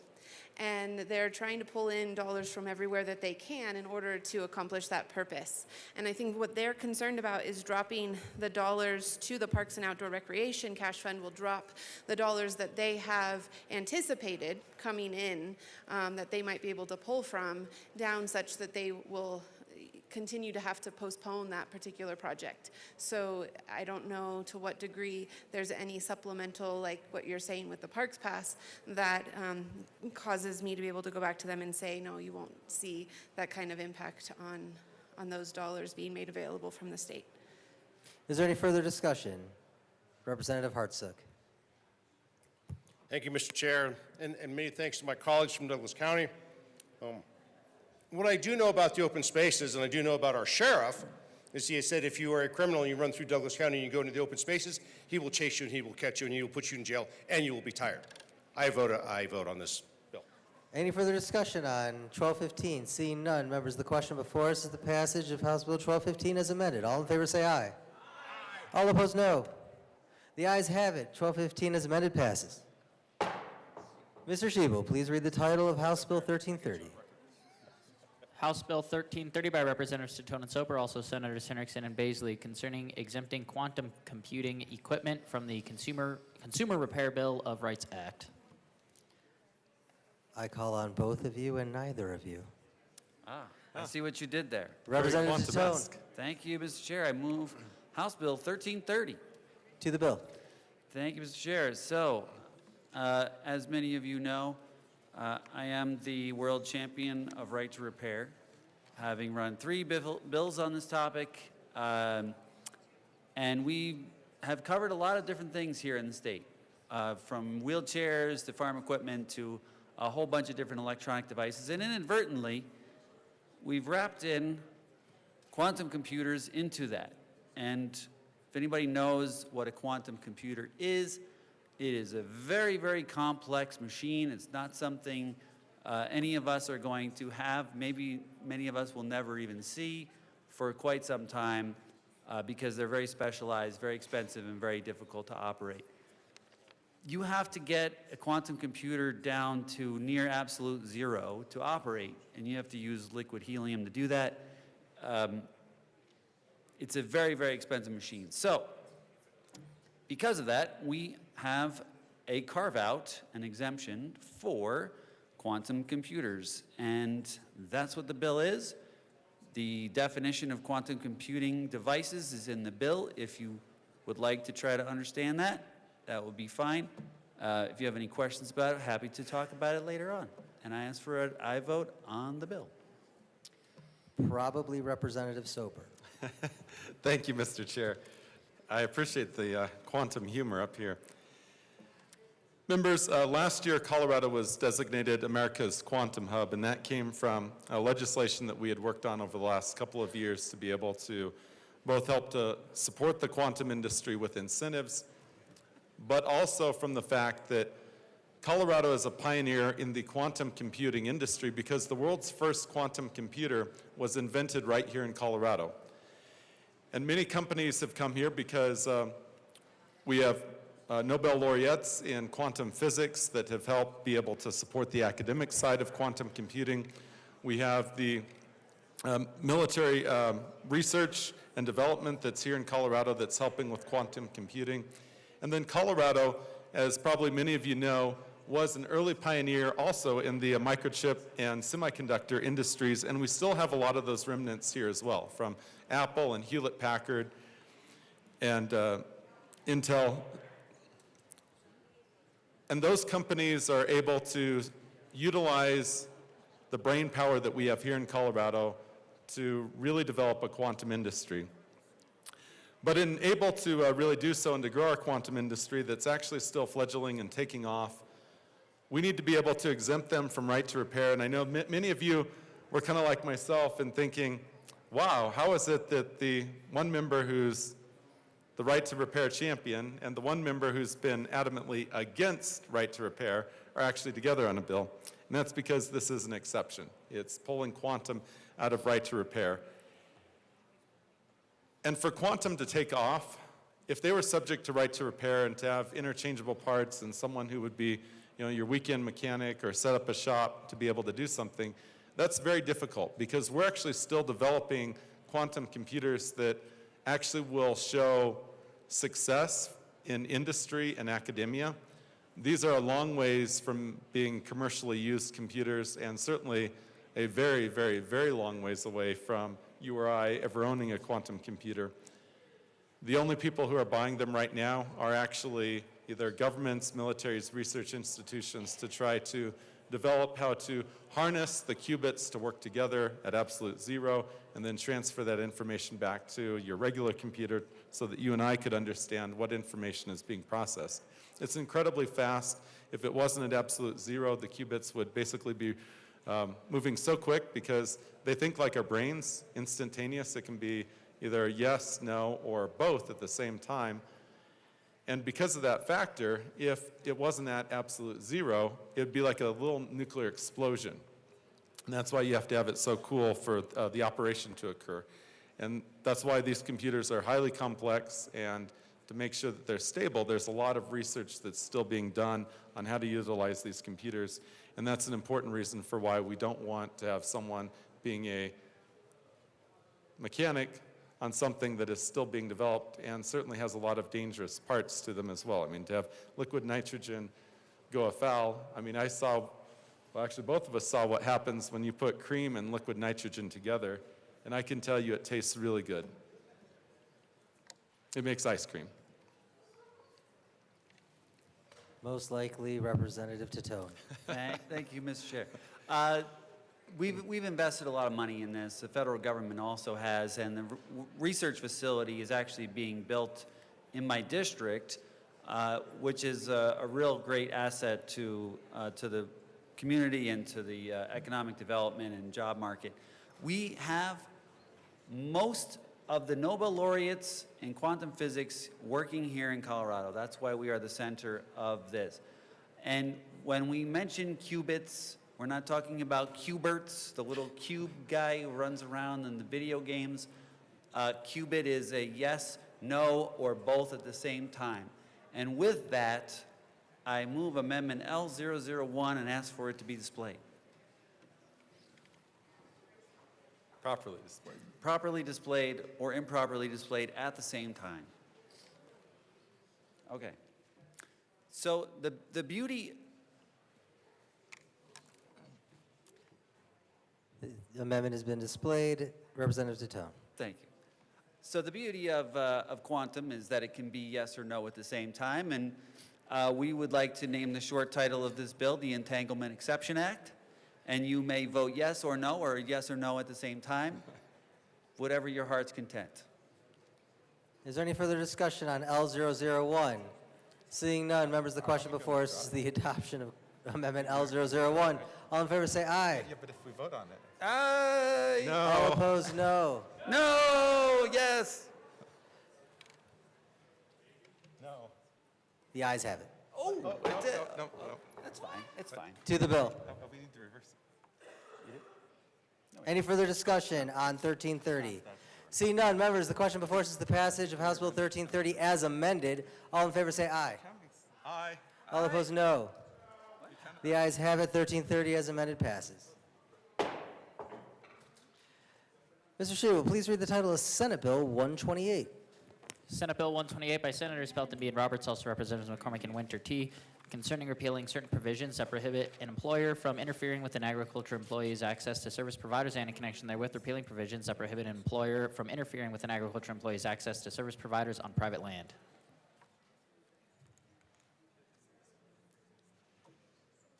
Representative McCormick. Thank you, Mr. Chair. I move Senate Bill 128. To the bill. Thank you, Mr. Chair. Senate Bill 128 is a policy to protect the ability of our agricultural workers to have practical and meaningful access to their key service providers, while also making clear that private property rights are protected. And we're taking this opportunity with this bill to do both. It's important that we respect the property rights of employers, but also very important to acknowledge the important public health and safety interests that are provided when our agricultural workers have access to key service providers. And this bill does a very good job of doing both. The changes will ensure that agricultural workers will continue to be able to work with key service providers at their discretion. And it makes also clear that there are some instances where they're not going to be allowed to have unfettered access. And this is in response to a case that happened at the federal level through the Supreme Court, which made it necessary for us as a state to go back and look at the law that we passed in 2021, a bill that I was on to give farm workers more protection, to go into that law and make it clear the difference between, or the separation of private property rights and the rights of our farm workers. So I'm really happy to be on this bill with my co-prime sponsor. I'm really glad that we could do this together. And we urge and I vote on Senate Bill 128. Assistant Minority Leader Winter. Is there any further discussion? Representative Gonzalez.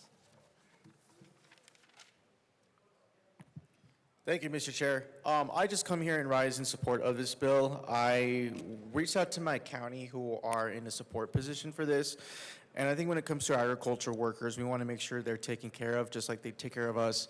In Weld County, we are #1 in ag producing for the state. We produce over $1 billion every year in GDP for agriculture products. What I like about this bill is that anything that involves repealing stuff, depending on what it is mostly, but I'm for repealing some of the laws and provisions that we have in the state. And so repealing parts of Senate Bill 21-087 that were unenforceable, I think puts us more in line with the other provisions we have both at the state level and at the U.S. Constitution level. I also like that it retains part of also Senate Bill 21-078 that does not violate private property rights, which is huge.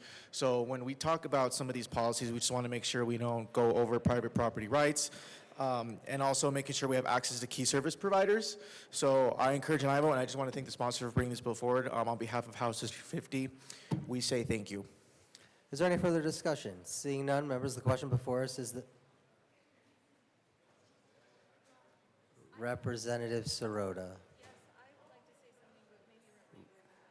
Representative Mabry. Thank you. Thank you, Mr. Chair. I want to say a few things about this bill.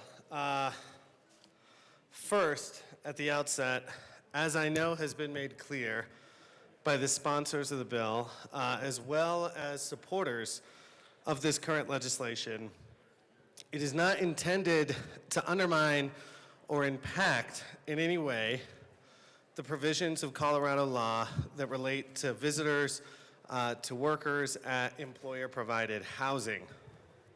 Employers to continue to be, even if this legislation passes, employers will continue to be prohibited from interfering with their workers' rights to have visitors at their employer-provided housing when the workers are at the housing. This includes key service providers. If the employer-provided housing is not directly accessible from a public roadway, reasonable access will be necessary, and there should be a direct path included to the employees on the property so that folks can reach the housing areas. And so I want to thank the sponsors for their work on that part of the bill and their recognition that those key protections remain in place. I want to note that just sort of philosophically, I don't like that we're running legislation that interprets a court case on how it applied to a different state's law preemptively. I think that we should have Colorado's law addressed by the courts based on its own merit. And so with that in mind, I just want to state for the record that I do not like the legislative declaration in this bill, including the current legislative declaration, which states that key service provider access is a per se taking under Cedar Point, hands a legal argument to an association who is involved in an ongoing lawsuit in this space. That association is already using this language to justify seeking monetary damages for past takings. Codifying the declaration could be interpreted by courts as an admission of liability, particularly costing the state of Colorado millions. There has been no taking. In the 4 years since the court has enacted Senate Bill 2187, no court, state or federal, has found any constitutional or enforcement problem with the law despite multiple legal challenges. So Cedar Point does not mean that our law's key service provider provision is unconstitutional. I also just want to note that, as sponsors have noted, Senate Bill 25128 is intended to clarify constitutional boundaries and mitigate liability. But a particular association that I will not name has made clear in a court filing that if this legislation is passed with its current declaration, it will not moot their lawsuit. Instead, there's an intent to leverage the declaration in here to demand payment from the state. This bill does not and should not be interpreted to resolve a legal conflict, but it escalates one. We shouldn't be codifying a finding of unconstitutional taking when the courts have not made such a ruling. Is that right, Your Honor? I also just want to note that another problem that I have with this legislative declaration is that there's no obligation to include a legislative declaration in this bill, but it could subject us to liability. I'll also note, I didn't get to talk to both of the bill sponsors, so to our Assistant Minority Leader, I did have an amendment drafted, but out of respect and not giving you a heads up, I'm not going to bring the amendment, but I just want to talk about why I was interested in bringing an amendment to strip the legislative declaration. But since I didn't give you a heads up, I'm not going to run the amendment. But by declaring that key service provider access provision constitutes a taking per se, the state could be interpreted to be volunteering to concede liability in an unresolved legal matter. It sets a dangerous precedent, not only for Colorado farm workers, but for the legislative process and fiscal responsibility generally. If the court decides liability, so be it, but we should not be preemptively handing the court ammunition to make that decision. So it was for those reasons that I had an amendment drafted to challenge the legislative declaration. I also just want to talk, and I think one of the bill sponsors will follow up, because we had a conversation before this bill came up to my colleague from Longmont. I deeply appreciate the work that you had done, and I came and spoke to the bill sponsor about some of my concerns, and I think I think it's important to have that conversation on the record. So I am concerned that this legislation could have a real impact on workers and communities. Farm workers in Colorado, many live in employer-provided housing. They're in remote rural areas. They don't often have cars, and after working long hours, their only lifeline to legal aid, healthcare, and community support comes in forms of these key service providers who are allowed under current law to visit workers off the clock and provide assistance. I am concerned that this legislation could restrict that access. I am concerned that it's written broadly enough to let employers interpret employer-provided property to include worker housing. I will acknowledge that I had this conversation with our colleague from Longmont, and she might speak to some of my concerns here. So to me, this is not just about worker dignity. It is a public health issue. Colorado's agriculture workforce is on the front lines of an avian flu outbreak. The Department of Health is struggling to meet workers where they are. Community organizations fill the gap. They distribute protective gear, they educate workers, and they monitor symptoms and outbreaks. I'm worried that if we pass this bill, we could make it harder for folks, not easier for public health responders to reach those who need assistance. Now, I know that this bill is written to protect property rights, and I agree that property rights matter, but we must acknowledge that they are not absolute. They exist in a social contract, one where public safety, constitutional freedoms, and human dignity are balanced against ownership. Federal precedent that supports the Cedar Point should not be extended to worker housing, where First Amendment background restrictions on property rights are valid in restricting the property rights of an employer who provides housing, whose farm workers have received visitors to their housings in the form of key service providers. We should not interpret the law to prevent key service providers to provide people help where they live, even if they live on land that is owned by their employer. So I'll just close by noting that farm worker advocates across the country are watching this legislation. And in Colorado, we should be proud of the work that we've done to enact strong labor protections for farm workers. But if we repeal access provisions, I'm worried that other states will follow. I understand that's not the intent of the bill, but I'm concerned that it can be interpreted that way. And so with that, I will be respectfully voting no on the legislation, and I urge my colleagues to do so. Assistant Minority Leader Winter.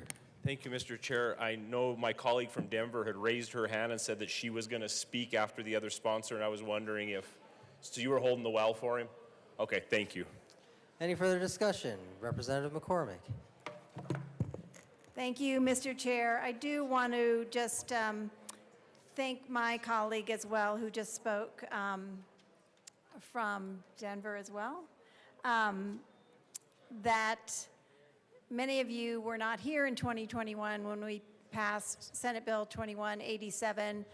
And we spent 8 or 9 hours on second reading. I was a prime sponsor of that bill, and then another 5 hours on third reading to fight very hard to add the protections that we did for farm workers in our state. Super proud of that work that we did, which is why I wanted to be on this bill, to make sure that those protections were protected. And on that point, I want to make sure that each and every one of you knows what's still in law. And to the question, does Senate Bill 128 ban key service providers from providing services at employer-provided employee housing? It does not. And I want to read to you from CRS 8-13.5-202, 1A, an employer shall not interfere with an agricultural worker's reasonable access to visitors at the ag worker's employer-provided housing during any time when the agricultural worker is present at such housing. And then 2, no person other than the agricultural worker may prohibit, bar, or interfere with, or attempt to prohibit, bar, or interfere with the access to or egress from the residence of any ag worker by any person, either by the erection or maintenance of any physical barrier, by physical force or violence, or by the threat of physical force or violence, or by any other order or notice given in any manner. These parts of law were not touched. This bill does not ban access to key service provider.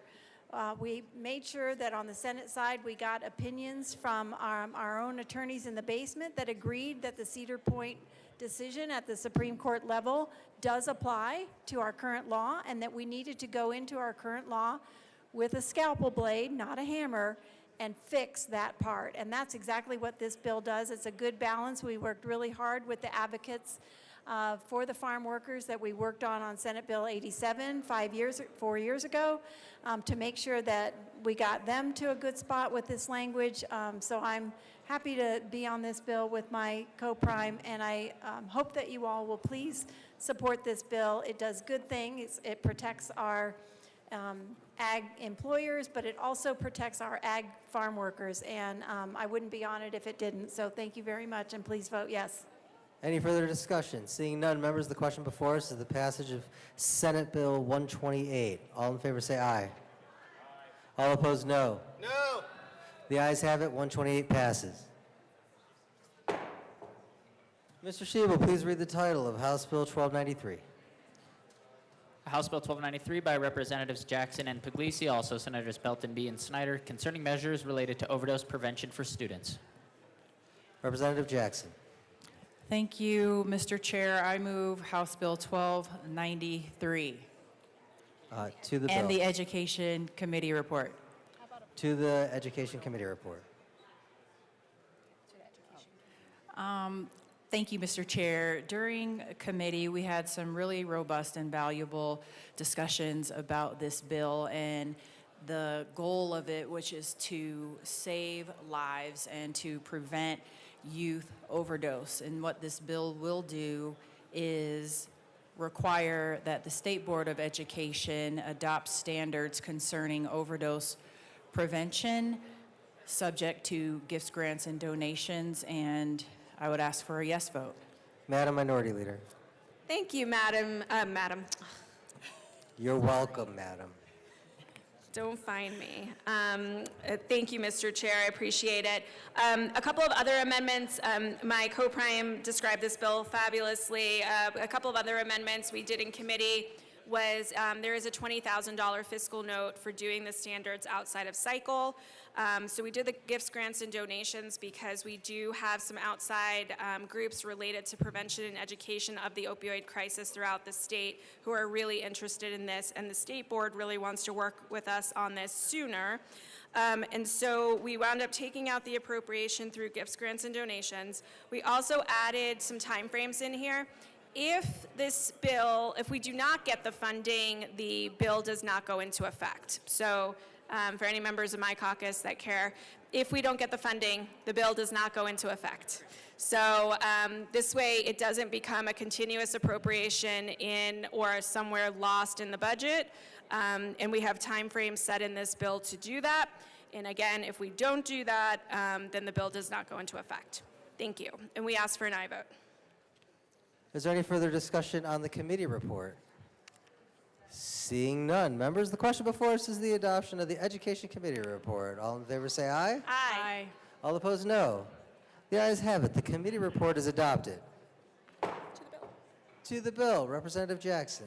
Thank you, Mr. Chair. As I stated, I am grateful to be on this bill, and I'm thankful to my co-prime because we all know that opioid overdoses are something that impacts every community, both urban and rural, and regardless of race or socioeconomic status. And so we have come together to really collaborate in an effort to educate our students around the risks concerning opioid overdoses, and in order to give them the tools that they need to live productive lives and to prevent these devastating occurrences to happen.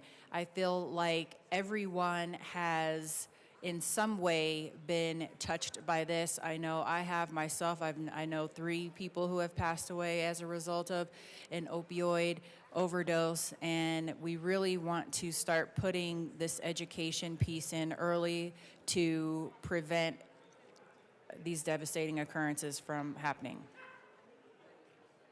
Madam Minority Leader. Thank you, Mr. Chair. Thank you to my co-prime for asking me to be on this bill. I do a lot of work, as we've talked about, on the opioid crisis throughout the state, but specifically in Southeast Colorado. And prevention education is just so important. There were a couple of misconceptions about this bill that I wanted to clear up. This does not interfere with parental rights. You can still and should still be talking to your kids about the opioid crisis in your own homes. This would just develop standards by the State Board of Education, who has been consulted on this bill and find it very workable to do that without outside of their normal cycle. And we urge an aye vote. Thank you. Representative Johnson.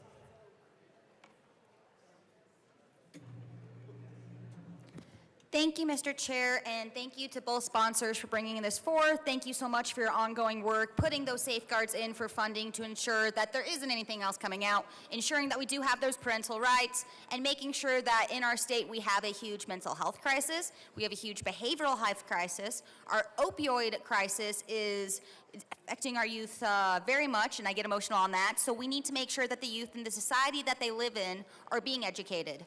I hate to say it, but it's not a what if, it's a when. when something happens to them or to their friends, they need to be educated on it. They need to know what's going to happen. This is a good bill for public safety. It's a good bill to protect our kids. Thank you so much for bringing for it, and I'm excited to vote yes. Any further discussion? Seeing none, members, the question before us is the passage of House Bill 1293. All in favor say aye. All opposed, no. The ayes have it. 1293 is passed. Mr. Shebel, please read the title of House Bill 1259. House Bill 1259 by Representatives Froelich and Brown, also Senators Cutter and Doherty, concerning assisted reproduction and in connection therewith adopting in vitro fertilization and other assisted reproduction and fertility protections and eliminating other administrative requirements. Representative Brown. Thank you, Mr. Chair. We move House Bill 1259, the Health and Human Services Committee report, and I do not believe there is any other report. To the HHS report. Great. Thank you very much. Mr. Chair, in Health and Human Services, we made a number of changes to the bill after conversations with stakeholders. We have one amendment that helps to clarify our original intent. We move Amendment L021 to House Bill 1259, or sorry, to the Health and Human Services Committee report, and ask that it be properly displayed.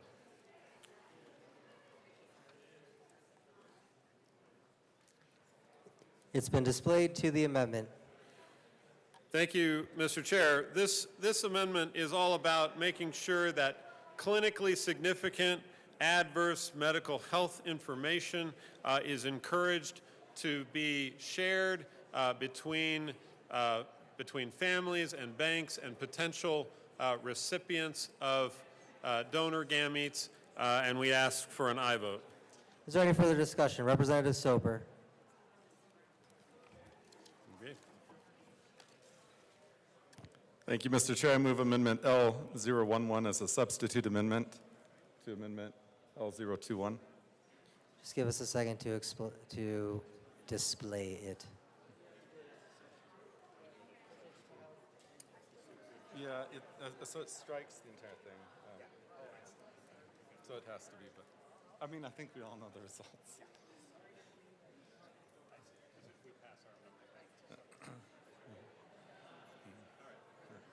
And I might withdraw it. I need to talk about it. Members, this is a multi-page amendment that you received on your desks March 28th at 1:23 p.m. To the amendment, Representative Soper. Thank you, Mr. Chair. And the members, this is one that's been on your desk since March 28th. So hopefully everyone has had time to read this, or not, I guess. But if you go back, a bill that I worked on a few years ago was one that required disclosure and made Colorado the first in the nation to really disclose when someone had been a donor, because the world has changed. And no longer can you be an anonymous sperm donor like you may have been in the past. A lot of this was couched in a case that occurred in Grand Junction where a doctor was actually his own, I don't know quite how to say this, in vitro fertilization donor. And we had a number of kids that were all related to each other and didn't know that, including several who ended up dating and marrying each other. And just a horrible story that occurred out of the Grand Valley that had happened for a number of years. And it was all on this idea that you would always be anonymous. And the way this was discovered was through 23andMe and Ancestry.com, two major websites that Coloradans have utilized over and over again. They have discovered that they have half-brothers and half-sisters and parents that they didn't realize were their parents, and realized that who they thought were their parents weren't their parents. So it has definitely exposed a lot. And the idea that this world that we conjured up back in the 1960s and 70s, that you would always be anonymous and that you would never know, that's not there anymore.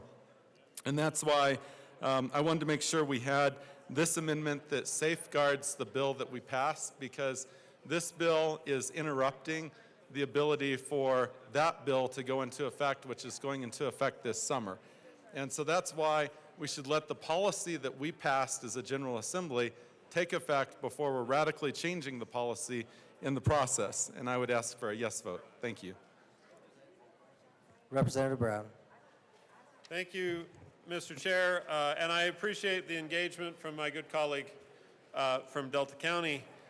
This bill, or this amendment, completely replaces the entirety of the bill. It takes out key provisions and protections for IVF that we have in our bill. And while I appreciate his concerns, the existing bill does not go back to a time when we have where anonymous donors were allowed, or that people couldn't get access to the information that they need. Our bill is really about making sure that we are striking the right regulatory balance between access to assisted reproduction and the needs of donor-conceived people. And so we ask for a no vote on this amendment because we do not believe this amendment strikes that balance. Any further discussion on L011? Seeing none, members, the question before us is the adoption of Amendment L011 to the Health and Human Services Committee report. All in favor say aye. Aye. All opposed, no. The noes have it. L011 fails. Back to Amendment L021. Members, is there any further discussion on Amendment L021? Seeing none, the question before us is the adoption of L021. All in favor say aye. Aye. All opposed, no. L021 passes. Back to the Health and Human Services Committee report. Representative Brown. Thank you, Mr. Chair. We ask for an aye vote on the committee report. Is there any further discussion on the committee report? Seeing none, members, the question before us is the passage of the Health and Human Services Committee report as amended. All in favor say aye. Aye. All opposed, no. The ayes have it. The Health and Human Services Committee report as amended is passed. To the bill, Representative Froelich. Thank you very much, Mr. Chair. This bill sets out to make sure that the people of Colorado, especially those struggling with infertility, can form families. And overregulation has decreased donor participation. And the onerous regulations were put in place to correct horrible, egregious behavior, but that behavior is decades old and is no longer happening. And we have significant safeguards in place to preserve the whole ecosystem for folks seeking infertility treatments. We have continued to work with the lone opposition to this bill, and to that end, I move Amendment L23 to House Bill 1259 and ask that it be properly displayed.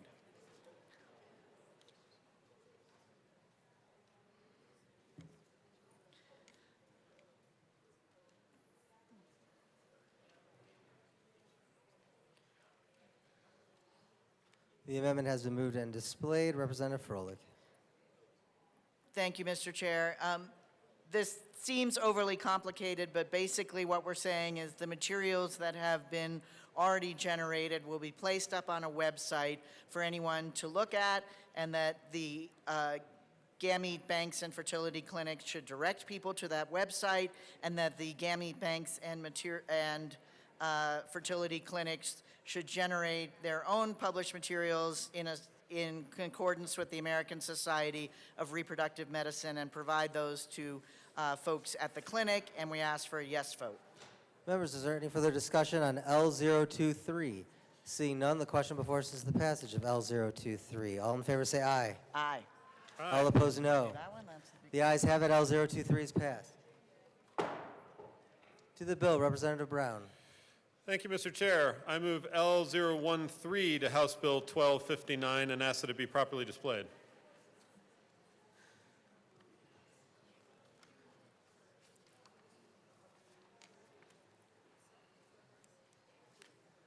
To the amendment, Representative Brown. Thank you, Mr. Chair. This amendment makes key changes that clarifies the intent and the right that we are codifying in this particular bill, that every individual will have to make autonomous decisions about their own reproductive health, including the use or refuse reproductive health care, and the right to use gametes and embryos, destroy those embryos, and the right to donate their gametes or embryos to third party for procreation or research. This is based on continued conversations with LCS, OLS, and our other stakeholders on this bill, and we'd ask for an aye vote. Any further discussion? Representative Soper. Thank you, Mr. Chair, and thank you, sponsors. I appreciate this amendment. I really appreciate lines 12 through 24 being struck on 6. But I do have a question on the first part of the amendment, which is every individual, because one thing that is being struck out was talking about the individuals who were incarcerated. And I certainly would like to just make sure we're not setting up a situation where we are having to do IVF for individuals in prison or conjugal visits for someone who's in prison, because DOC has enough that they're having to manage without this provision being used to have to invoke that. Representative Froelich. Thank you, Mr. Chair, and thank you for the question, my colleague from Delta. Yes, you are correct. This strikes reference to government interference and reference to incarcerated folks. Representative Bradley. Thank you, Mr. Chair. My question is, how does this work if you have two people involved with making the embryo? Representative Froelich. Thank you, Mr. Chair, and thank you for the question, my colleague from Douglas County. Under current law, that is covered. If there's a divorce and the couple breaks up, those embryos and gametes are divided between the couple during the divorce proceedings. And the contracts in which they are encumbered by at the moment of when they go to the infertility clinic, those contracts govern how both the gametes and the embryos are dealt with in terms of law. That's sort of settled law. Representative Bradley. Thank you, Mr. Chair. When I looked up current law, there was a dispute in 2018 that I wasn't able to see if it had been settled with between a wife and a husband who had a divorce, and it was taken from the Supreme Court and referred back to the lower court. So could you give me the case law so I could look it up? Representative Luck. Okay, so for those of us who believe an embryo is a living, distinct person and individual, this is saying that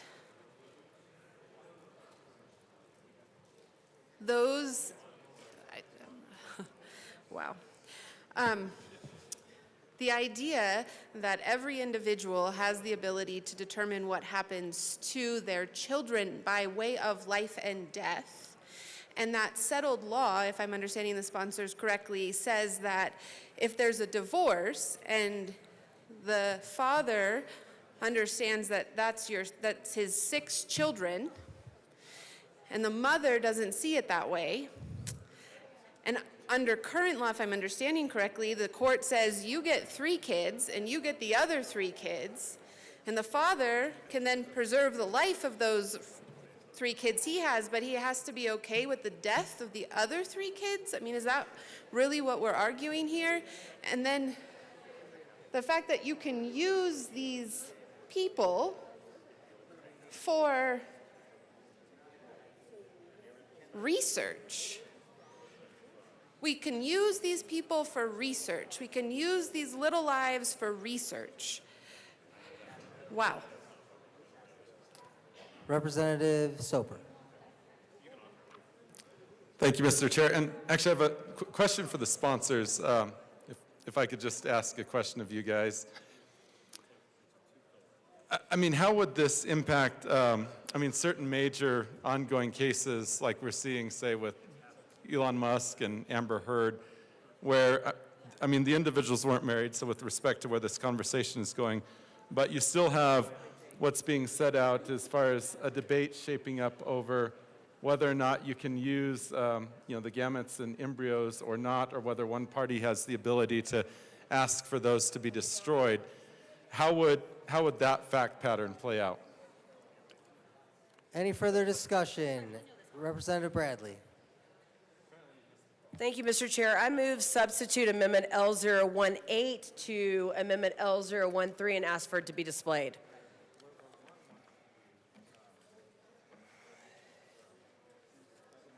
The amendment has been moved and displayed. Representative Bradley. Thank you, Mr. Chair. I'm going to solve everyone's problems, okay? Look at me coming up with great solutions here. If you just don't fertilize the egg, then it's not an embryo, then the woman can have her eggs back. Done deal, okay? Because even the lawyers that came to testify in favor of this bill said that this would help get rid of all the disputes involved in vitro. Listen, I did in vitro, okay? I'm a proponent of in vitro, or I wouldn't have my daughter or my son. I am not against in vitro. Most Republicans aren't against in vitro. What we're against is embryos being discarded. There's no reason to fertilize the egg, to store them. Doctors have even said it. There's no reason to do that. The lawyers have even said it. There's no reason to do that. They can still be implanted. So if we just don't fertilize them, then we don't have the lawsuits and the litigation, and everyone's happy. And then everyone can go on their happy little way when they get divorced. Lawsuits and legal disputes over frozen embryos have become increasingly prominent. Arizona, Virginia, California, Colorado. Even the lawyers, like I said, who testified in favor of this bill said it would make our lives easier if we just didn't fertilize the eggs.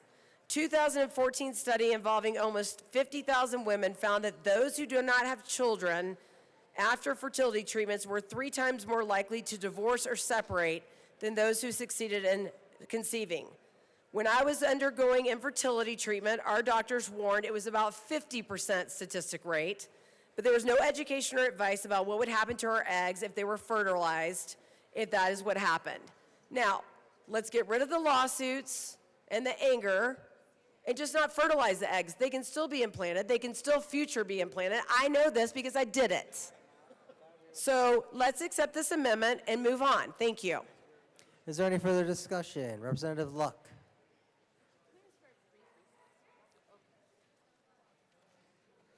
Okay, well, this is a question to the amendment sponsor because I'm confused knowing her what is being proposed here. And in talking to the bill drafter, there is some confusion, I guess, between the definitions at play. So my understanding of an embryo is a fully fertilized egg. And the intention, I believe, of the amendment sponsor is for the ability to destroy sperm and eggs, but not to be able to destroy sperm and eggs that are put together, otherwise known as a person. So I'm just asking whether or not my understanding is accurate, but I think I'm being ignored. And so my understanding of this says that they would be able to destroy their gametes and embryos. And my understanding of embryo is a fully fertilized egg. So this is probably needing to be redrafted. Okay, I'm getting a yes, this is needing to be redrafted. So perhaps a colleague from El Paso County could talk about this and we could get a new draft. Representative DeGraff. Thank you, Mr. Chair. And this goes along with some of the concerns I have about this bill in that embryo is it sounds pretty innocuous, but it's a pretty wide range, actually, and it actually goes to conception plus 8 weeks. And at that point, you're talking about a small unborn human that has distinct facial features, limbs, organs, bones, muscles, a nervous system that is well advanced. So you're talking about the ability to feel pain. You're talking about fore, mid, and hind brain. And you're talking about, again, a fully formed spine and specific movements. And this whole section on this gets into, I think should highlight, instead of being something that the sponsors are trying to simply get rid of, should highlight where it should highlight the questions that we have in general of humanity. It should highlight the questions of personhood. It should highlight, and not just treat these as flippantly, as something that can be simply passed as an inconvenience. We are talking about an embryo. We are talking about an unborn human. This is a pre-viable. Typically, 23 weeks, I think, is considered viable. Prior to 23 weeks, it would be a non-viable. Typically, is considered non-viable, although technology is advancing in that regard. But you're overall at this point, you're not talking about a blob of cells. The idea that you're talking about a blob of cells, that was discounted years ago. It was a lie, and it was a lie told to people to make the idea of feticide more, I don't want to say palatable, to make it seem more agreeable, make it seem like more of just a benign medical procedure. But what we're talking about is an embryo. And if you look at, I don't know if I have some on this jacket. They're called, the pin is called Precious Feet, and that is from actually 10 weeks old, are the models of a preborn human's feet at 10 weeks.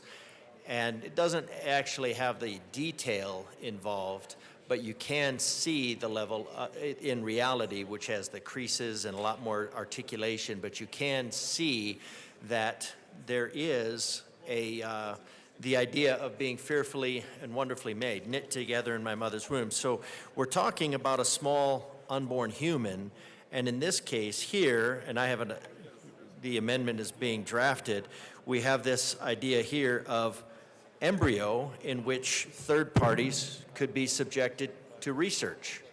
So here we have this idea that you can donate.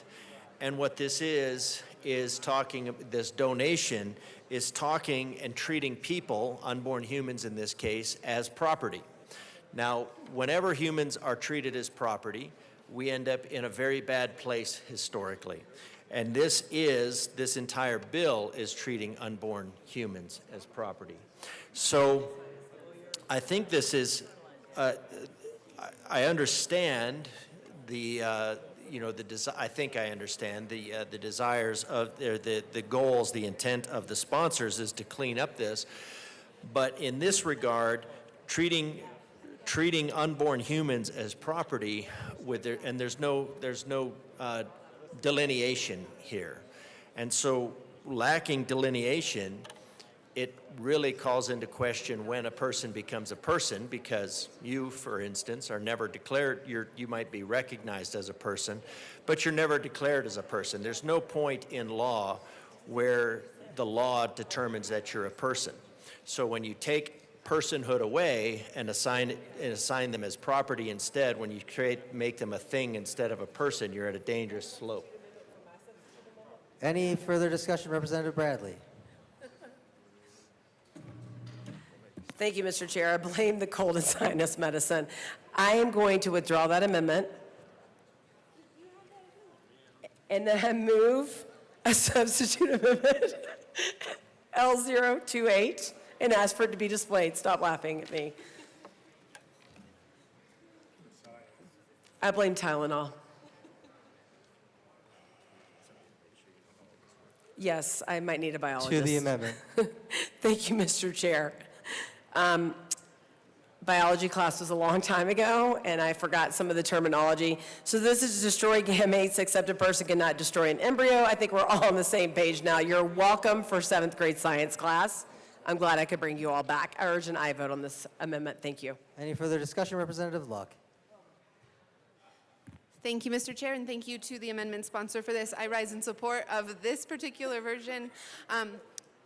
You can freeze both of the different reproductive elements, the sperm and the egg. You can, separately. Then there's no moral issue. We don't have to fight this. We're just good to go. When you put them together, you create a human. And there's actually light that emanates in the process. It's beautiful. If you haven't seen it, look it up. It's wonderful. But in that moment, you create another life and you trigger all sorts of protections that should exist at law to preserve those lives. And this amendment recognizes that reality. And so I firmly ask for an aye vote. Thank you. Is there any further discussion? Representative DeGraff. Thank you, Mr. Chair, and I do recommend watching those videos where at conception there is a spark of light, a spark of life, a spark of personhood, if you would. In this case, embryo is something from conception to 8 weeks. So I think in the matter of the law that it is a matter of that this is in fact a person. Now there is and if you look at the English and you look at the progression of the English, and you look at the time of the Declaration of Independence, that the unborn person at the entirety is considered a person. It's just in recent times where we've decided for the worship of convenience that we have decided to pretend that the unborn person is not a person, and of course that gets into all of the legal wranglings that we have here. So if we look in this space and then make the decision to keep these separate until needed, that might be a little bit more complicated. I don't know why, but let's just pretend it is. But we do avoid all of the legal arguments because let's say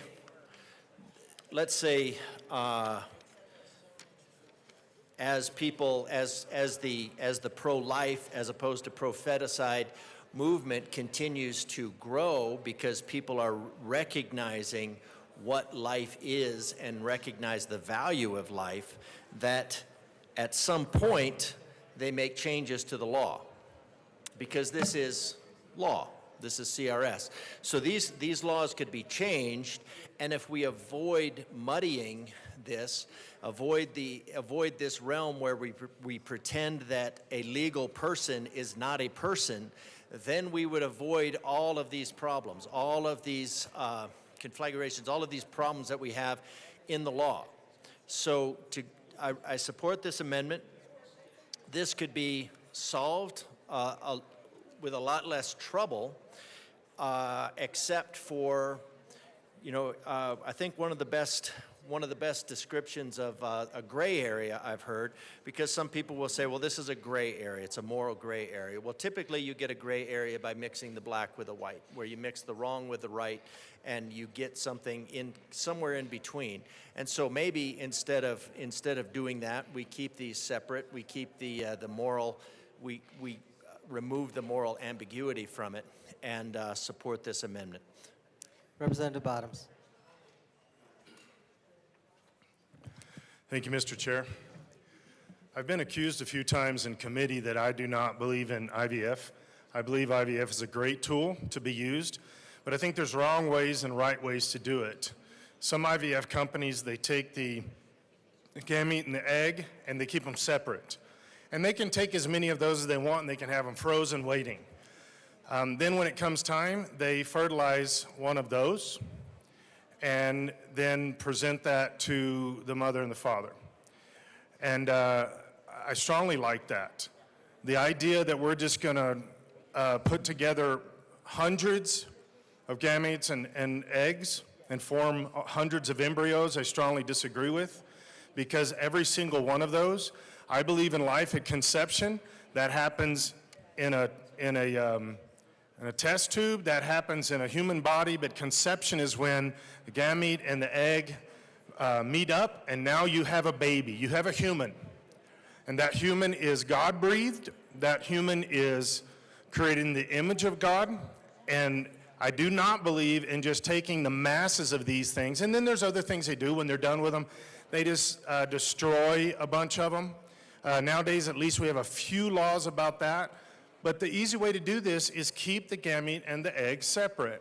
And then when mom and dad are ready, put them together. Now you've got a baby let's try to grow that baby, raise that baby the best that we possibly can. And so there's right and wrong ways to do this.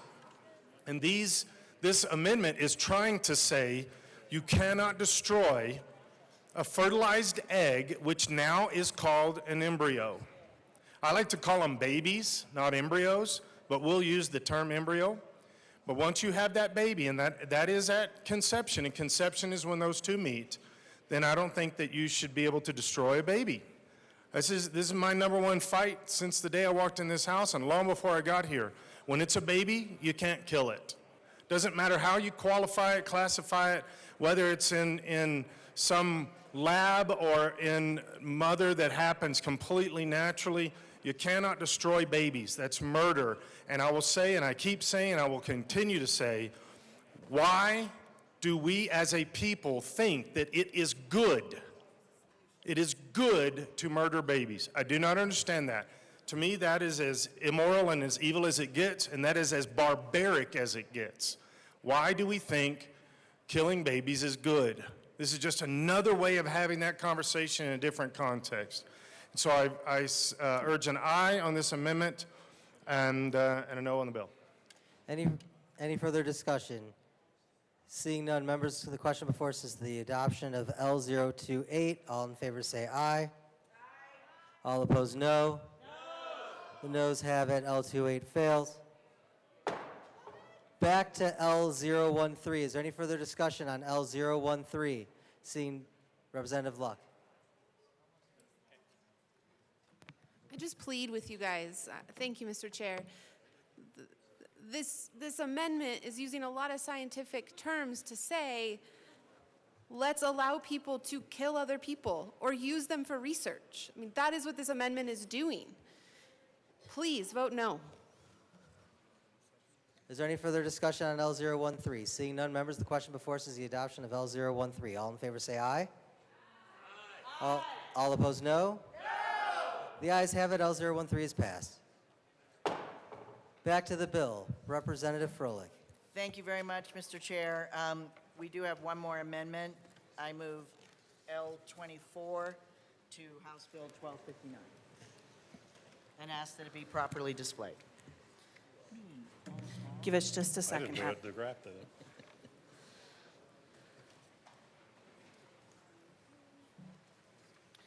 All right, the amendment has been properly moved and is now displayed. Representative Froelich.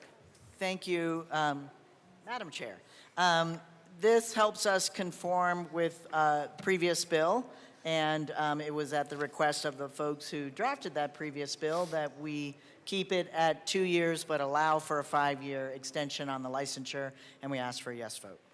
Is there any further discussion? Seeing none, the question before us is the adoption of Amendment L024. All those in favor say aye. Aye. All opposed, no. The ayes have it. Amendment L024 passes. Thank you. Representative Brown. Thank you, Madam Chair. We ask for an aye vote on this bill. This bill is an incredibly important protection for Coloradans to make sure that they have access to assisted reproduction and in vitro fertilization, and we ask for an aye vote. Representative Froelich. Thank you, Madam Chair. I'll just add that this is all really settled law. We said in REA that fertilized eggs, embryos do not have derivative individual rights. And I think we've already heard from the remarks that make us realize that we need to also make sure we're protecting the full range of infertility treatments, including IVF, and we ask for an aye vote on the bill. Representative Johnson. Thank you, Madam Chair. I move L017 to House Bill 1259 and ask that it be properly displayed.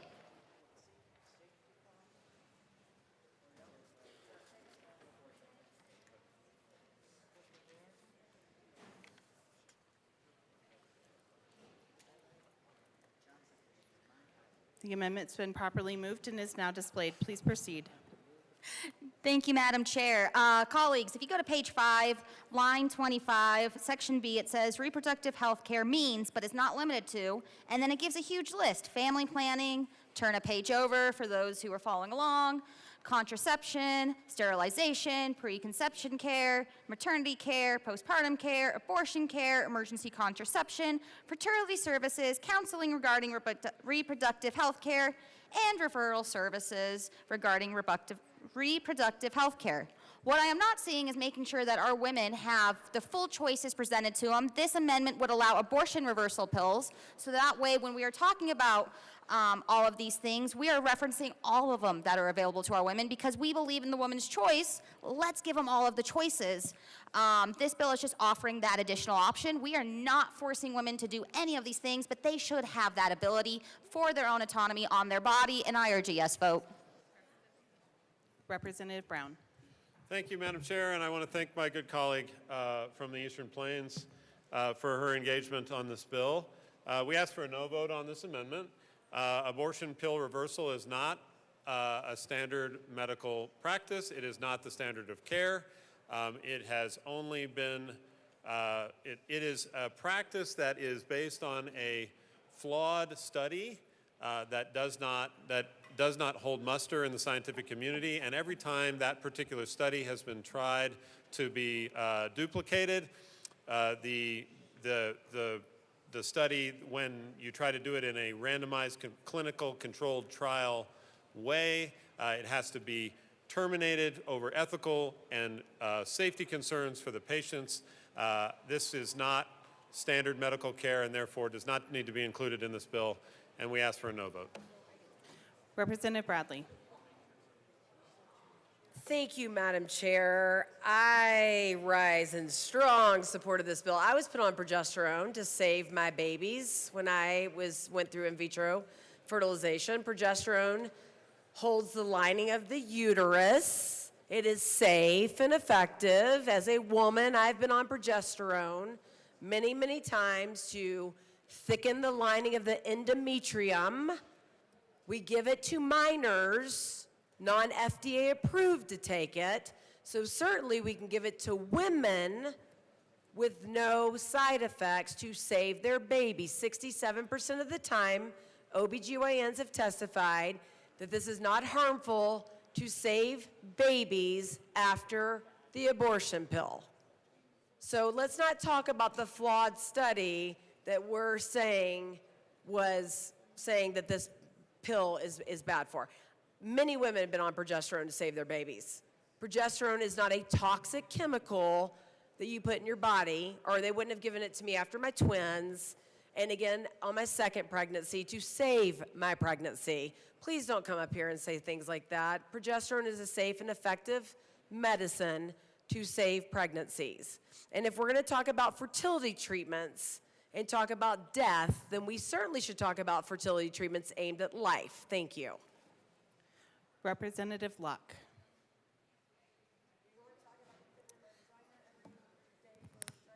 Thank you, Madam Chair. For those folks who weren't here last year or who are new to this particular conversation, we should take a step back and understand the context within which this is coming forward. Most abortions in the United States today, and I'm just reading a source here that I trust, are chemical abortions. The most common form of chemical abortion uses two different abortion drugs, mifepristone and misoprostol, with one taken after the other. Some women experience regret after taking mifepristone, which we're going to just call MF because that's easier, and change their minds about wanting an abortion. There is a window of time between the first drug, the MF drug, and the time when you take the MP drug,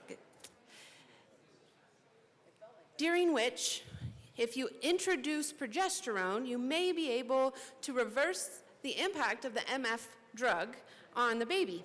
This is why. The chemical abortion drug, mifepristone, MF, kills unborn children by blocking progesterone, a naturally occurring hormone needed to sustain pregnancy. So in the process of trying to reverse the abortion pills, if you prescribe additional progesterone, then that progesterone will outnumber and outcompete MF's effects. It's not guaranteed to save a life, But if a woman comes forward and says, you know what, I really made the wrong choice, and I want to have a second chance at this pregnancy, then filling her body with a little bit more progesterone to give that option should be on the table. But in Colorado, we say no. We say no because of actually a flawed study. A flawed study that said that there is some sort of abnormal risk that I think, if I remember correctly, involved like 12 people, 18 people. It was not a robust study, not at all. But you know what is rather interesting and a bit robust in terms of evidence is that the use of progesterone in between taking the MF and MP, so you don't take the MP because the MP drug is the one that actually cleanses the woman's body of the fetus and all of the reproductive elements in the uterus. But if you take that progesterone after taking MF, let's say it this way, 5,000 kids are alive today, likely. At least 5,000 kids are likely alive today just because of progesterone being added into their mother's bodies after the mother took the original abortion pill. All we're saying is make that an option. Make it an option for folks here in Colorado to be able to change their mind and save their children. Please vote yes on this amendment. Representative DeGraff.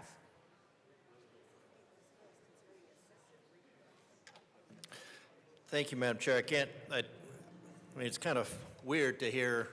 I mean, I can't imagine a legitimate medical person would say that a less than 20-person study, very non-robust, since robust is the word we like to use in this room now, very trendy, that they would cite that study as some sort of legitimate. Now, ironically, those same hormones are used in wrong sex in youth who can't make this decision, but it's defended by this body. Same people, causing all sorts of problems.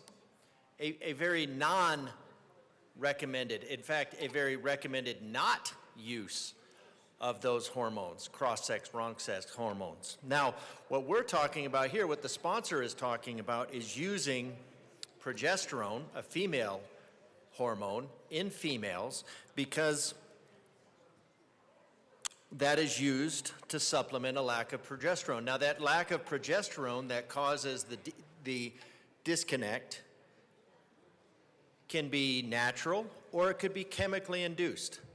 In this case of the chemical, which the chemical is actually the chemical induced feticide, the chemically induced starvation of the unborn human, is the actual deadly one. The chemical that actually has a lot of very adverse health effects. Now, so the chemical that has massive negative health effects is defended by the sponsors.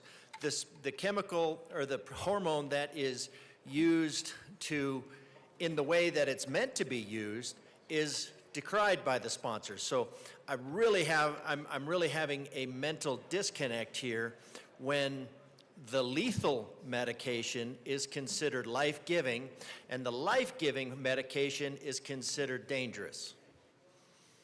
We're in a really, really weird world. Now, this is being the Church of Woke. I recognize that facts don't matter, so we'll just move on. But one flawed study versus thousands of successful studies, and those successful studies are called humans, because there are thousands of humans that are actually alive today because of the successful use of progesterone to overwhelm the chemical binding of progesterone.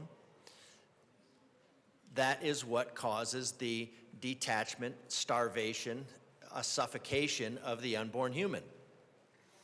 And it is an unborn human. I mean, it doesn't really matter what stage you're at, and technically, it is a person. Now, the state of Colorado has gone through some links to, as alluded to by the sponsor in one of her previous bills, of denying personhood, but the personhood is not removed, and we I'll probably discuss that a little bit later. But the personhood is not removed. It's just the state has decided that one classification of humans can be treated as property. Now, it's no surprise. I mean, it is the, you know, that the party that was founded on treating humans as property is now treating a certain class of humans as property. Representative DeGraff, Yes, let's ma'am. talk about the abortion reversal pill, please. We are. Okay. Well, we're just. Maybe you can make a connection for me. Okay. So anyways, we have the life-giving hormone, a life-sustaining hormone. A life-sustaining hormone that is considered by the sponsors to be dangerous. We have a life-ending hormone that is considered by the sponsor and this bill as life-affirming. So I'm not sure what kind of weird world we live in when life-giving is dangerous and life-affirming and life-taking is life-affirming. So I think I'm just going to have to go sit and wonder about that. But as far as scientific studies, I think the fact that there's people in this room at all is a demonstration that progesterone actually works and does its job. So there are people in this room. So I think everybody in this room, everybody that's listening online, they're proof that progesterone is safe because it is part of a successful pregnancy. And part of a successful pregnancy is blocking the efforts of the sponsor's bill to undo a successful pregnancy. So I'm gonna sit and puzzle for how life-affirming is dangerous and how life-ending is somehow affirming, is somehow care. But and how the sponsor could have that worked out in his mind, it makes absolutely, to me, on the sense of logic, I can't even fathom such logic. So I'm just going to have to sit down for a few minutes. Wonderful. All right. Is there any further discussion? Representative Froelich. We ask for a no vote. Thank you, Madam Chair. Is there any further discussion on the amendment? Seeing none, the question before us is the adoption of Amendment L017. All those in favor say aye. All opposed say no. The noes have it. Amendment L017 is lost. To the bill. Is there any further discussion? Representative Bradley. Thank you, Madam Chair. Just wanted to read something from page 4. It is also important to keep the transparency and rules around disclosure in order to address the concerns of a donor-conceived individual, C, recent legislation in Colorado has been challenging to implement and has had a chilling effect on donations as individuals are daunted by the invasive reporting requirements. Just wanted to get feedback. I mean, this section of the bill is interesting, seeing that the Democrats have had the majority in the House since 2012.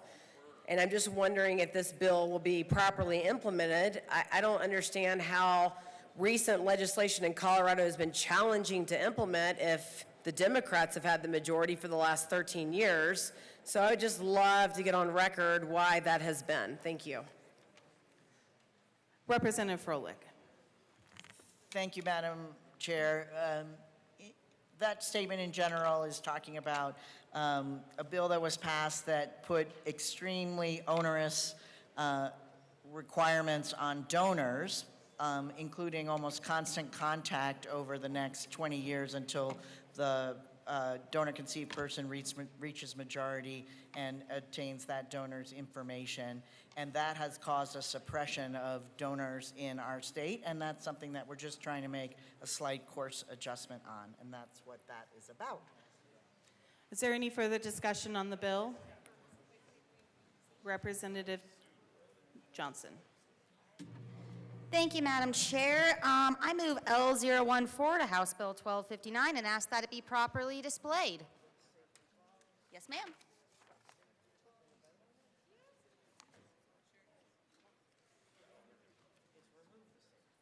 I never do those.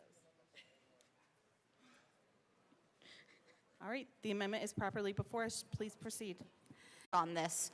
You know, there could be a chance, probably a high chance, that they won't want to do that, but we should offer that ability to the people because this is going to affect Colorado. Let's Colorado have 90 days to look at this in full, let them know what's happening. We're at the end of session. We have 20 days left. It's weird to say that, 20 days, and we are moving fast through legislation. Let's let the people have a choice at this. I also want to know if the sponsors disagree with allowing the people to have the choice on this, why the urgency to have to push this through now?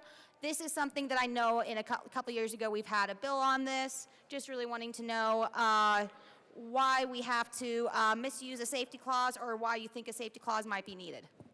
Representative Brown.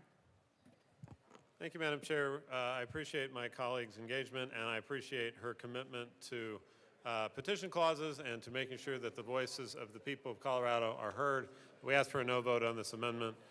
This is about health and safety and the ability of people to start families. We ask for a no vote. Representative DeGraff.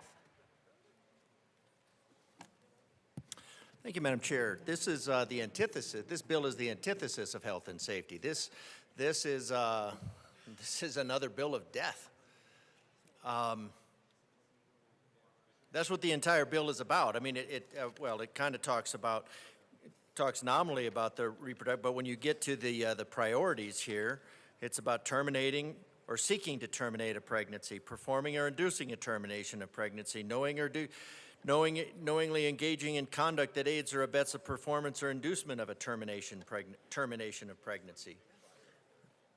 There's a lot here, and you know, for the people who don't think that it affects them, it affects you because bills like this classify another set of humans as property.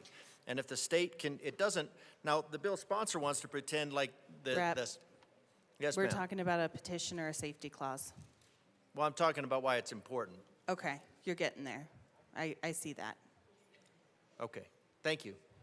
So the reason that we need the ability to petition this is that citizens need to understand. Now, again, is it likely that the citizens of Colorado are paying attention? No, because they tend to not want to know what's going on here, and they just act completely disgusted when they find out.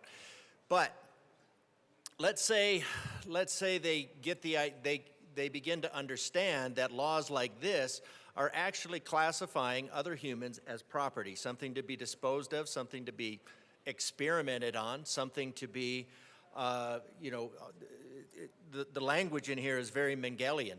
So if the citizens of Colorado, do they get an opportunity to weigh in and decide whether or not they agree that other humans can be considered property? So I think humans in general should be not treated as property. I hate that we're going back to that status after hundreds of years and a civil war. But here we are, again, classifying humans as property and having to fight our way out of that hole. So this is a good amendment for the people of Colorado to be able to weigh in. Do they want Colorado to be a culture of death, or do they want Colorado to be a culture of life? You can't have it both ways. And people should know that if the unborn can be classified as property, the born can be classified as property. That's the way the law works. So personhood has not been removed because the state does not confer personhood. I haven't found any place that does confer personhood. If you look at the way the Declaration of Independence and the Constitution were written, it is all very consistent that the unborn have the same rights, if not more so, than the born. So this is all of this trying to hide the fact that the unborn humans are persons. So that for the ability to treat them as property does not bode well for humanity in general. So I recommend and I vote on the petition clause. Is there any further discussion on the amendment? Representative Luck. Sorry, Madam Chair. I wasn't going to rise for the amendment. I was going to rise for the bill, but since you said come on up, I guess I will come on up and just say that in my defense, I did see your hand. I know, but I did it wrong. Great. And then I was like, and I tried. Anyways, I tried to get your attention to say no, but you were already on to the next duty up there at the chair. Anyways, it's a Friday, but it's a Thursday. I rise in support of this petition clause, not for the normal reasons of petition clauses, but because a safety clause seems wrong when we're talking about destroying life. It doesn't feel very safe.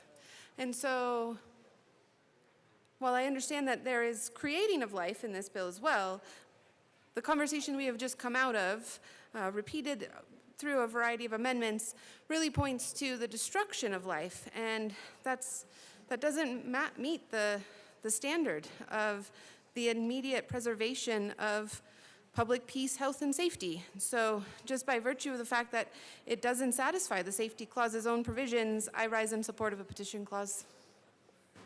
Is there any further discussion on the amendment? Seeing none, the question before us is the adoption of Amendment L014. All those in favor say aye. All those opposed say no. Amendment L014 is lost. Is there any further discussion on the bill? Representative DeGraff. Thank you, Madam Chair.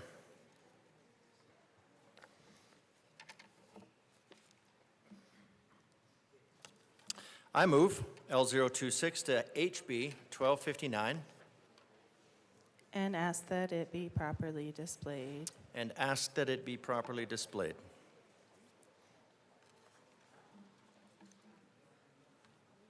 All right, the amendment is properly before I us. think You I can moved proceed. L26. I think I moved actually L026. Yes, that's what Okay. we have. A very simple amendment. Page 6, line 19. Page 6, line 19. And I'm going to cite Susan B. Anthony. Quack medicine vendors, however rich, proud, and pretentious, feticides and infanticides should be classified together and regarded as shuddering whole by the whole human race. Here's another one. Child murder before and after birth is a regular and terrible to tell, vastly extensive business.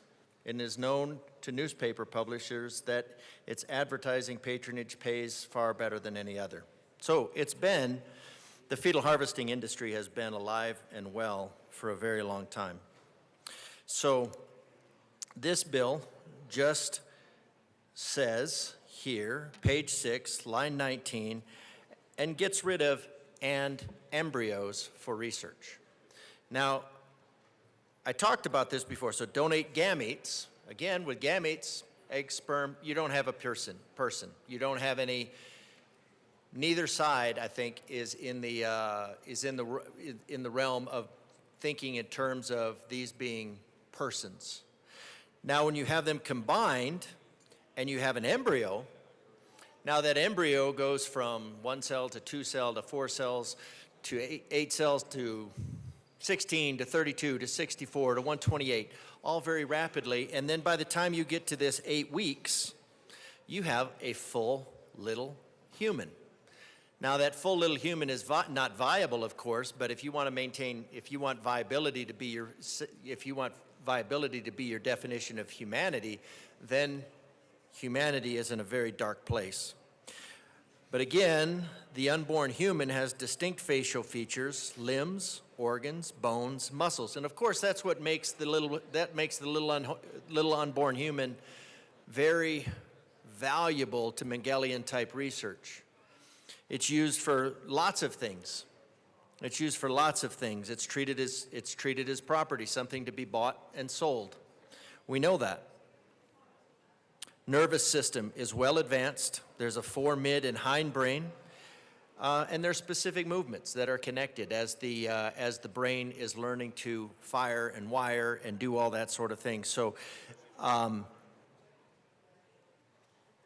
now some, albeit more archaic, before they had the word fetus, that meant any stage of development prior to birth. So given that we're talking about experimentation on embryos, it makes me a little bit nervous when one of the definitions for the experimentation on unborn humans could include any unborn human all the way up until birth. the experimentation on or the dismemberment thereof. So I think that puts us on a very, very slippery slope into a very, very dark place. So again, human, and when you consider that that embryo would be well past viability of 23 weeks, so then if you consider, then we have to look into personhood, and then if it's time, if it's process, do cesarean sections count? Do the unborn humans born through cesarean section, do they count? Do they have a legal status? I don't know. This bill leaves us with a lot of unanswered questions. So for the issue of sanctity of life, again, this bill treats humans as property, something to be sought, bought, and sold with approval by the state, which I think violates Martin Luther King's principle that the first principle we need to rediscover is that reality hinges on moral foundations. And I think bills like this violate our moral foundations, because if we're going to have moral foundations like Martin Luther King Jr. discussed, we have to admit that there's a morality. So I recommend an aye vote on this amendment. Strike embryos, because you're talking about experimentation, Mengelian-type experimentation, mutilation, mechanical dismemberment into saleable parts of a small unborn human. And I think that is a very difficult, that's a very dangerous place to be for Colorado, as it posits itself to be the capital of the fetal harvesting industry of the United States, if not the world. So I recommend an aye vote on this, and we separate ourselves from experimenting on humans, and we limit this to gametes. I recommend an aye vote. Is there any further discussion? Seeing none, the question before us is the adoption of Amendment L026. All those in favor say aye. Aye. All opposed, no. No.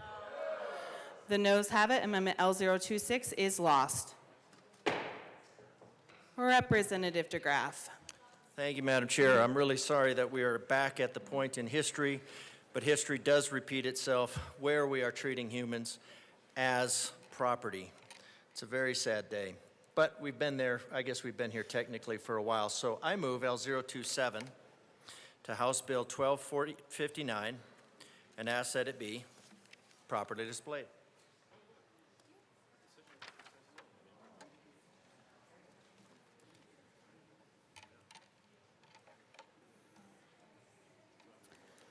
The amendment is properly before us. Please proceed. Thank you, Madam Chair. The reason for this is by means of title transfer on the challenge on the bill. So, I mean, we can title challenge the bill, or we can talk about this amendment. Or, you know what, we'll just do both. This is deleting A, B, C, and D on page 7. Now, if you read the title, concerning assisted reproduction and in connection therewith in vitro fertilization and other assisted reproduction and fertility protections, eliminating other administrative requirements. Then we look at this, terminating or seeking to terminate a pregnancy, performing or inducing the termination of a pregnancy, which is feticide.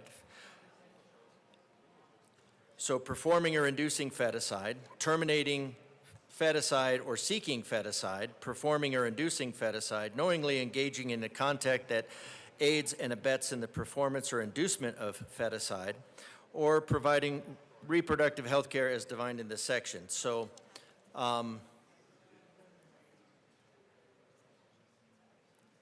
so on this amendment, I'm asking that these be deleted because none of these have to do with reproduction, in vitro fertilization, reproduction and fertility protection, or other administrative protections. So unless you're going to consider that an unborn human is just eliminating that other administrative requirement. So I think this does not fit with the bill.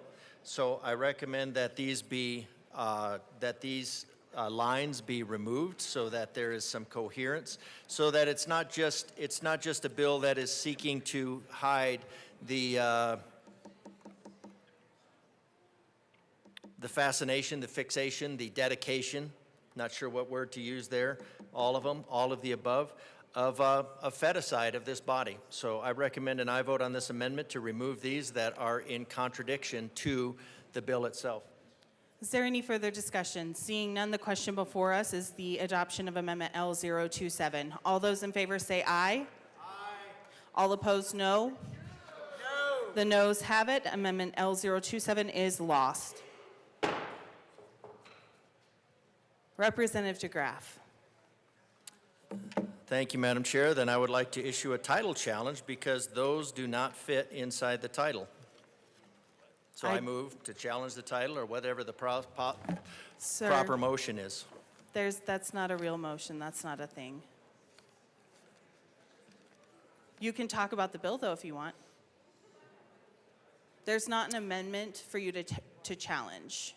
We've already voted on the amendment. I don't think this falls inside the single subject. So this would be a matter of challenging single subject because this is talking about termination of a pregnancy as opposed to reproduction, in vitro fertilization, or fertility protections.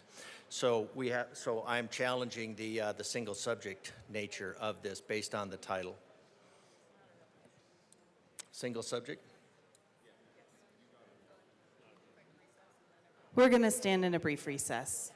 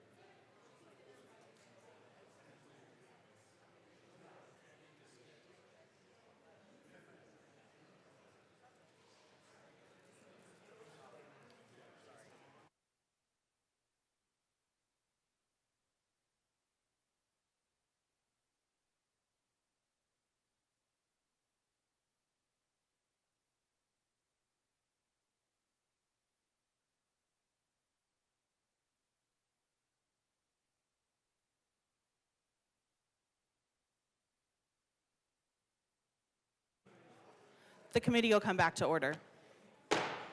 Representative DeGraff. Thank you, Madam Chair. So I'd just like to put it on record that I don't think those fall inside of the single subject rule. Not for what it's worth, and that's why I put that forward. All right, so I move L016 to House Bill 1259 and ask that it be displayed.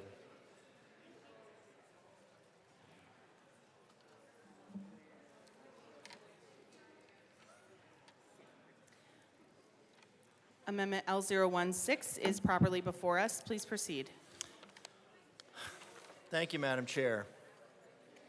Now, this starts on page 2, basically deletes the legislative declaration, because this is not dealing so much with this bill as it is creating a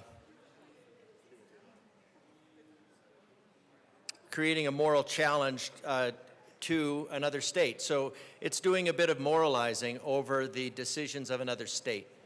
So on February 20th, referring to the Alabama Supreme Court, that embryos formed through in vitro fertilization, IVF, are considered children. And that's what my colleague mentioned earlier, in that they are children. And there are ways to not get into this space by keeping them separate before muddying this and going down in this path. But to declare that, for this body to declare that another agency is morally wrong is a little bit difficult. And then it goes on to refer to that the Chief Justice of Alabama quoted the Bible as if that was morally reprehensible as well. Now, there are a couple different ways to think about the Bible in terms of, which is interesting because our entire foundation, especially the idea that all men are created equal, which of course this violates because it treats some humans as property, which is an idea that we really fought a whole civil war over the idea of treating humans as property, and the party that treated humans as property is bringing us right back. But the Bible is either the Word of God or an assembly of archetypal wisdom.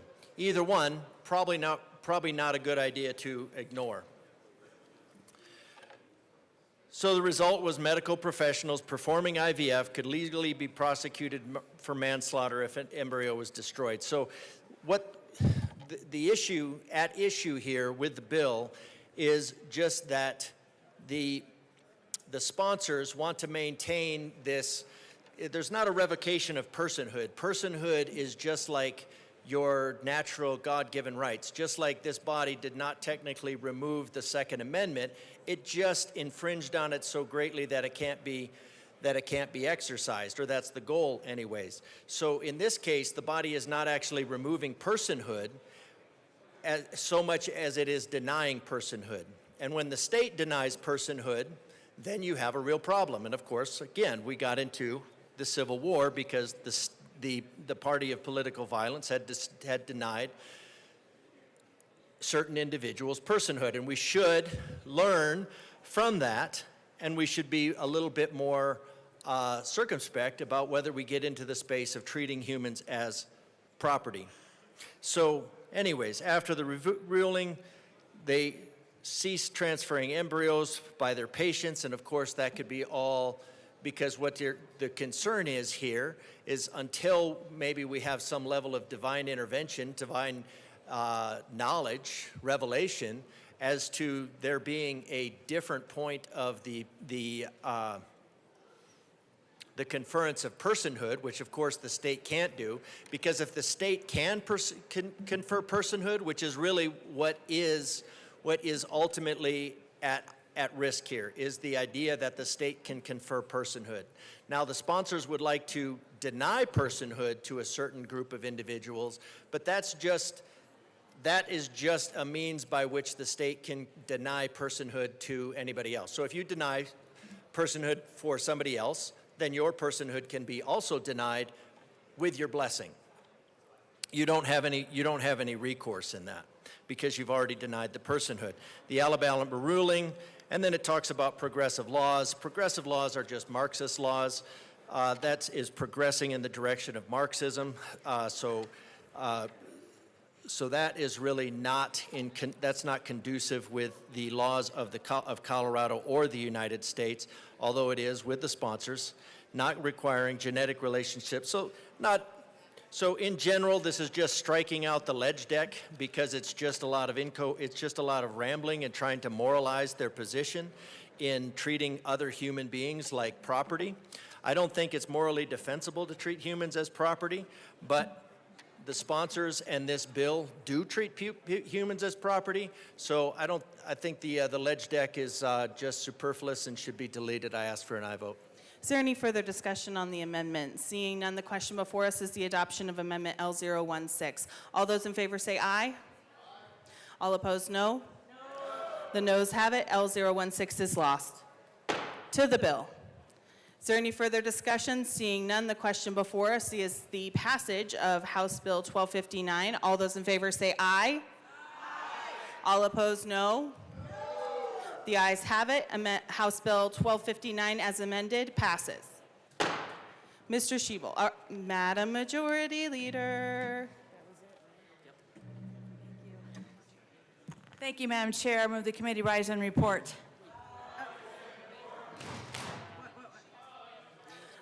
Just kidding. Madam Majority Leader. Just kidding.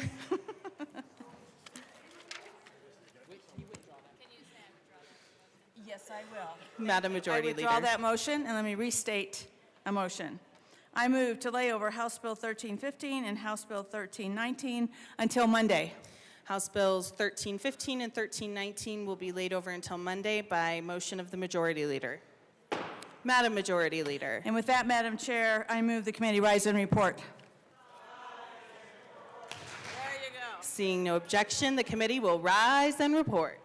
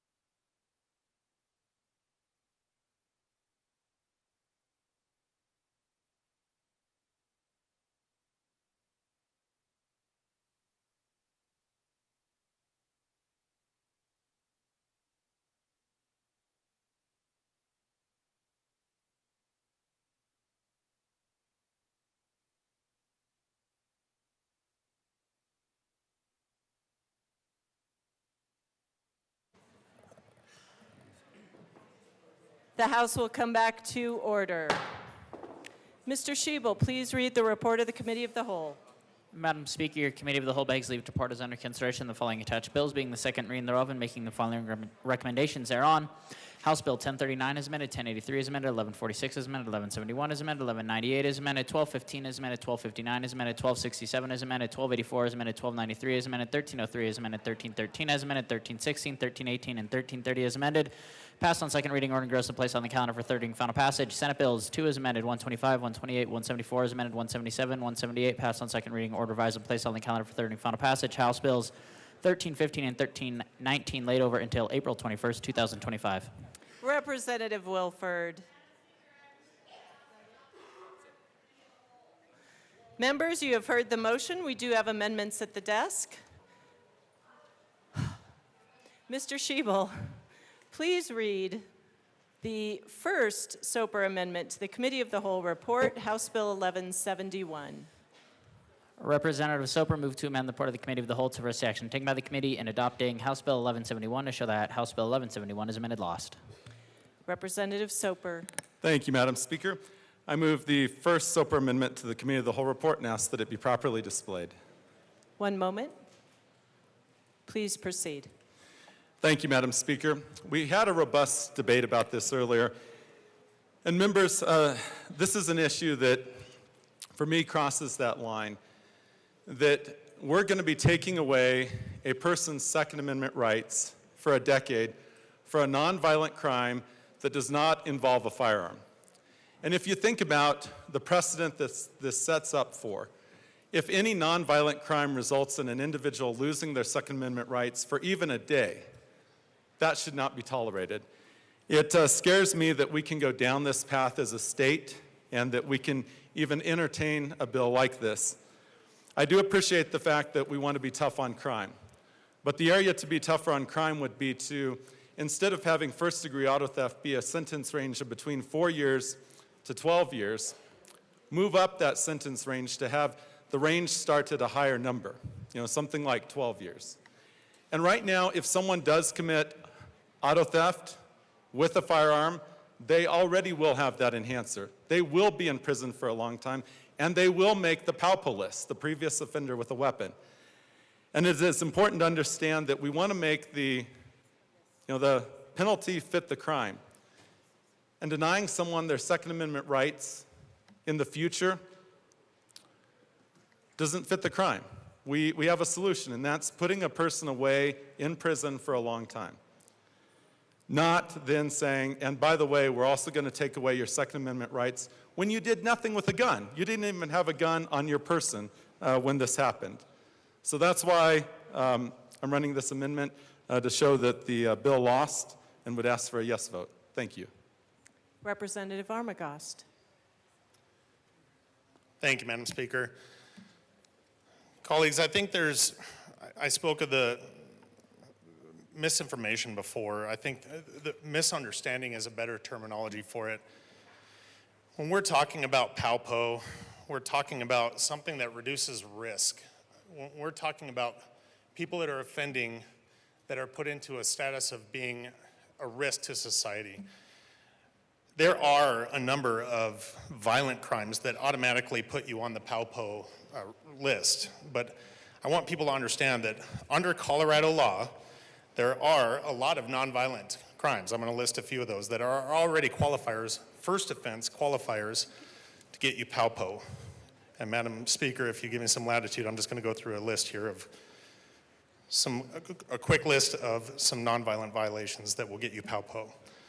Thank you. Please proceed. Thank you.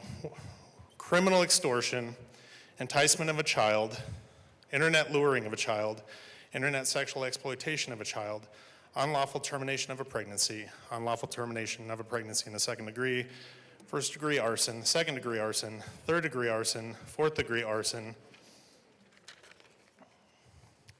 habitual child abuse, contributing to the delinquency of a minor, pandering, pimping, pandering of a child, procurement of a child, keeping a place of child prostitution, impersonating a peace officer, disarming a peace officer, aiding escape from an institution for the care and treatment of persons with behavioral and mental health disorders, escape, attempt to escape, participation in a riot, intimidating a juror, enticing a riot, arming a rioter, engaging in a riot, vehicular eluding, failure or refusal to leave premises or property upon request of a peace officer, aggravated cruelty to animals, treason, advocating the overthrow of the government, inciting destruction of life or property. Almost done. Use of a stun gun, unlawfully providing or permitting a juvenile to possess a handgun, unlawful purchase of a firearm, intentionally setting a wildfire, unlawful administration of ketamine, smuggling of a human, organized crime, and a criminal attempt, complicity, or conspiracy to commit any of the offenses listed in this subsection. So I only highlighted the ones that were nonviolent or not with the use of a firearm that qualify for PALPO. So I want people to understand this is already something that exists in Colorado. This is not setting a precedent. This is a precedent that is set by other states that if you have a simple felony under federal code, if you have a simple felony, you are unlawfully carrying or possessing a firearm. Colorado excludes that by doing simply PALPO and putting a list of violations that qualify for that. Many southern states, Texas, South Carolina, North Carolina, down south, the states abide by the federal code, which is simply if you are a felon in possession of a firearm, that is a felony offense. This is something where it's PALPO, possession of a weapon by a previous offender. So Colorado does it a little bit differently. Under the criminal justice reform, that's how things were done to go over the federal code and doing it our own way. This is something that simply sets it aside as the higher offenses rather than the lesser offenses of simple felonies. But remember, under federal code, federal law says if you are a felon in possession, it is unlawful. Not just purchasing a firearm like it is everywhere, but also possessing a firearm. Colorado excludes that and simply has this PALPO list. Making your third felony conviction of auto theft gets you on this list if this bill passes. That is something that, as our chiefs and a lot of our DAs have said, puts you at a risk to society and for a reason for you to be put on a PALPO list. My colleague, Rep. Evans, who's now in Congress, ran this the last 2 years and it died in judiciary. He ran it as is. I was able to get it amended through the bill sponsors and the Department of Public Safety to remove second and third degree. I don't think those are necessary elements to have in this to reserve your place on the PALPO. However, that added on with the ability to petition to get your name off, turn your life around, and possess your rights again, I think is a necessary element to put this through into law. That brought me to a support position, and I hope it brings you to a support position on this bill, and I encourage you to vote no on this amendment. Thank you. Representative Caldwell. Thank you, Madam Speaker. And I agree with everything my colleague just said here. And here's the important thing to take away about this, and my colleague said it there towards the end, but he used the word risk. And that's what the PALPO laws are kind of around. It's about the risk that you are to society based on your actions and the crimes you've committed and whether we think you should have a weapon or not, because you are at a high risk to reoffend and commit more crimes, right? And somebody had used the example about soliciting a child online, right? You can solicit a child online for obviously inappropriate activities we're talking here, but you never actually committed that act. But by law, what you'll be charged with, we're saying you are a risk. Yes, you didn't actually commit that, but you are a risk based on your actions. And what we're saying here is if you steal not one, not two, but 3 automobiles and you get caught for it and convicted of felonies, you are a risk. You are a high-risk offender, and we believe that you are going to continue to commit more crimes because you've already showed a pattern of committing crimes. And we don't want you to have a weapon when you go to steal that 4th car, and maybe that weapon this time is used and stuck in somebody's face. So this is about risk. Like my colleague read out, there's a lot of crimes on there that I don't think fall under maybe which we would call crime of violence, which is what a lot of people are hung up on. And also, as my colleague pointed out, that one of our new freshman Congress members has ran this bill twice already before, and this version that we have now is significantly better because I had the same concerns. I said, if we have third-degree felonies on there, then what if an 18-year-old kid takes grandpa's car for a joyride and gets pulled over and gets convicted of that? I don't want, that is not a repeat offender who is a high risk to repeat again. And so, thank you to the bill sponsors, we removed third degree and second degree, and now it's only first degree, and now it goes further because now we say, hey, if you stop committing crimes and you stop stealing cars after your third felony conviction, you get a restoration of those rights. Stop committing crimes and you don't have to worry about it. I also talked to a law enforcement expert and I said, how many people does this actually apply to? I don't know a whole lot of habitual career criminal car thieves. I haven't met too many of them. And the number is very small. And so I understand my colleagues' concerns, but a lot of this panic, like this is big government stripping you of your God-given rights, and it's like, no, I mean, how many cars have you stolen? How many people do you know that's stolen more than one car? And again, if you have 3 felony auto theft convictions, you've probably stolen 15 or 20. Let's be honest. You've only been caught 3 times.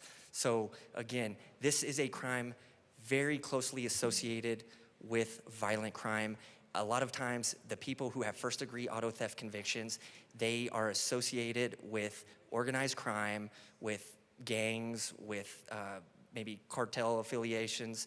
This is a very small set of people, and according to law enforcement people I talk to, it's the worst of the worst people.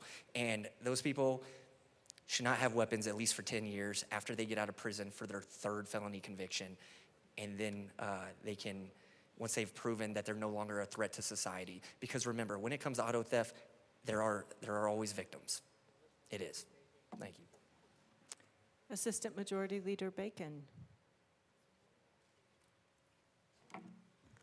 Members, thank you, Madam Speaker. I apologize because I was not here on the floor for debate, and I wasn't quite sure what would be happening here, but I want to share with you, as a member of Judiciary who's also heard this bill a couple of times, what the issue was, and this was the bill that I thought was really interesting, that I actually agreed with a particular organization that has had feelings about me, but when we're consistent with ideas, I think it's important. So first, I want to say, this is what's important about this, because I do believe that we want to do the right thing, per se, but we need to be sure that we understand the underlying crimes.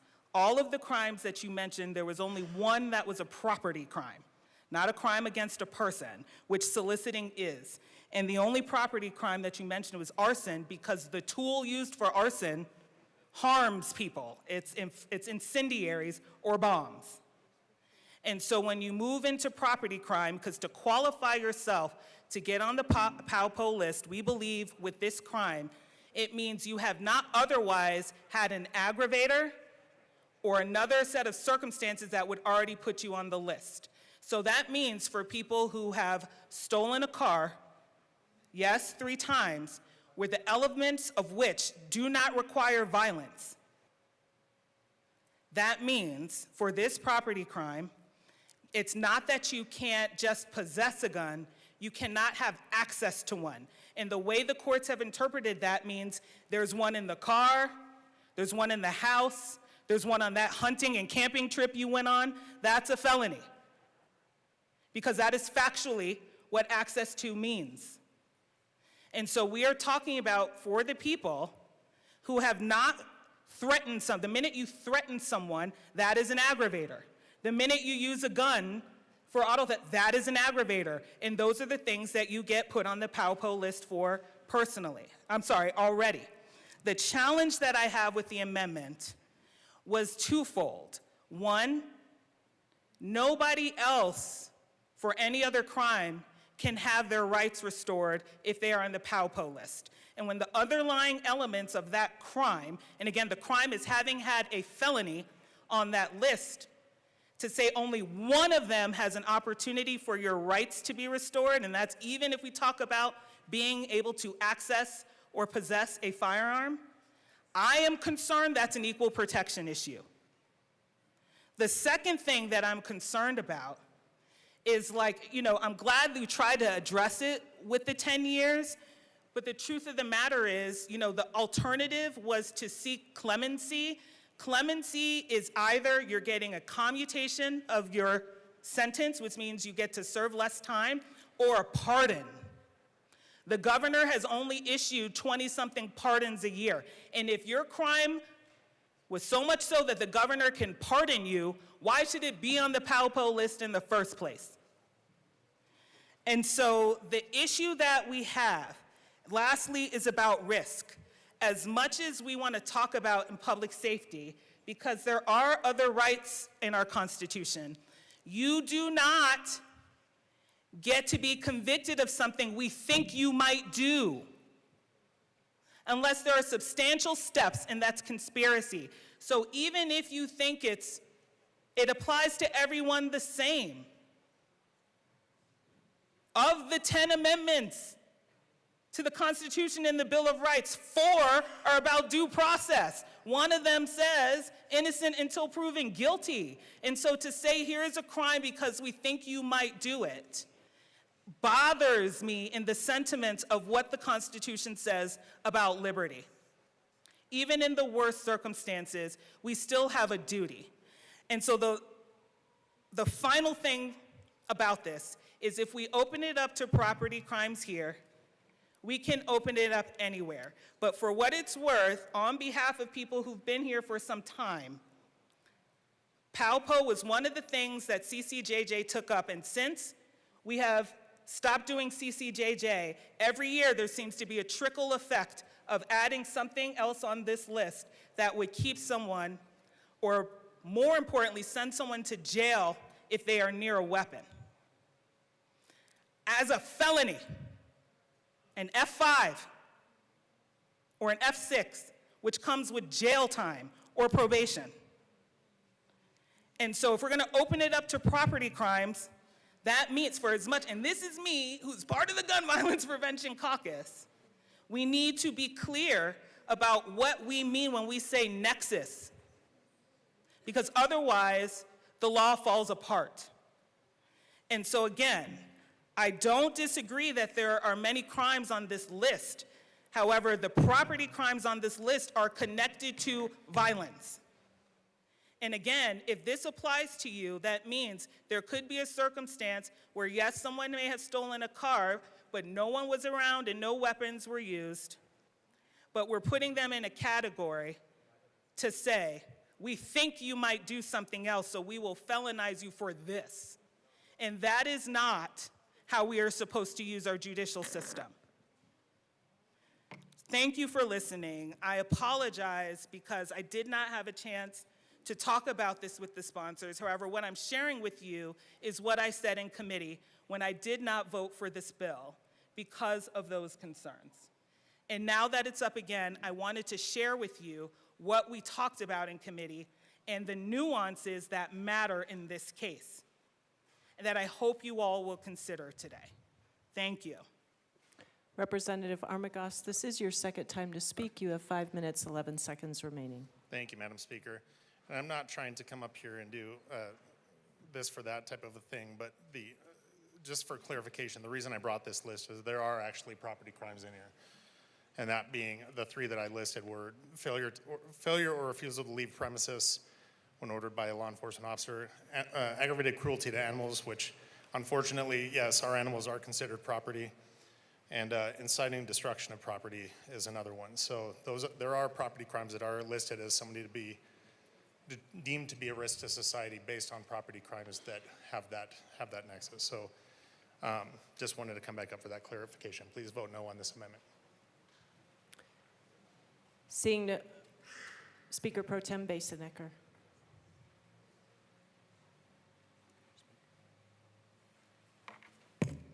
Thank you, Madam Speaker. It's an honor to serve with you. It is an honor to serve with you. Members, I just wanted to share a little bit more about why this policy is something I believe in and why I'm grateful for Rep. Byrd's work on this bill and for inviting her to join me on this. I would note that, as has been mentioned here, as amended in committee, this bill does not apply to you if you've had one felony auto theft conviction. It doesn't apply to you if you've had 2 felony auto theft convictions. It only applies to you if you've had 3 felony auto theft convictions. And respectfully, that demonstrates a pattern of behavior, even if not in direct contact with another individual, that law enforcement will continually tell you is dangerous. It is dangerous to steal cars. It is dangerous to put others and yourself and perhaps the public at risk in those situations. That is a truth. That is not to say that people can't change and that folks cannot find a better way.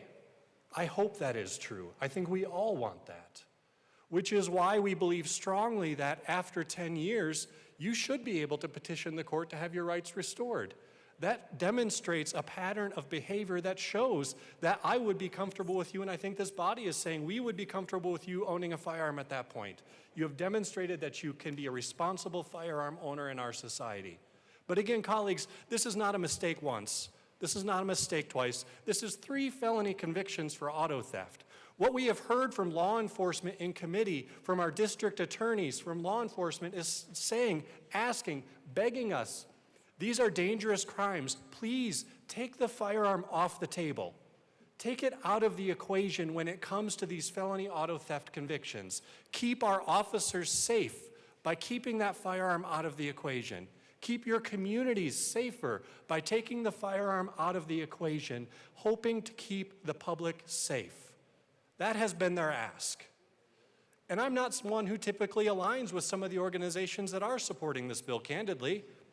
It's what makes this policy such an interesting space to work in, because there are moments where we can be targeted and specific and thoughtful about criminal justice in our state.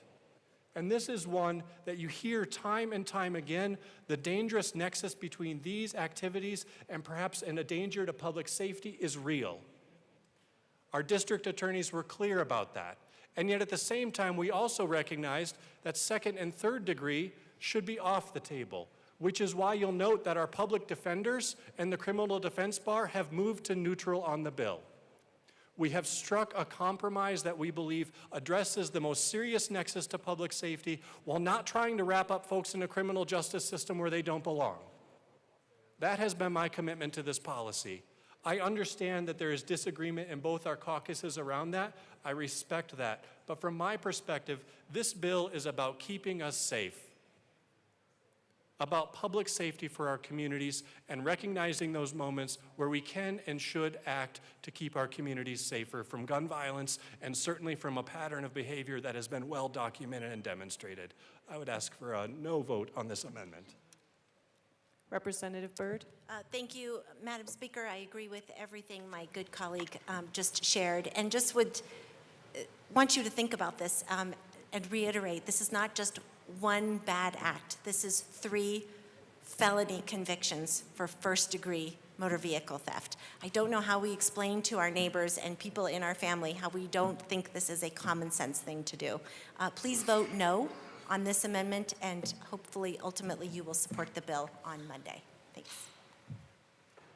Representative Luck? Thank you, Madam Speaker. I rise in support of this amendment. I do not believe this is the right course, and I will note for the record that the CCJJ, which was well respected for a number of years by a variety of individuals, considered this policy and decided against it. And so please factor that into your calculations. Seeing no further discussion, the motion before us is the adoption of the first SOPR amendment to the Committee of the Whole report. Mr. Schiebel, please open the machine and members proceed to vote. Representative Morrow, how do you vote? No. Representative Morrow votes no. Representative Clifford, how do you vote? No. Representative Clifford votes no.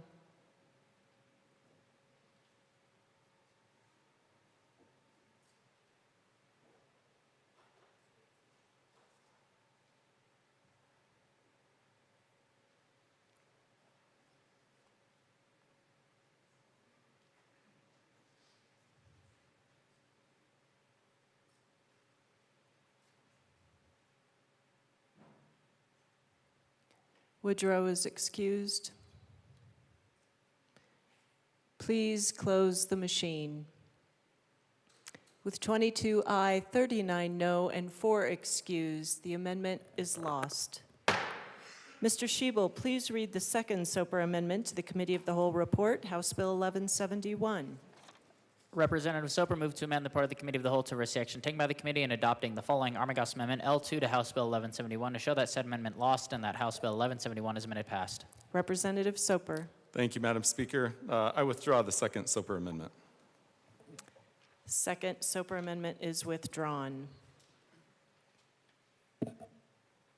Mr. Shebel, please read the title to House Bill, sorry. It feels like a Friday, folks. I'm sorry. Mr. Shebel, please read the Woog amendment to the Committee of the Whole report, House Bill 1267. Representative Woog moved to amend the part of the Committee of the Whole to receive action taken by the committee in not adopting the following Woog Amendment L3 to House Bill 1267 to show that said amendment passed, that House Bill 1267 is amended passed. Representative Woog. Thank you, Madam Speaker. I move, what am I moving here? The Woog Amendment to the Committee of the Whole and ask it to be displayed. It is properly displayed. Please proceed. If you support the Taxpayer Bill of Rights, I urge a yes vote. Representative McCormick. Just to be clear, we're asking for a no vote on this amendment. Seeing no further discussion, the motion before us is the adoption of the Woog Amendment to the Committee of the Whole report. Mr. Shebel, please open the machine and members proceed to vote. Representative Morrow, how do you vote? No. Representative Morrow votes no. Representative Clifford, how do you vote? No. Representative Clifford votes no.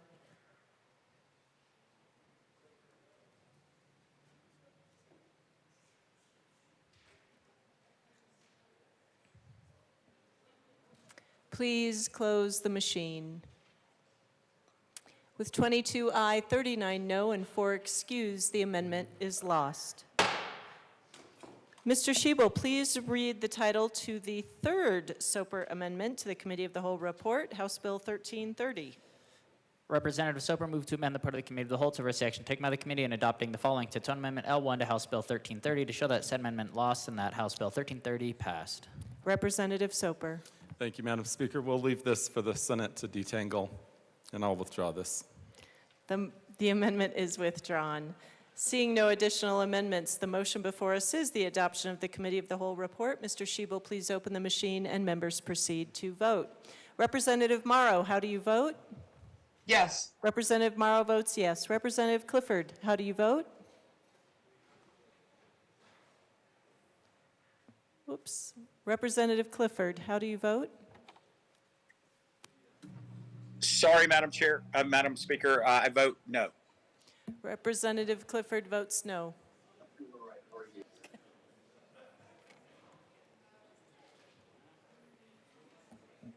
Bacon. Please close the machine. With 38 aye, 23 no, and 4 excused, the report of the Committee of the Whole is adopted. Madam Majority Leader. Madam Speaker, I move to lay over the balance of the calendar till Monday, April 21st, 2025. Seeing a lot of enthusiasm and no objection, the balance of the calendar will be laid over until Monday, April 21st. Madam Majority Leader. Thank you, Madam Speaker. I move the House stand in recess until later today. The House will stand in recess until later today.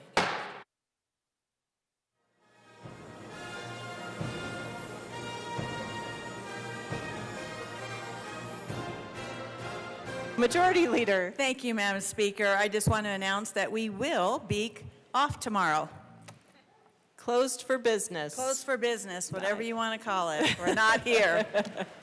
Thank you, Madam Majority Leader. Will you now move us back into recess? Yes, Madam Speaker. I move the House stand in recess till later today. The House will stand in recess until later today.